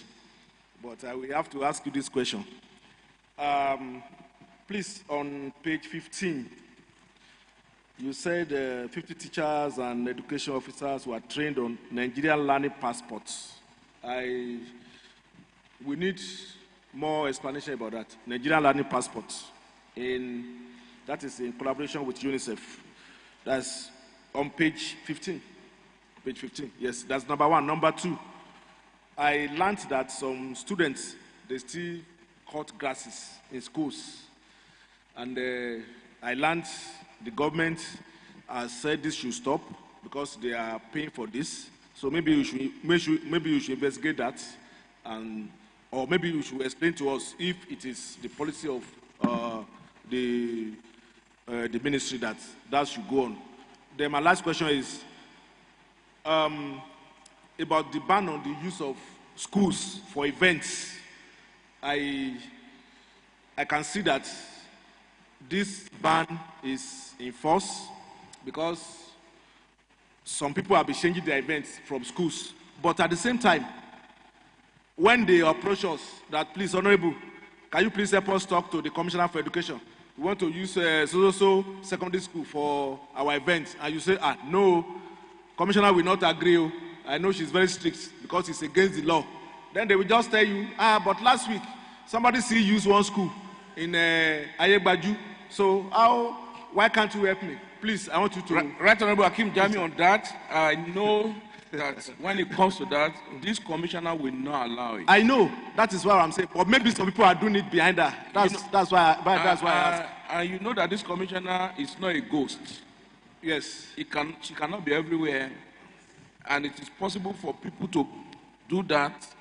And if it is not reported, there is nothing she can do. Yes. So what I think we should encourage, I don't think she's the one to even answer that. What we should encourage is that when we see people violating that, they should also report to the commissioner. It is when they now report that to the commissioner and nothing is done, then we can now begin to ask her question. I think, sir, I don't want her to answer that one. Okay. Thank you, sir. Right, Honorable, thank you. That's all for her. Thank you, sir. Yes, Honorable Oladele Ogushaki. Right, Honorable Speaker. I am Oladele Ogushaki. I represent the good people of Ekiti East Constituency 1. The Honorable Commissioner, I have a quick question. What are you doing to encourage adult education in Ekiti State? Because I realize the main focus is about girls, boys, and the young ones. There are a lot of adults who are actually drop out of school and are still willing to go back. If there's a conducive environment for them to start learning, I believe they will be highly encouraged to do so. Secondly, I know Mr. Governor is trying to make free education a compulsory as one of his agenda. But if you find out during one of our oversight visits to one of the schools in Inyi specifically, the principal there under his instruction gave the registrar a firm instruction to be collecting money from the students, and up to the tune of about 70,000 naira plus. And they make it mandatory. And compulsory students to bring ISA, worth about 2,500 naira to a school with population of almost 3,000. We wonder what such principal would need such ISA and other chemicals for. And other money they have been collecting from these students, because to the people, to the parents, it shows that education is not free. And to the government who is struggling hard to make education free, the effort will be in a fruitless effort. I want you to, because I'm sure you'll be aware of that, and I want answer to that. And I noticed in secondary, in all the schools, as under your watch, there is no accessibility of wheelchairs accessible for people with special needs. In Western world, it's a compulsory requirement for every parent, teachers, even the student who has special needs to be able to access the school property. In Ekiti State, that is not what we are experiencing. Students with special needs who are on wheelchairs should be able to access. And I want you to make it compulsory for every school. Are you saying that even with this renovation and reconstruction, that is not also taken care of? Yes, sir. So, I'm asking, maybe, yes, I don't know when last you have visited those schools, so that we will know that even despite the new reconstruction or construction and renovation, so even that was not taken cognizance of.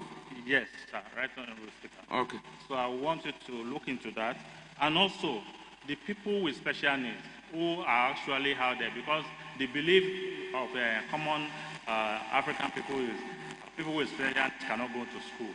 We have a lot of cases where these children are very vibrant and can even attend school. What are you doing to assist them, providing a personal support who is not even a teacher, because it's not the teacher that specializes in supporting them? What are you doing to ensure we have that kind of arrangement to support these people in the state? Thank you. Thank you, Honorable Awodi Jacob. You know what is going to... Honorable Commissioner, you might not be able to answer all the questions, but please have them. You will answer the rest at the executive session because of our time. But I want you to take all the questions. Honorable Awoni.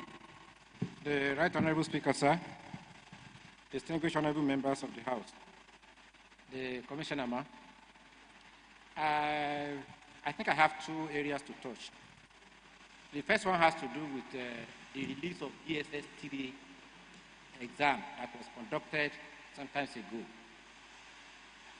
As at last week, the result has not been released, and we are already entering either the fourth or the fifth week of the term.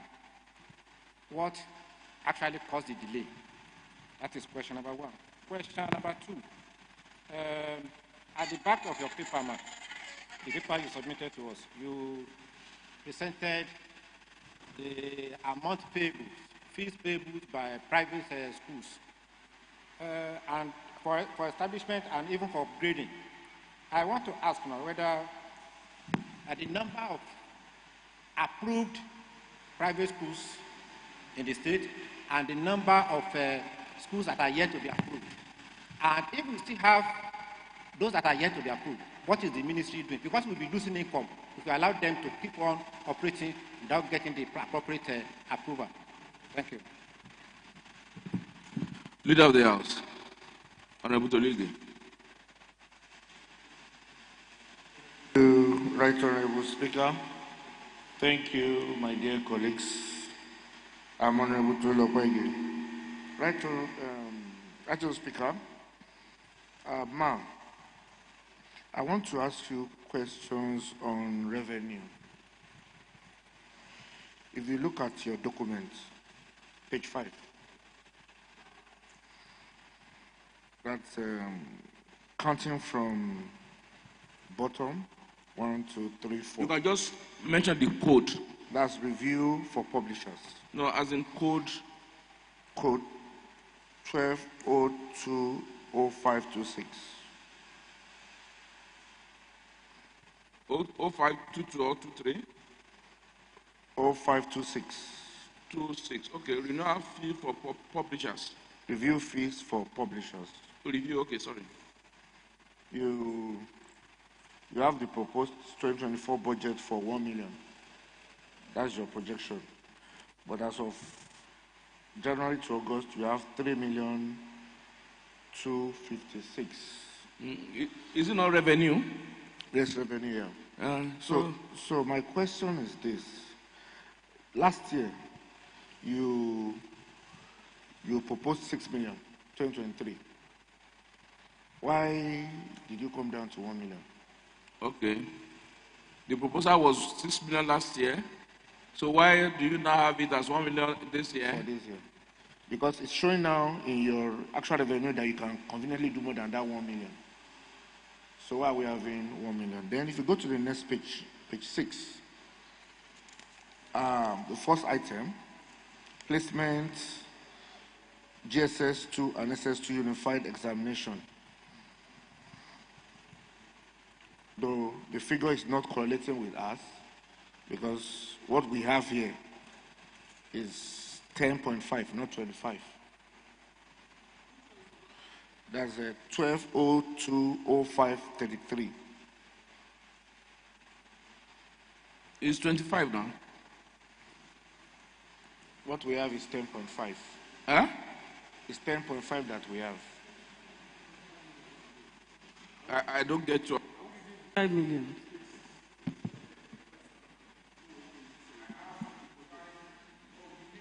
Oh, the approved budget. Okay, it's quite different from what we have here. All right. So, but what I'm even trying to establish is different, sir. Leader of the House. It's different from... Leader of the House, hold on. I think we should take this to the executive session. Let's take this one at the executive session. These are figures.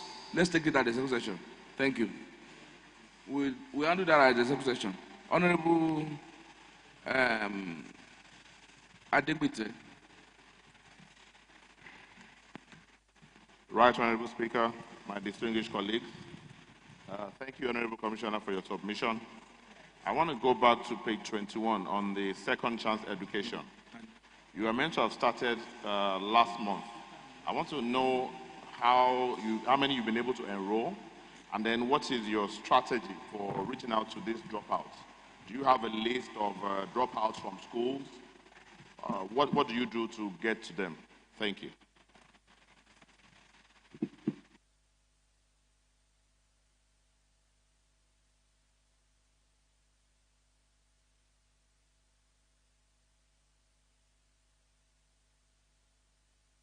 Right, Honorable Bolaji Olagbaju.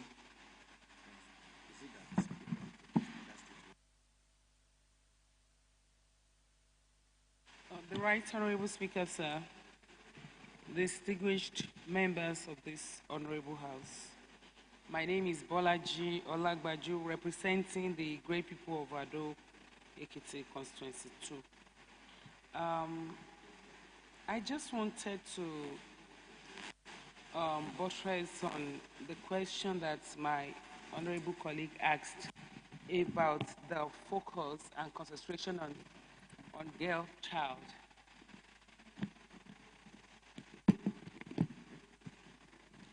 If you look at page 21, it states the state government has embarked on second chance education scheme, providing opportunities for girls who dropped out of school as a result of pregnancy and socio-economic factors. Obviously, girls are the ones that get pregnant by the boys. And I think the government... Right, Honorable, you know the issue is not around the pregnancy. The issue is what of boys who are victims. I'm getting there now. Yeah, I just wanted to elaborate on that. And the government right here, they're doing everything humanly possible to generally address the prevalent issues around the girl child. However, without any sentiments or without being biased. For some years now, I've been worried for the boy child. I discovered that most of the seminars that we organize for, tutoring, sensitizations, mentoring, and all of that, and the rest of it, they're all centered around girls. And the boys are left out there without anybody to educate them, to lead them, to, teach them, to mentor them. So I actually, support the father, we should also look at the issues around the boy's child. They also have their own challenges. But of course, the issues and the challenges are more prevalent, and the girls are being faced with, of course, more challenges. But I think there should be, we should also strike some kind of balance. Thank you. Thank you very much, Right Honorable Bolajele Olagbaju. Now I will allow Madam. Sorry, I think I shot the leader from completing his statement the other time. Please, but direct, leader of the House, go straight directly. Thank you, Right Honorable Speaker. Thanks for the opportunity. Actually, my question is, going by the budget and what you have recorded as of August, which is 45 million, it shows that there's a serious increase in the enrollment of students into our GSS class, GS2 class, and our SS2 class. What do you think is responsible for this? And is it that other neighboring states are migrating seriously to register their students in Ekiti, or what could be responsible for that 400% increase? All right, thank you very much, everyone. Please, you have 5 minutes to respond. And so every other one you cannot, we will take at the executive session. Thank you so much, sir. I will just run quickly until you stop me. The Baptist Model College, Ikere, that there is the assumption that they will resume at Model College, Ikere. Baptist Model College, Ikere was established just like St. Michael's in Ado and St. Thomas in Ado. We have another St. Michael's in Ifaki. It's supposed to be another school that is supposed to coexist with primary schools. In fact, it's supposed to be a source of motivation for children in the primary schools to want to aspire to go to secondary school. Model College, Ikere, is a standalone college. It is not that we want to pick people from Baptist. It's a distance, if you look at it. But if that is what you want, we can take them to Model College. But it's a standalone. That is why Agile has been working there to ensure that we have buildings that will accommodate the children. So there are supposed to be two. But this one that we want to do will mean that we are collapsing one. Instead of having two schools now in Ekere, it will mean that we will have just one there. So how free is education? Education is free as far as government is concerned. But we know that there will be some people that will be doing things that are illegal. But when they are not reported, or when we know about it and want to take action, and there's no report before us, if you take any action, it will look as if you are witch hunting. So we just need the cooperation of parents to report, and not to think that if they report, no, they are just doing their normal duty. They are not reporting anybody. They are reporting the situation.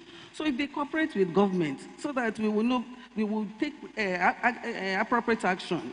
Then security issues, perimeter fencing, government is doing it. Government cannot, education we all know is capital intensive. It is not possible for government to do everything at the same time. So government is doing it in steps.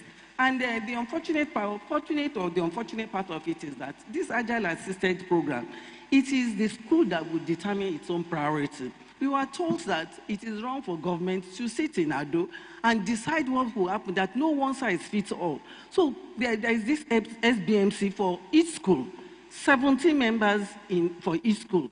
And it is thought that when the community members are there, the Old Students Association, the traditional ruler, all of them combined together, they will know what is best for their schools. So they pick the priority of their schools. All government does is to give them the money and supervise what they do. So if it is not their priority, we cannot force them. But what we do is that when we say that they have issues there, subsequent money that we want to give to them, we will insist that you are saying that this is not your priority, but we have discovered that it is your priority. So government will continue to insist now.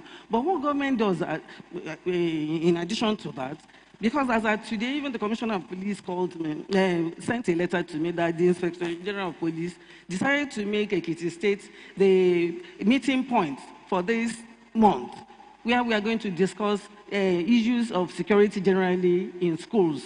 So we have, in each of our schools, we have people who have phones. They were given phones, and they have numbers to contact if there's any eventuality.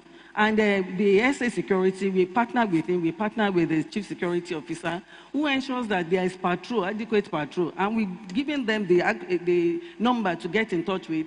We tell them the GPO's number, and they have another one with the civil defense organization. That's the focal organization for the Safe School Initiative. So government is doing everything to ensure that all our schools are safe. But for the perimeter fencing, those who are not taking it as priority, we will now tell them it is a priority and we will insist. So the school sports is rather unfortunate. We have school sports, and it is not only football that we play, it is not only athletics, we do table tennis, we do some other things. And we admit that we have not been up and doing that, but there are so many problems causing that. Number one, it is what is presented that will be approved. Nobody can approve something that is not laid before us. But we have two partners. They do the Governor's Cup competition, and they do another competition for all our students. But we cannot report that one here because it is not we are just collaborating with them. Or maybe I want to plead that I'm guilty that we are under-reporting most of the things that we are doing. Because this time alone, we are doing competition all over our secondary school, the football. And I want to appeal to, I'm glad the Right Honorable already said that I should not even talk about use of school field. It is one of the problems that we have for school sports. No child wants to run with the talent that God has given to that person, because the child falls down. The child is not falling down on the field, it is on a bare floor that there will be bruises. So what we have now is that we are struggling with our football fields, because our adults already converted our football fields to party arena. So I don't want to talk about that because Right Honorable already said I should not talk about it. For the indigent students, the first thing we thought about when we wanted to generate this was to go to budget to get the social register. Well, we saw that the social register was already obsolete, and some people were even doubting the integrity of that register, the reasons we don't know. So we went back to the schools. People who are genuine, there is no child in a school that is indigent that the principals will not be aware of, or the teachers of the schools. So we told them to generate the register for us, and we got in touch with, even the traditional council members already told us that when this lists are generated, we should let them know. But I thank you very much for this one that you have told me, because nobody knows it all. We will engage other critical holders anytime we generate the subsequent ones, because it's an ongoing thing that we want to generate. Even when they bring lists from our schools, we will still come to, because you are representing all the people, and you know them more than even the principals, because principals of a school might not come from that community. So, sir, we thank you very much. For you to know that we know more, if you check the phone, SMS, WhatsApp of every member here, you will see messages from parents, from students, asking for school fees, asking for one thing or the other. So at least from there, they will know those who are actually in need. Thank you, sir. Yeah. So we'll bring the list of the people who are already benefiting. Then subsequent ones will not be done without passing through you. So this rationale for the disparity in the scholarship award, children, they did well, but they went to different schools. So it depends on the school fees that is presented. This scholarship is not just the one that we do, and it's a flat rate. It's not a flat rate. They will bring the bill from their schools. So the bill that they present will determine the amount given to them. So that is what informed that decision. And talking about the 14 billion, we're talking about the schools, 203 schools. We have 200 secondary schools and 3 special schools. So all the schools are already captured. And just like I said, the SBMC are in charge of of prioritizing the needs and executing the projects there. So all schools are captured, secondary schools I'm talking about, SUBEB takes care of the primary school. Then the lower standard for JAM cutoff. I'm sure when it is being talked about at the national level, it will be an aggregate. We know that this cutoff will not work for Unilag or for University of Ibadan. But when people are talking about inclusivity, it brings down some things to a level. Because if you want to include some people who maybe they say everybody is educationally disadvantaged, that is what we tell them. Because some people, they are motivating them to go to school, incentivizing them to go to school. Whereas we have many people in school and we have overcrowded classrooms. Madam Commissioner. Yes, sir. We still have more than 6 MDAs to take today. Thank you so much, sir. We will allow you to discuss the rest at the executive session. Thank you, sir. And I can tell you we have so many things to still ask you at the executive session. Well done. Thank you for a good job. I have not asked you to go and take a bow. All right, please go there, take a bow. Thank you. We'll meet at the executive session. Please lay your account of stewardship. Lay it. Thank you very much. Leader of the House, tomorrow, please, we might not take more than 7 tomorrow. Stop loading this house. Don't kill us. Yes. The next ministry is Ministry of Youth Development. Ministry of Youth Development.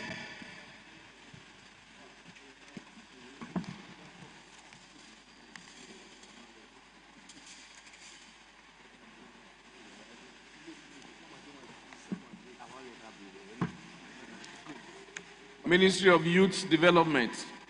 Coming.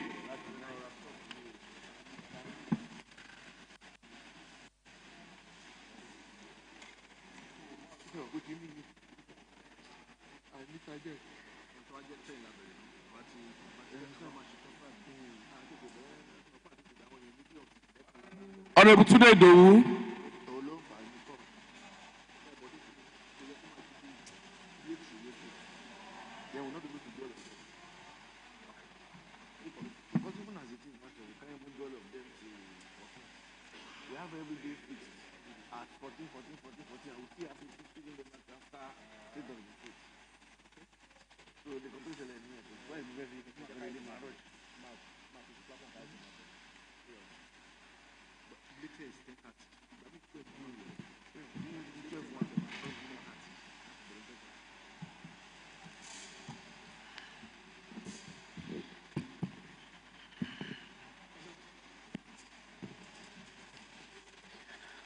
Right Honorable Speaker, Capacity Speaker, Speaking Speaker,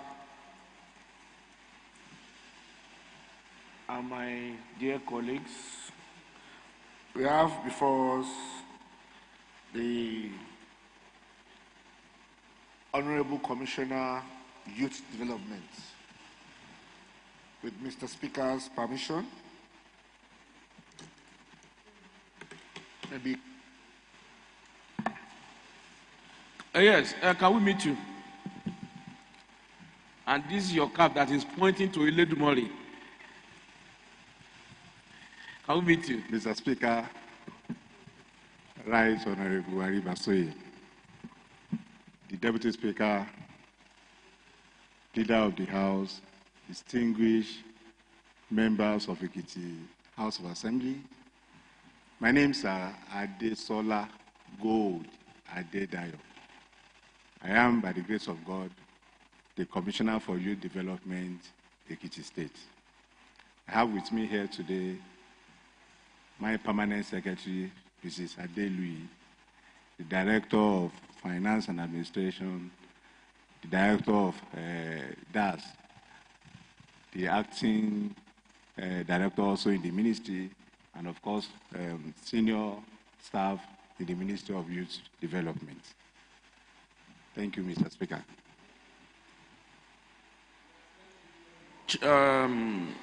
Remember sometimes last year you were screened by this house. Yes, Mr. Speaker. And immediately your screening, your nomination was confirmed by this house. And it was upon that you were sworn in as a commissioner in this state.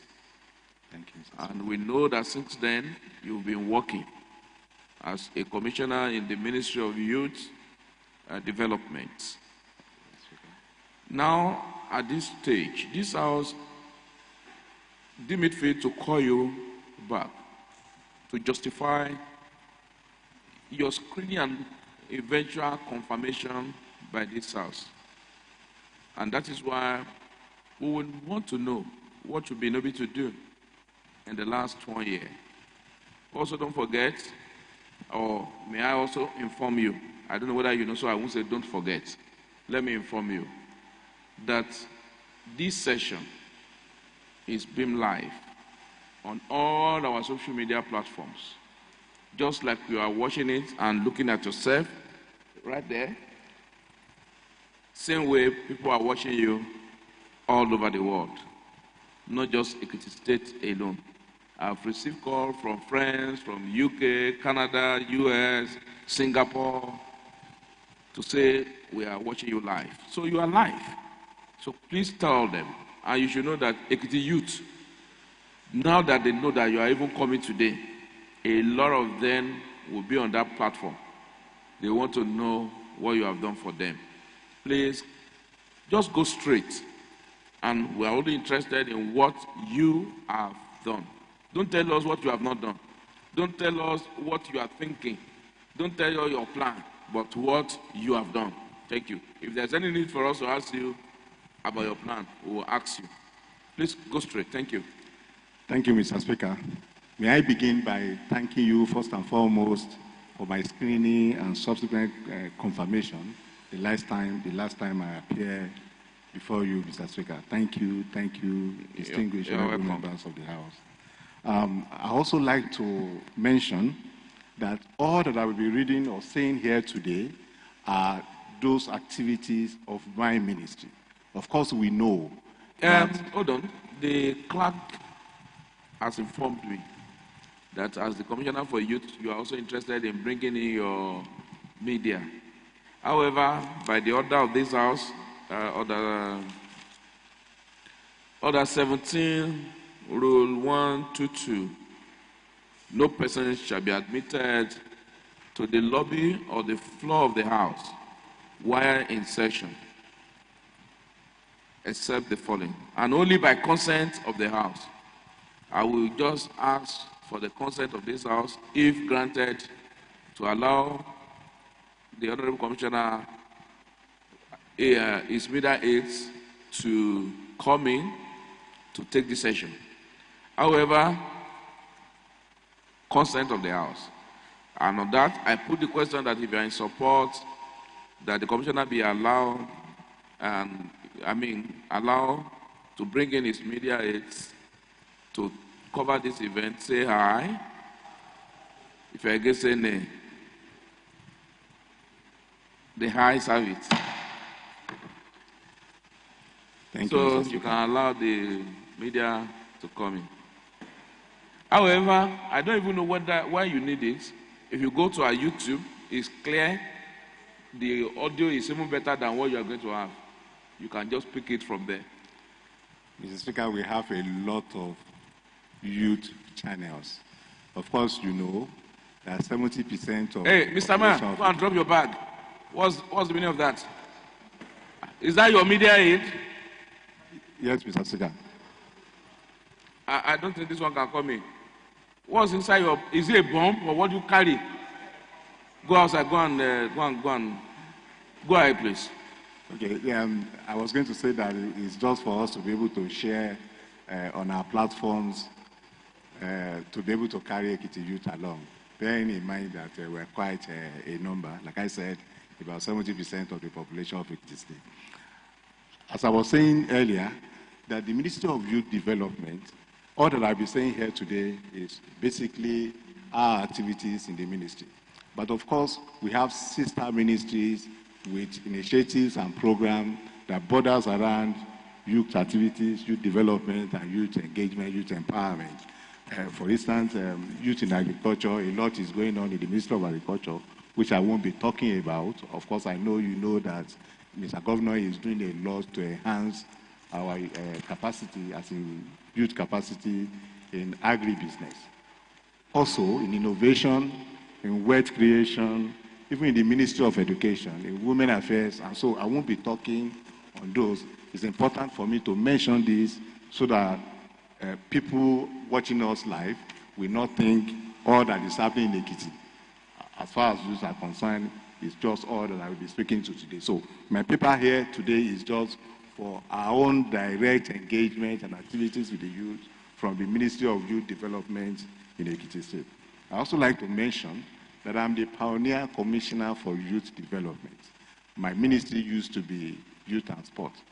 Of course, Mr. Governor wanted a commissioner that will pay attention to basically youth engagement and youth empowerment, and such commissioner, I beg your pardon, will not be carried away by the sports portfolio of the ministry. And that is why I often introduce myself as Pioneer Commissioner for Youth Development in Ekiti State.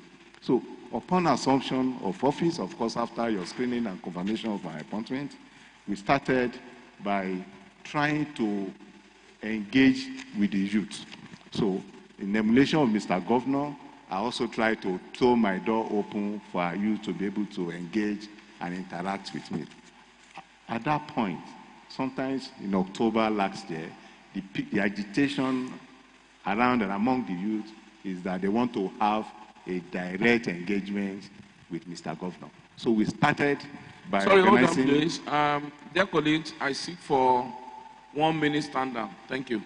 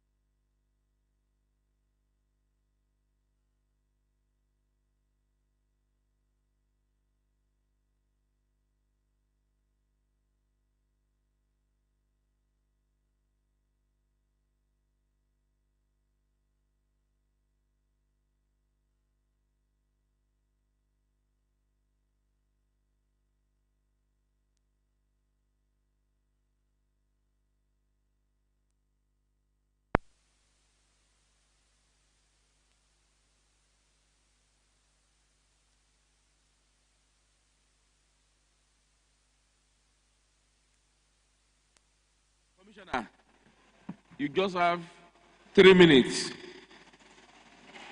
3 minutes, please. Go ahead. Thank you.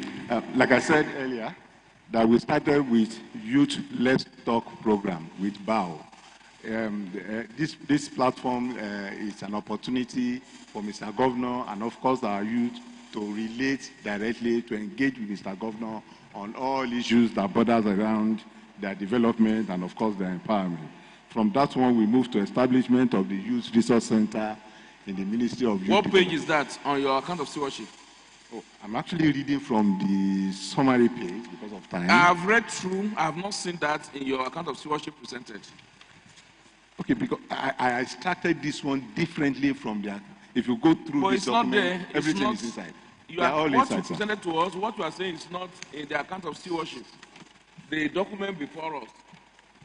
I wanted to say that, of course, I was a bit furious when I read through that I know some of the things you have done, and I can't find it here.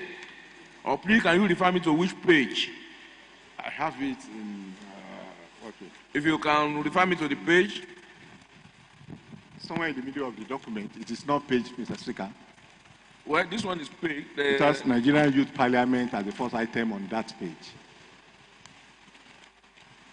Youth Parliament, this comprises 3 youth, NYC welfare, youth. Okay, yeah, please. Let's take it fast. Yes, Commissioner. So, establishment of Youth Resource Center. We figure out that there are a lot of activities around. No, well, I'm sorry, it's not here. This one is just talking about those. It's only telling us about those. There's youth development, how it's comprised, NYC welfare. It's a department. It's just about department. No. Yes, we put everything under Department of Youth. Activities under the Department of Youth. Okay, Commissioner.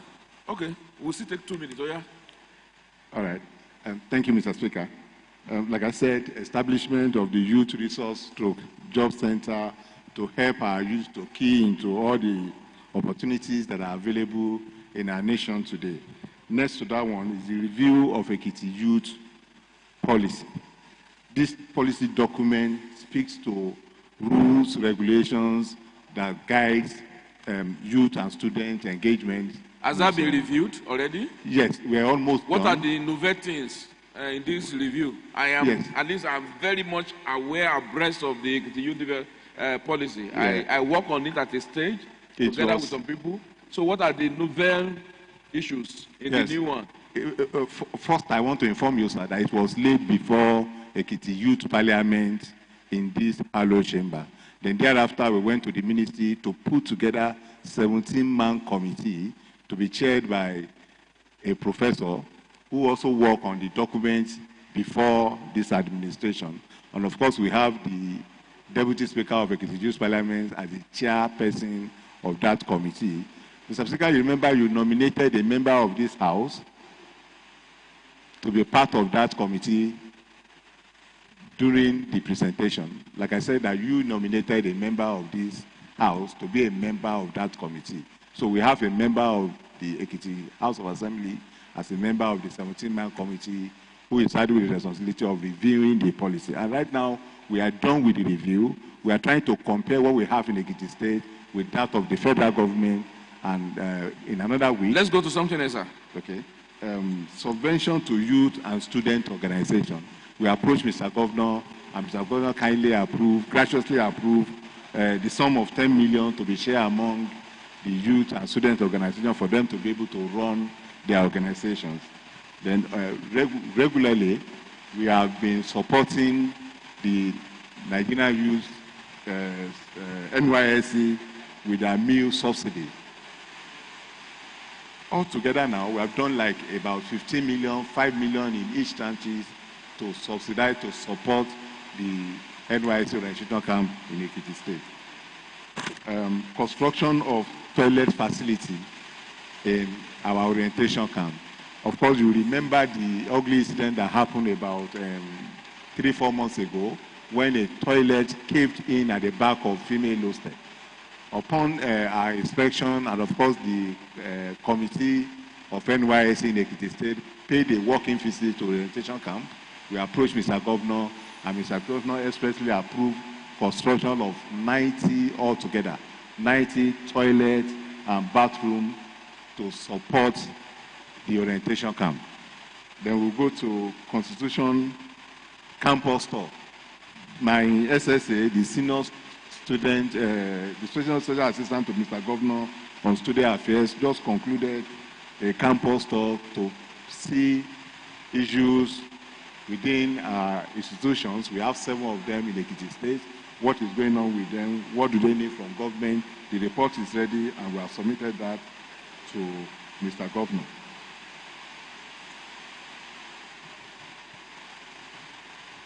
Training and empowerment of youth in Adire. Mr. Speaker, in collaboration with the Office of the First Lady, we have done a total number of 400 detail and empowerment training to our youth. Honorable Commissioner, I'm sorry, yes, I will Mr. not be Speaker. able to take you again. All these things you are saying is not in this document. We cannot take you again. I'm sorry. It's not here. We cannot find it. I wonder why you have all these and you have something you have submitted to the House and you have all these achievements, but nothing was. Honorable Topelongai, please. Honorable Speaker, fellow parliamentarians, because of our time, I will make my intervention very short, Mr. Because I know we still have about 6 or 7 agencies to take today. Mr. Speaker, I want the Honorable Commissioner to turn with me to page 6, page number 6.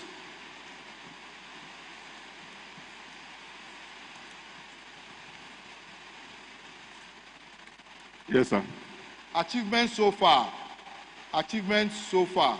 Okay. So I want to ask, part of the achievements of your ministry is paying salaries. That's one of the achievements. Paying salaries. Answer me yes or no. According to this document, yes. According to this document. Yes. Sorry, Honorable Topelongai. Since he didn't mention that to us, what I'm even finding out now is that everything is telling us is not captured in this document. Let's even leave what he has said here. What he's telling us is not captured. And since it's not captured, I don't think we should even take him anymore. Yes. Right, Honorable Akim Jamiu.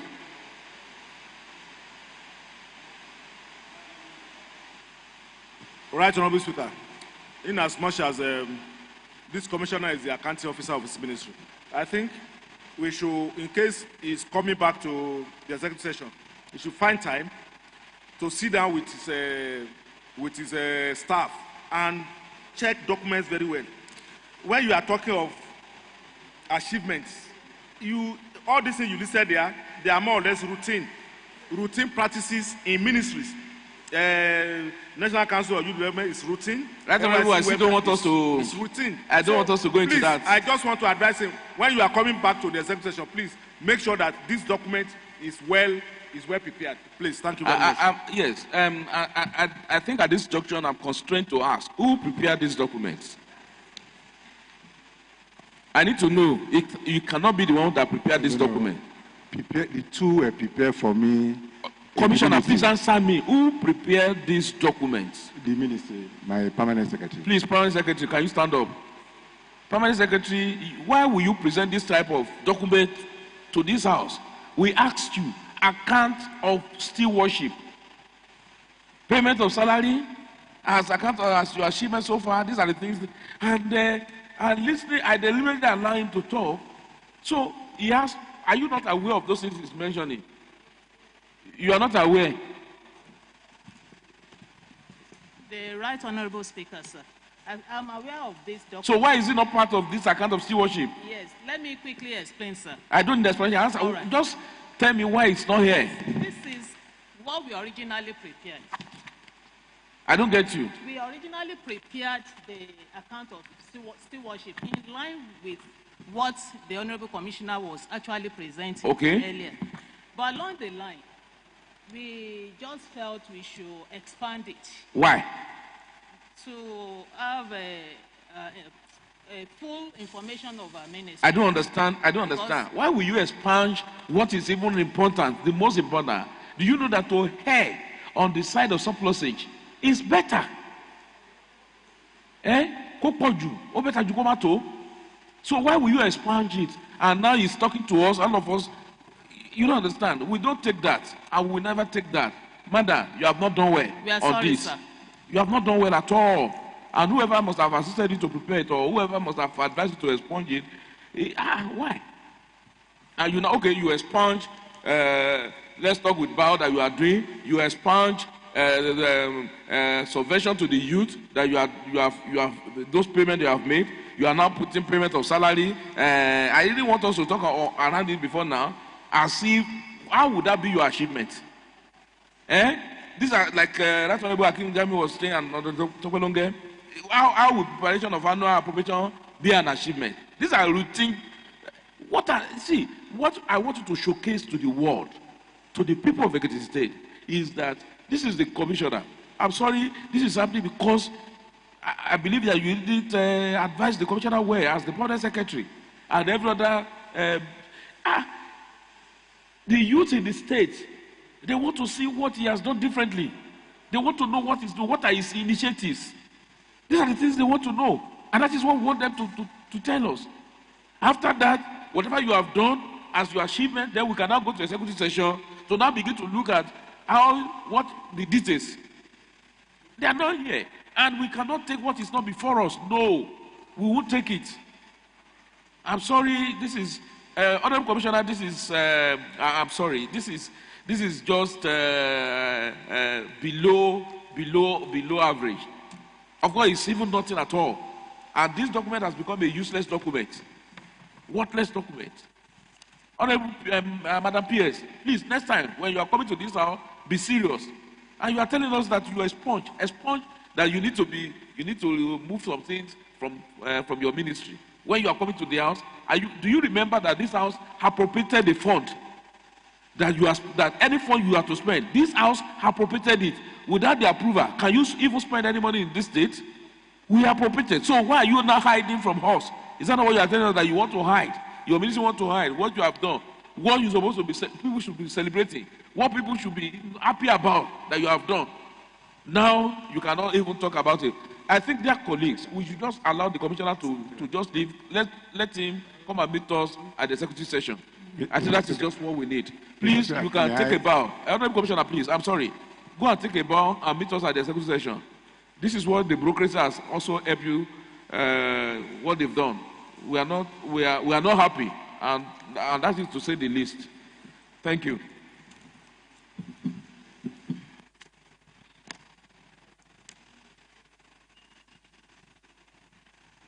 Expunge what?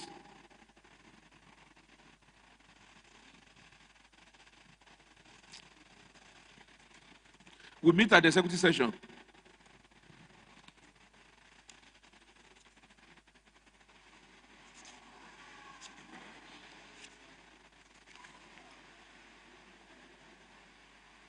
The ministry has successfully keyed into remitter platform, attending to relevant financial matters as at when due, prompt rendition of return to appropriate quarters. What does that supposed to mean?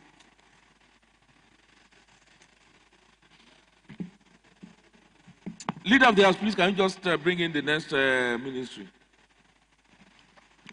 The next ministry is the Ministry of Art, Culture, and Creative Economy. Art, Culture, and Creative Economy, please come in.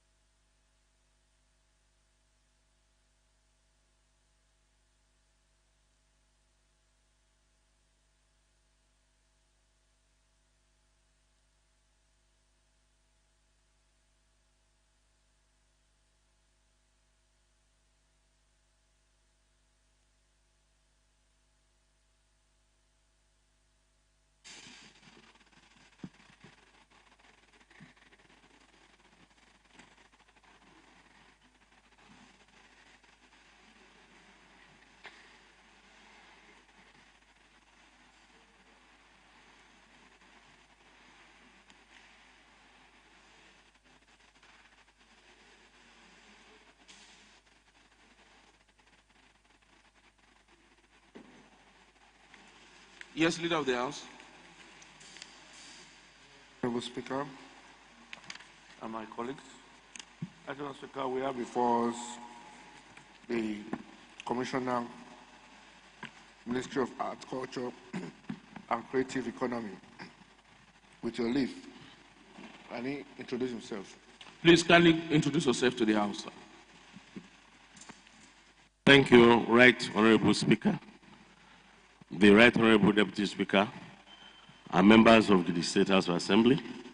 My name is Rasaki Ojobakari, the Honorable Commissioner for Arts, Culture, and Creative Economy. And with me here this evening is the Permanent Secretary of the Ministry, Barrister Bamidele Arowoshola. Next to him is the DFA, Mrs. Erienta Jagede. Next to her is the Director of Performing Arts, Mr. Awoke Joel.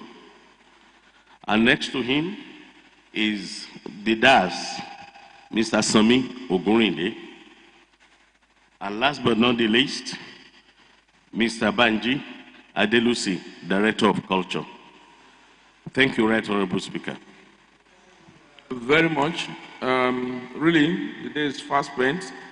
Honorable Commissioner, remember you were here sometimes last year for your screening. And this house got you screened and later confirmed your nomination, which is the basis for your appointment at the end of the day. You were sworn in.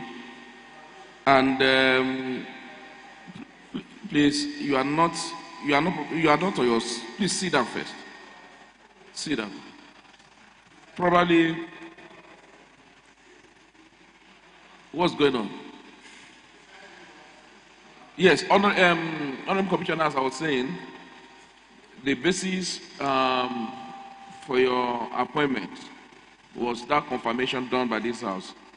And that is why this house is also calling you again, that come and tell Ekiti people what you have done with that appointment given to you in the last 1 year. What have you done? And that is exactly what we want to hear from you. And I believe that you have that in the document sent to us. Everything you've done, and I hope you can do that within just 5 minutes to 7 minutes to tell us what you have done. And it's also good to let you know that this exercise, particularly this session, is being live on all our social media platforms, on YouTube, Facebook, and I can tell you, sir, that people are watching you all over the world. The people are watching you everywhere. They are calling me. I don't know whether after now, some of them will call you to say, we actually listen to you. People in Ekiti are also calling you. The same way you are looking at yourself on that screen, that's how people are looking at you live. So on that note, I'll just tell you, sir, tell us what you have done. And when I say you, I mean your ministry. Thank you. Thank you, Right Honorable Speaker. As I do that, permit me to first of all acknowledge the fact that this Honorable House has done a lot for my ministry in the last 1 year. And I want to mention one. And I think, because I have not seen it anywhere in the world, the stories we hear is that of the legislature, asking ministries to bring money, either at the national or subnational level. But this is the first time I see a House of Assembly giving money to a ministry. Right Honorable Speaker, this House gave 1.2 million naira to my ministry to support our Sunday show. I want to place it on record that this has shattered all glasses. I have never seen it before. Once again, on behalf of the ministry, I am very, very grateful. Thank you, Right Honorable Speaker. Now, the job of the ministry is to do the following. Number one, to communicate government policies and programs using art as a medium. 2, promotion and preservation of the culture and values of the people. 3, to deliver cultural diplomacy services for the state. 4, promoting the image and name of the state through cultural activities. 5, discovering, nurturing, and empowering young talents, thereby creating employment. 6, boosting the economy of Ekiti State through cultural activities.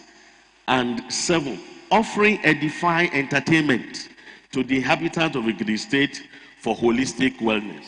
And in the last 1 year, we have done all of this through the different departments we have in the ministry.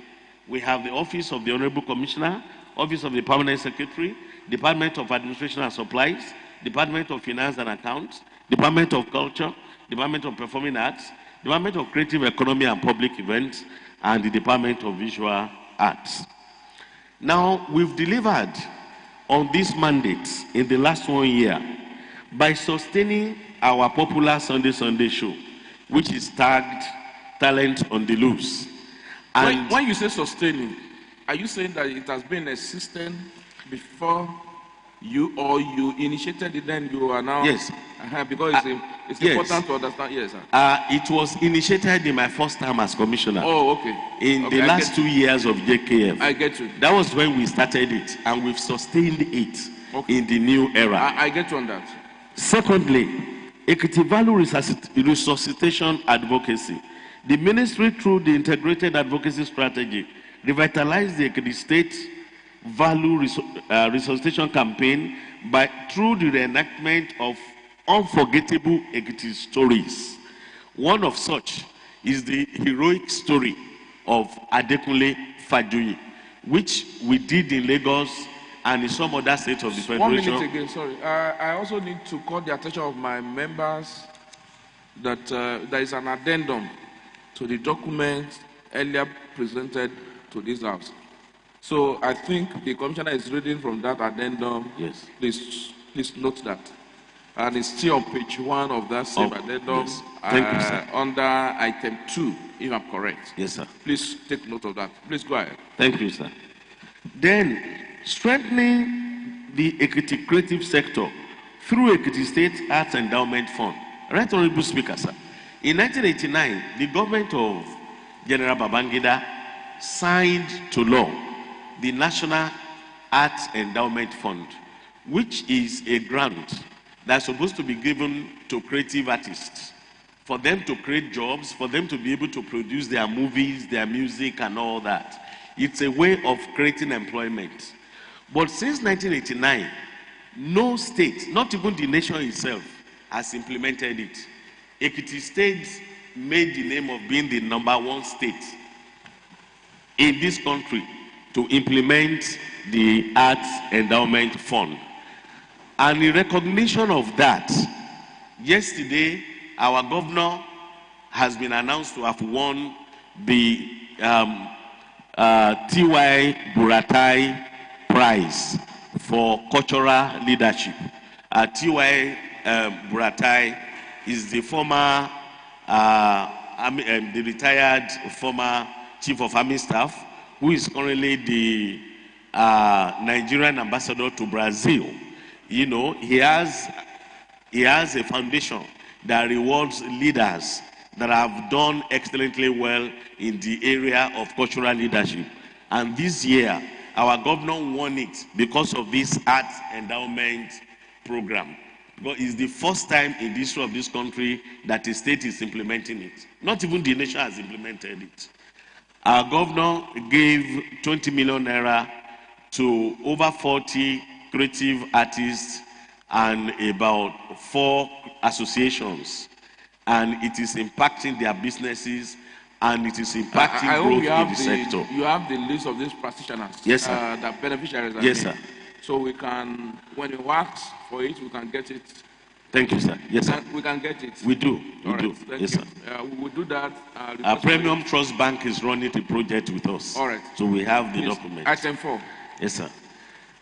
The 2024 groundbreaking construction of Ekiti State International Center for Arts and Culture. Ekiti State was famed, rather negatively, for being the only state without a befitting center for arts and culture in Nigeria. About 2 months ago, our governor flagged off the construction of Ekiti State International Center for Arts and Culture. The largest center for arts and culture in Nigeria today is the Cross River State Center for Arts and Culture in Calabar. What is currently being built at Ureje Dam is bigger than that. What stage is that project now? Is the second phase that we are, and that is roofing. You mean it has reached roofing? Yes, because they are going to roof before they lay the walls, because we are using a reborn brick.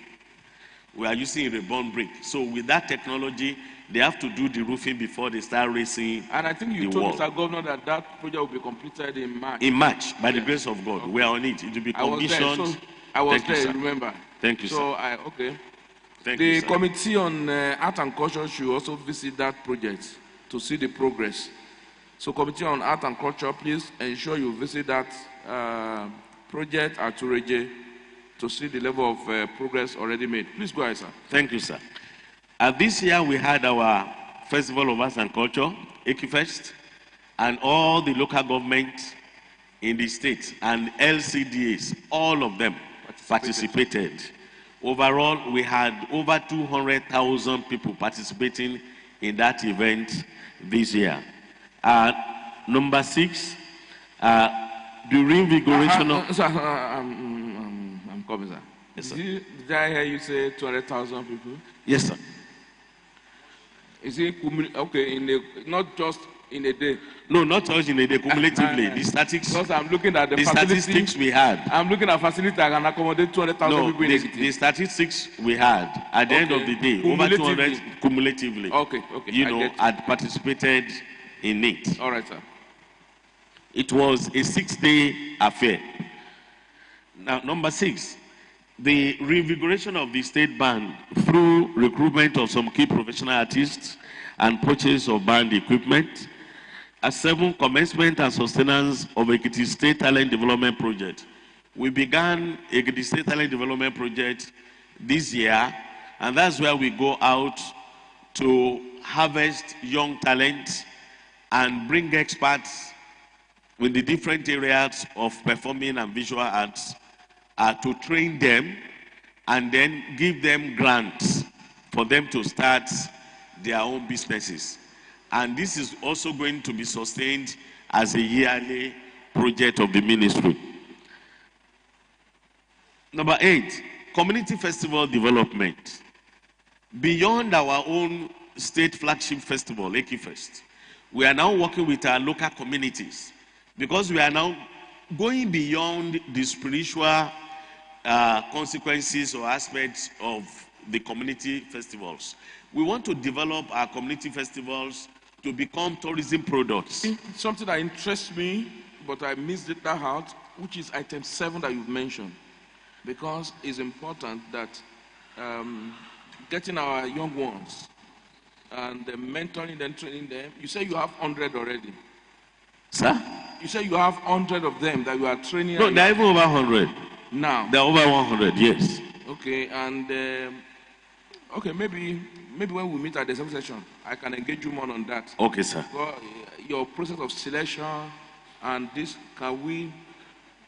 Yes, if sir. we want to see them now, we can have their contact. We can discuss with yes, them. Sir. We wait for, because it's about interest. We wait for those who come. And we take them, we just audition them to know where their strength is. No, what I'm saying is, so you have their contacts. We those do. that are training. We do. That this house, if you get their list, if you call them, you can say, Ministry of Art and Culture, Creative Economy has said that they are part of their yes, sir. mentees and that they're going training. Is yes, that sir. correct? Yes, sir. Okay.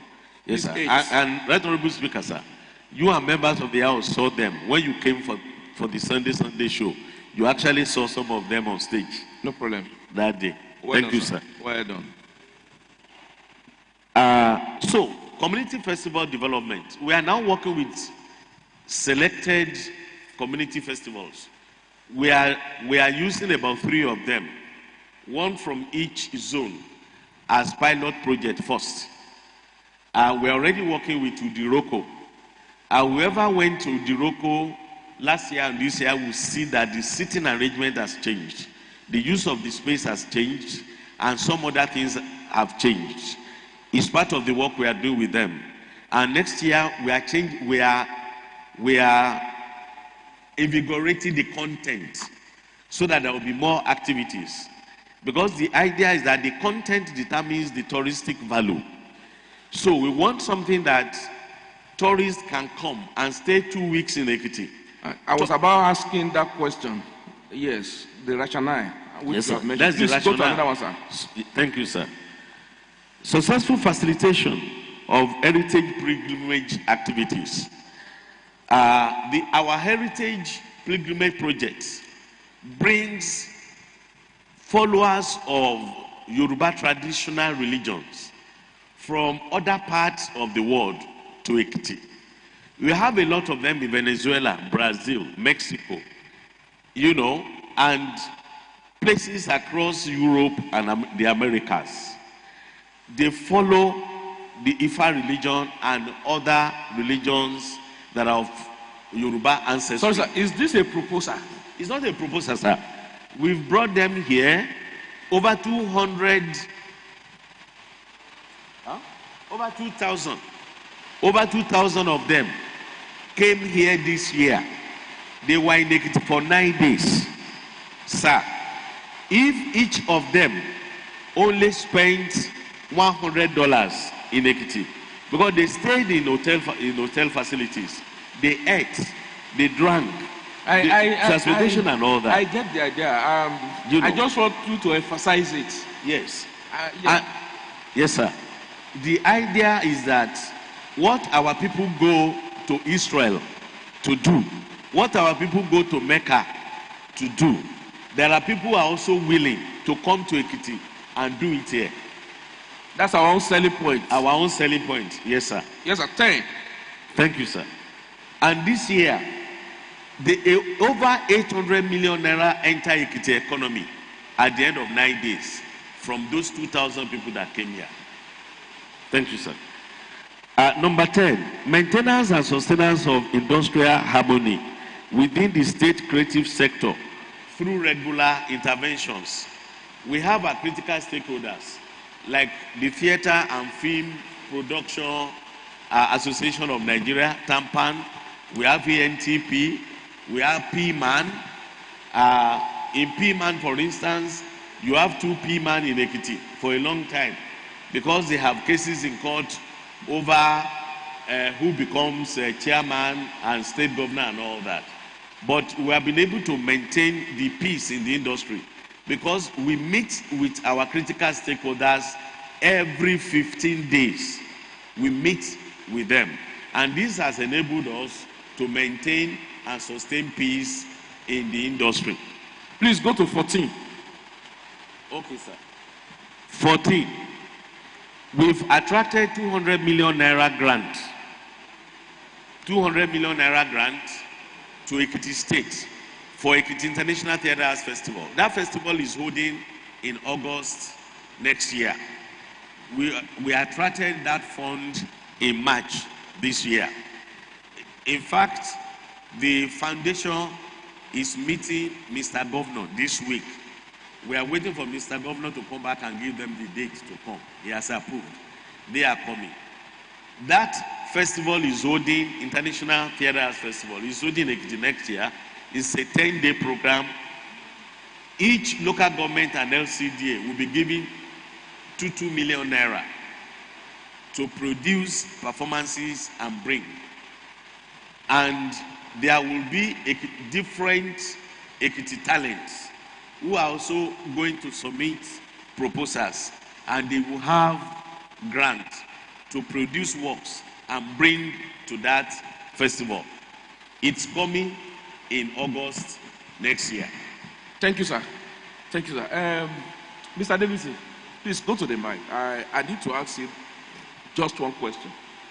I know you to, I'm sorry, because I know Mr. Davidson very well in that particular ministry. And I know he's been there for a very long time. How do you feel as someone who has been in that ministry before now? and seeing what is happening in that ministry? How do you feel? Well, the Right Honorable Speaker, I must say that those of us who have been in the ministry for quite a while, we are happy with the change that has been brought to bear in the ministry by the appointment of Professor Razaki Ojobakari. Thank you very much. Dear colleagues, you know why I did that? When you see a man that understands the job, that know what he's called to do, and has his job cut out for him, you can't but, I have said that we will not comment now, but I think we need to commend this man for doing a great job. It is only people who doesn't have anything that will say this exercise is to witch hunt. The exercise is not to witch hunt in any way. But I understand our people, once they don't have anything to offer, to deliver, then you now begin to, you understand? See, you don't know what is going on within me. I know that ministry before now. And see what is happening. Creativity.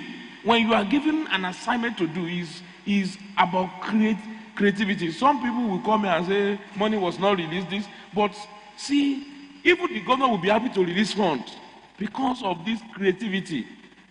Thank you, sir. That's all what I can say. I say thank you. Honorable Tokwelonge.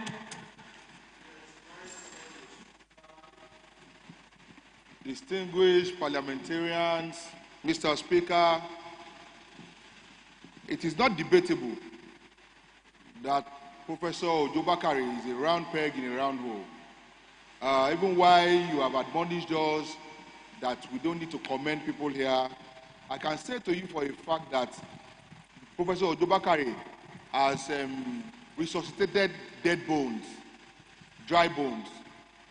He has resuscitated dry bones with the Ministry of Arts and Creative Economy. Prior to his appointment, we knew what that ministry was. And right now, as an average Ekiti man, we can say we raise our shoulders high for what this man is doing in that place.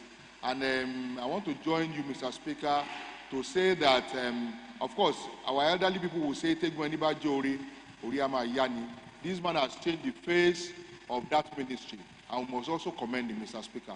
Thank you so much. And I can see that Right Honorable Akim Jamiu is very happy. I can see that. I can see that. Yes, promotion.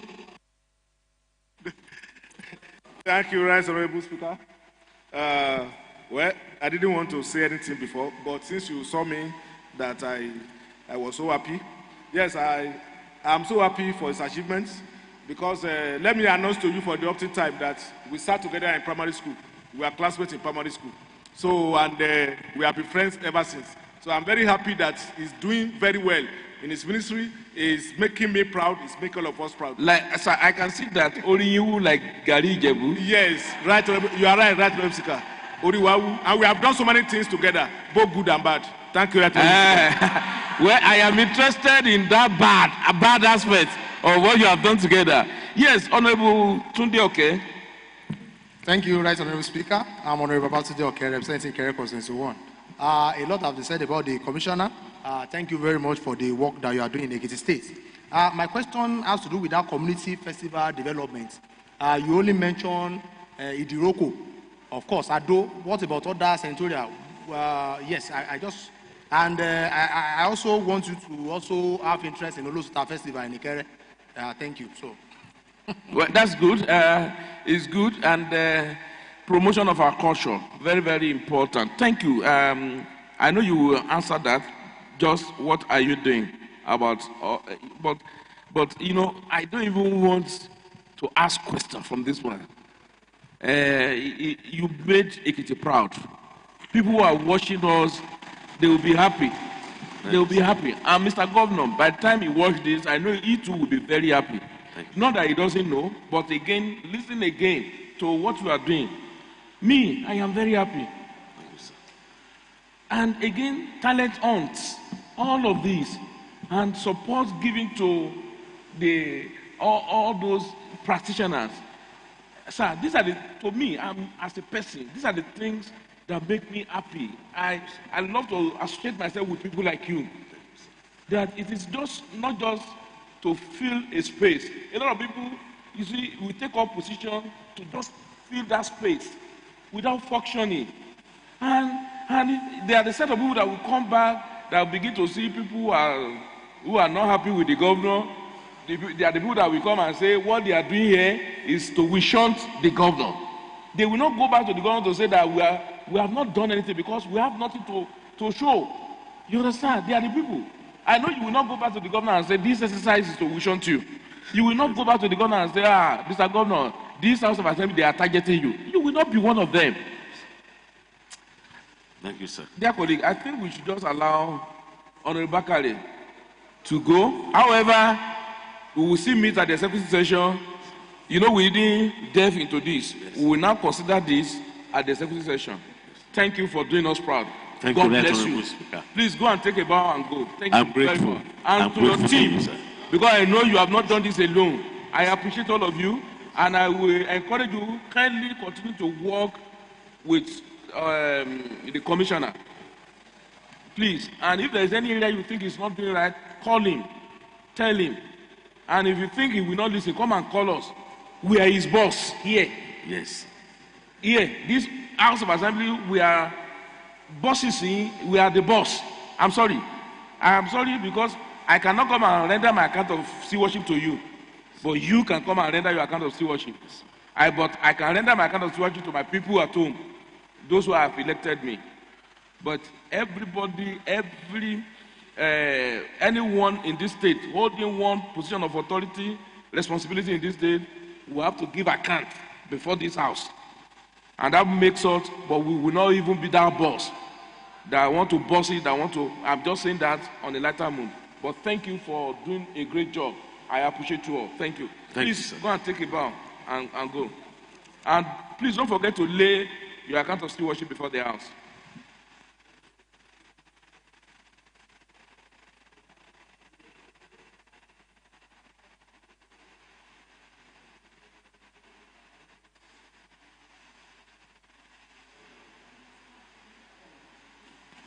Thank you very much.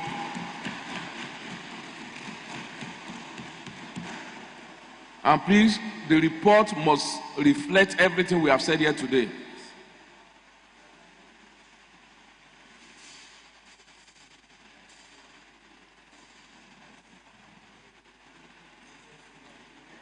Thank you very much. Leader of the House. Leader of the House. Right, Honorable Speaker. Next. Ministry of Employment and Wealth Creation. No, can't be. Office of Establishment and Service Matters now. Where are they?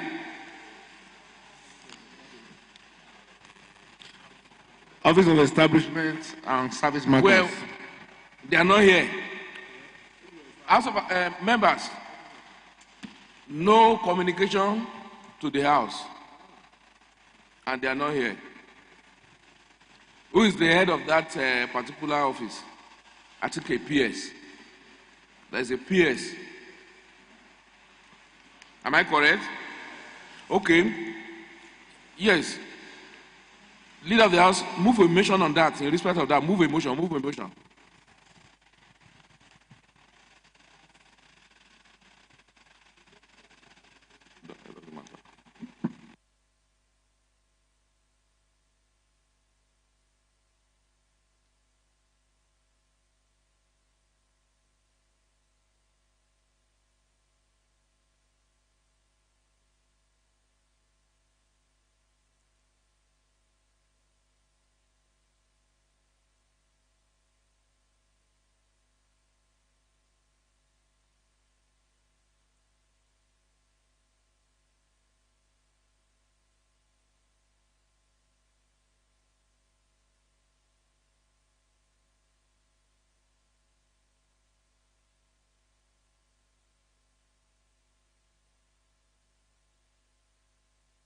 You communicate.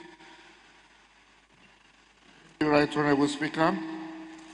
Apart from Office of Establishment and Service Matters, Urban Renewal Agency, Ekiti State Development and Investment Promotion Agency, are also not available.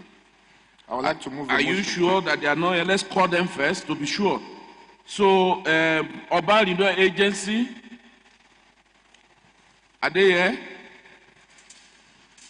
Ekiti State Development and Investment Promotion Agency. Okay.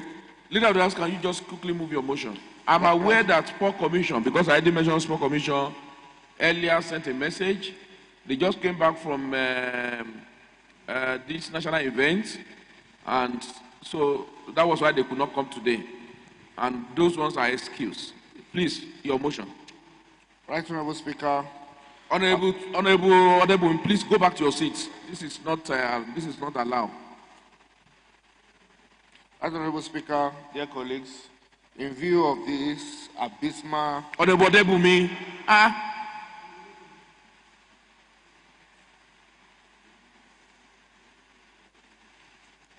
In view of this disregard to this Honorable House, I want to move a motion that this House writes a letter requesting explanation from this following. Why disciplinary action should not be taken against them? Yes, why disciplinary action should not be taken against them. Office of Establishment and Service Matters, Urban Renewal Agency, the State Development and Investment Promotion Agency. I so move. Yes, any seconder? Any seconder to that motion? Yes, Honorable Tude, okay.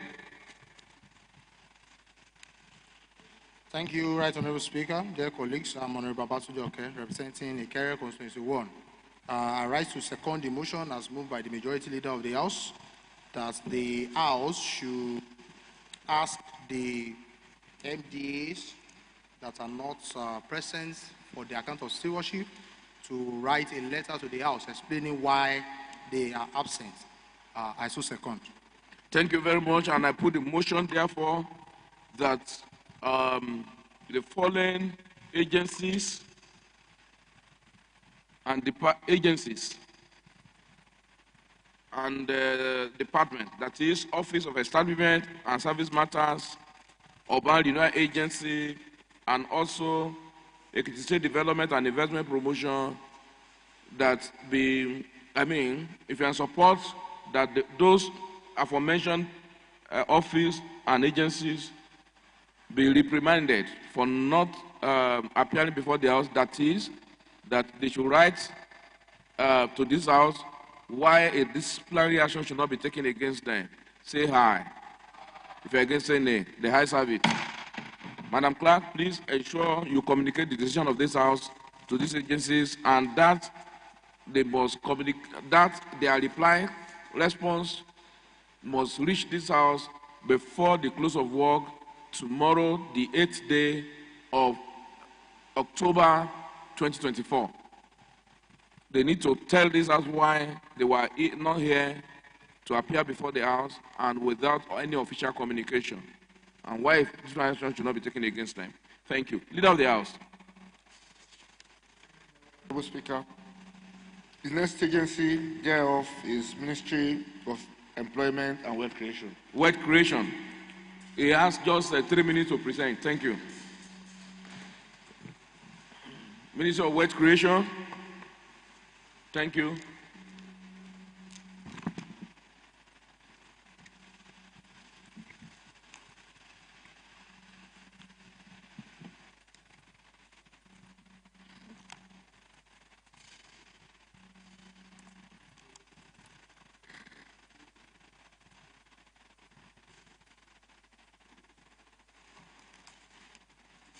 Please go ahead.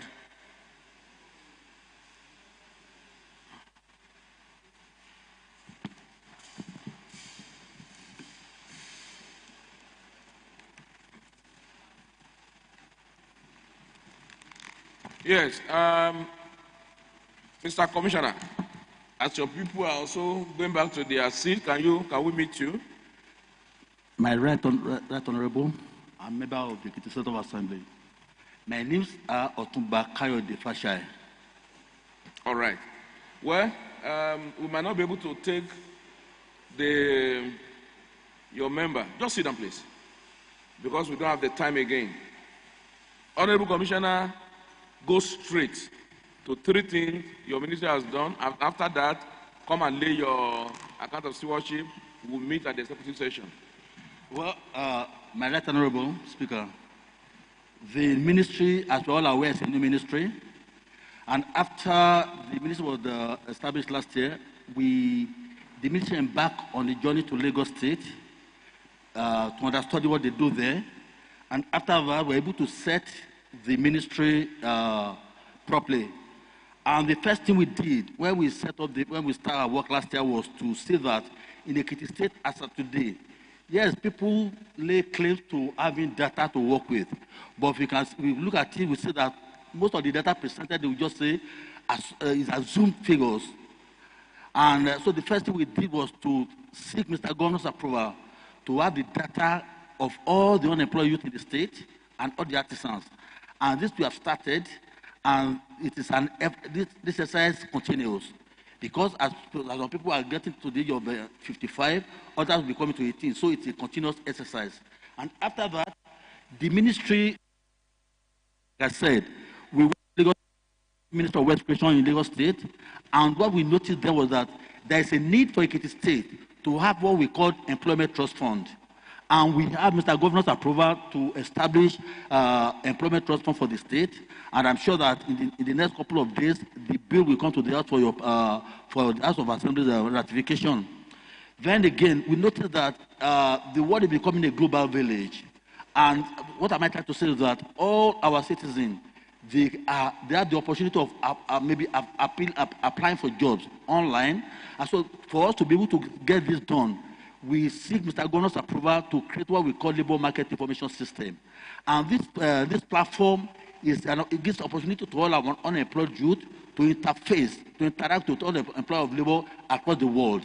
So this also, we've gotten approval to... Hold on. We cannot, leader of the house, can you just move that this house step down order 5. What is my standing order? To allow us to sit till 6:15 so that we can go after that. Thank you, Right Honorable Speaker. Right Honorable Speaker, I want to move a motion that this House steps down Order 5, Rule 10. Rule 18. Order 5, Rule 18. Order 5, Rule 18:10. 4. Leader of the House, Order 5, Rule 18:4. Okay, Order 5, Rule 18:4, which reads that on Mondays, Tuesdays, Wednesdays, and Thursdays, the House may meet at 10, and unless previously adjourned, shall sit until 6 p.m., provided that at 1:30 p.m., Speaker may... Well, don't worry. I think I will just take Order 5, Rule 18:6, and I exercise that discretion, which says, without prejudice to the above, the House shall sit on such days as the Speaker, having regard to the state of business of the House, may from time to time direct. So I direct that we sit till 6:15. Thank you. So you can continue. So, like I said, so the ministry had gotten Mr. Governor's approval to establish the labor market information system. And that platform will come live the moment our customer finish with this. Then we look at Ekiti State today. We know that there is a problem of banking in Ekiti State because of insecurity. And because of this ministry seek Mr. Governor's approval to have what we call agency banking across the state. And what does this speak to? It speaks to the fact that even federal government just said that there should be what we call economic and financial inclusion services. And this speaks to the fact that all the various communities must have banking presence. That is, they must enjoy financial services. When are you starting all these projects? We've started Wema Bank. The first step to it is for us to train our people. And because what everybody have in the state, they know what they want to do. But what we lack is financial literacy. And based on this, the ministry and Wema Bank is partnering to train 100,000 youth across the state. And we've started registration for this. And the Honorable Chairman for Youth Development is part of the committee that is looking at this, welcome Wemaban, where we have this press conference. And this training starts in November. After we must have started this training, we will be picking everybody that we need for all these programs from the bucket of youth trained. So the Wema Bank training, we will do that in November. And the agency bank, by the grace of God, will start in January, because we've done the delineation of the state into 132 units. And we started recruiting the super agent. We want to have 200 super agents across the 60 local government. Thank you very much, Commissioner. This is how far we can go with you, but we'll fundamental observation. And when it is fundamental, it goes to the root of the issue. So let's hear the fundamental observation. Speaker, sir, distinguished colleagues, I am Babatunde Abiodun Fawekun. I represent the Idosi Constituency 1. I want to take the commissioner under the committee he created. This ministry falls under the purview of Committee on Establishment and Public Matters of the House. And I've once told him that whatever he's doing, he has to carry along the Committee on Establishment and Public Matters. How is the Ministry of Wealth Creation and Employment? Okay, because there is employment. It's about creation and employment. So I'm even thinking it should be other investments. It's trade and investment and establishment matters. I think it's trade and investment is most appropriate. Forget about the employment. He cannot employ anybody.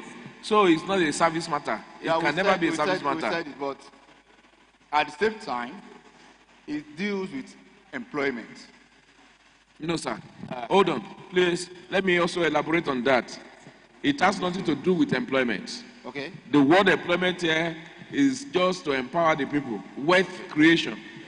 It's not a ministry to employ people. It is not about service matter at all. That's nothing to do with the service matter. It's about it's under investment. Thank you. And I think we should allow investments to handle that. Thank you. Yes. I am the vice chairman on investments too. Thank you. So as at that, it still got nothing to do with the chairman of youth that is adding to his committee. He once pointed out to oh, now, please, can you now sit down now? Can you now sit down? Thank you. I think why youth will come in, I think the focus is more on the youth, the focus. But, sir, here in the House of Assembly, your what's it called? Your ministry, the committee that has jurisdiction is Committee on Investment, Trade and Investment, and that is Honorable Tokwe Longe. I'm coming, please. But that does not mean here we also take cognizance of when there are overlapping situations where we can call in the Committee on Youth. But the first committee to approach on this matter is Committee on Trade and Investment.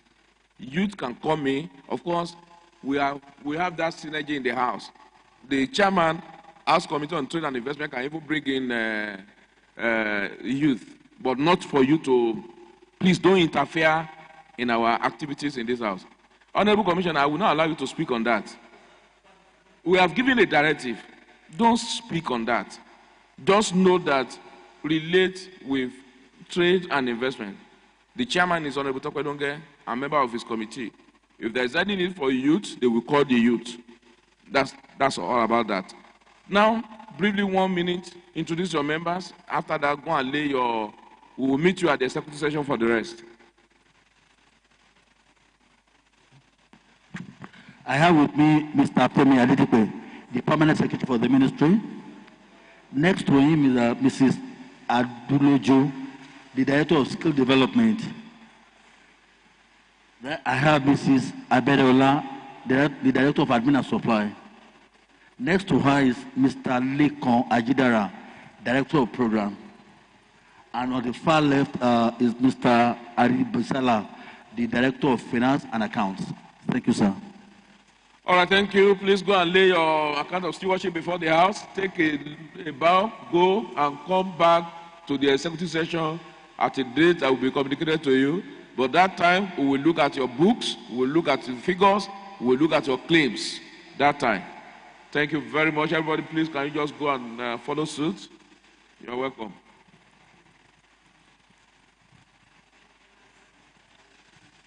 Leader of the House, can you quickly call the next person so that we can just take the... Thank you, Right Honorable Speaker. The last for today's order is Fiscal Responsibility Commission.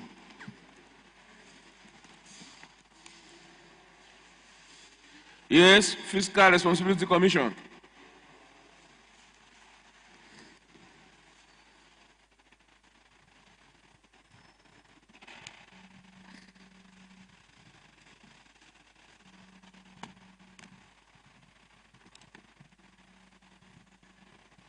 Madam, face the mace, not mace. This is the mace. Thank you. Yes.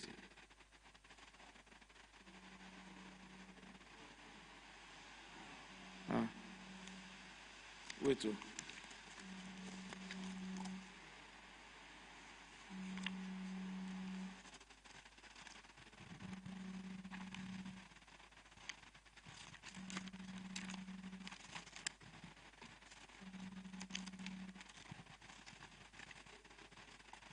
Madam, please, you can go ahead and introduce yourself. Thank you, Right Honorable Speaker. Okay. Thank you, sir. My name is Ayodele Adebinkwe Yetunde, Executive Secretary, Fiscal Responsibility Commission. Okay, your team members? Yes, I have with me Mrs. Oludaisi Bukola, Director Admin and Supplies. Also with me is Mrs. Kayode Florence Funke, Director Finance and Accounts. And lastly, is the Deputy Director Monitoring and Evaluation Department, Mr. Omonli. Well, thank you, Mr. Ayodele. Information. All right, information, yes.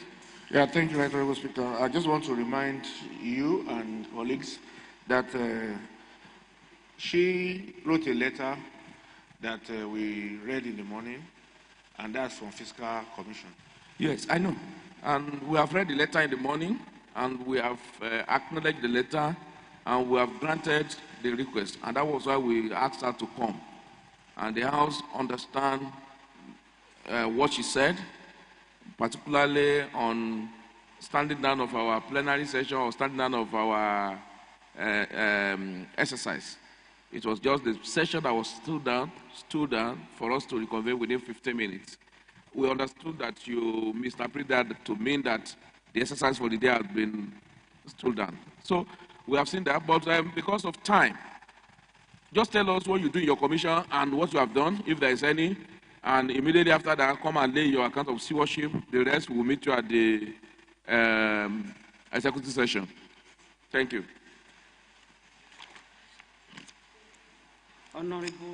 Right Honorable Speaker, and the esteemed honorable members of this House. What do you do? Just tell us. I need that from you. What we do is this. We have four major departments: the finance and accounts and the admin and supply. Just tell us, ma, the main thing fiscal responsibility does. That's all. What we do in our commission is monitoring and evaluation of government projects and programs. And aside this, we do a budget performance review exercise. How far have you gone on that?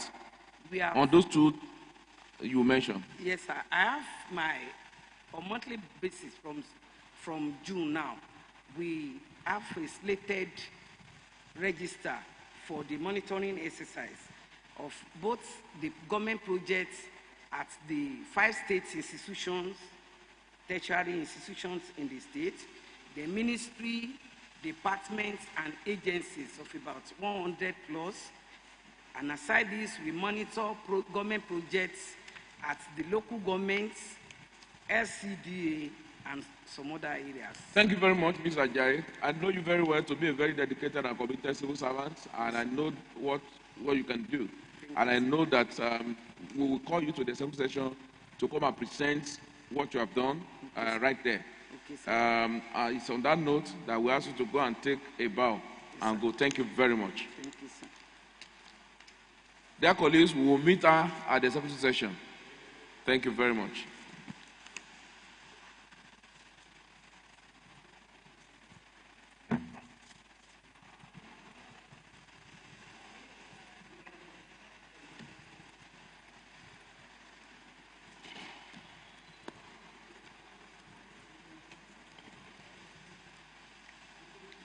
Well done, man. Thank you very much.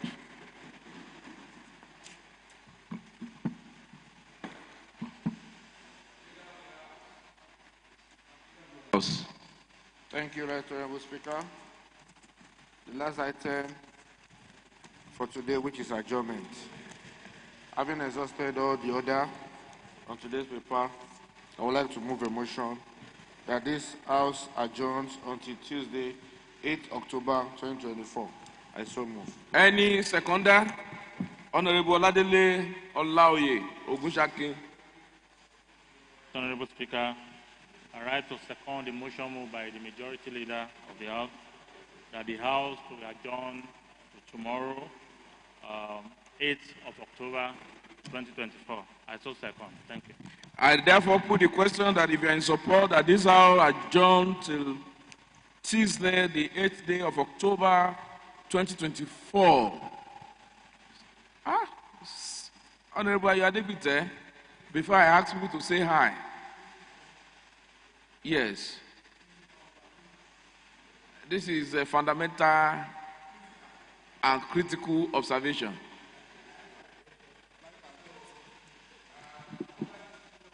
Before the final question. When?